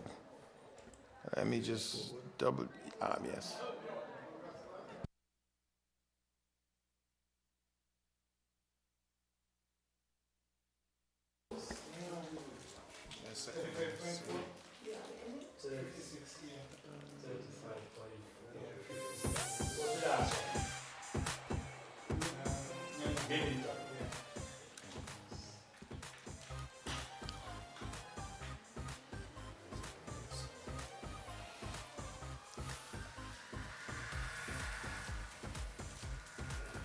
If anything, we would note that Millington would have staked a claim to get a promotion in the batting. And we will need lighter pads for Latchman. Yes, definitely. And strange enough that was the comments on the feed as well. There's 2 games here. Oh, yeah, I had 2. It's going back to the 15. I guess these are the completed ones that they have here. Let me go to Trinidad and Tobago. Yeah, they don't have them. Those are Oh, just the completed games. okay.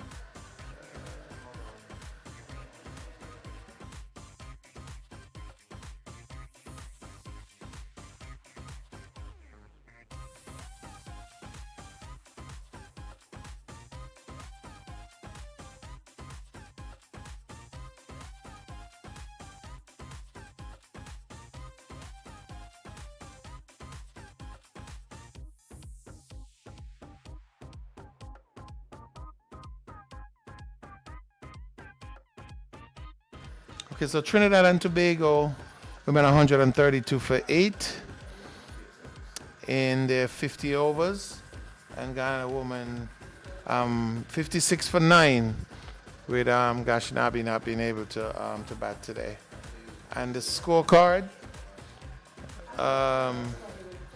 for Trinidad and Tobago, Renice Boyce caught Schultz, ball Gajnabi for 1. Saw caught Grimmon, bowled Gajnabi for 3. Joseph caught Mangru, bowled Millington for a duck. Leon Kirby caught Mangru, bowled Millington for a duck. Brittany Cooper caught Latchman, bowled Schultz for 18. Anissa Mohammed not out 54.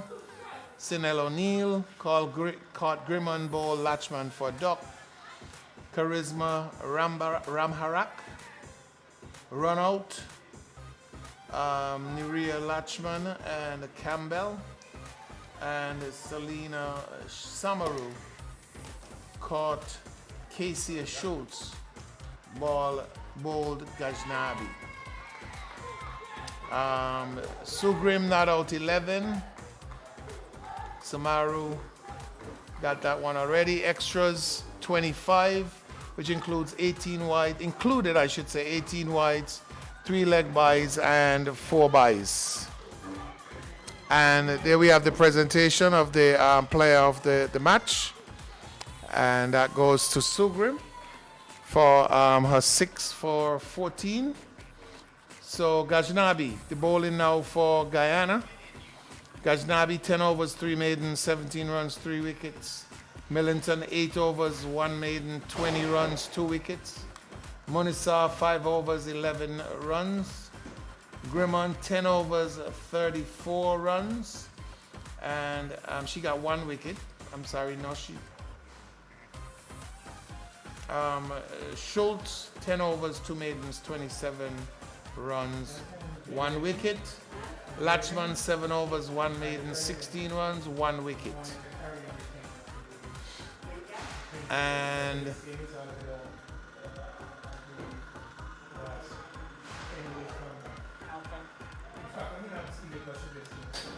for Guyana, the batting is Magru, bowled Ramharak for 1. Grimmon bowled Sugrim for 10. Mentor Cotton bowled Sugrim for 4. Campbell Cotton bowled Sugrim for 6. Grimmon caught Mohammed, well Shanetta Grimmon that is. Caught Mohammed bowled Steffi Sugrim for 9. Ashmini Munisa, LBW to Samaru for 3. Madram Mutu, bowled Sugrim for duck.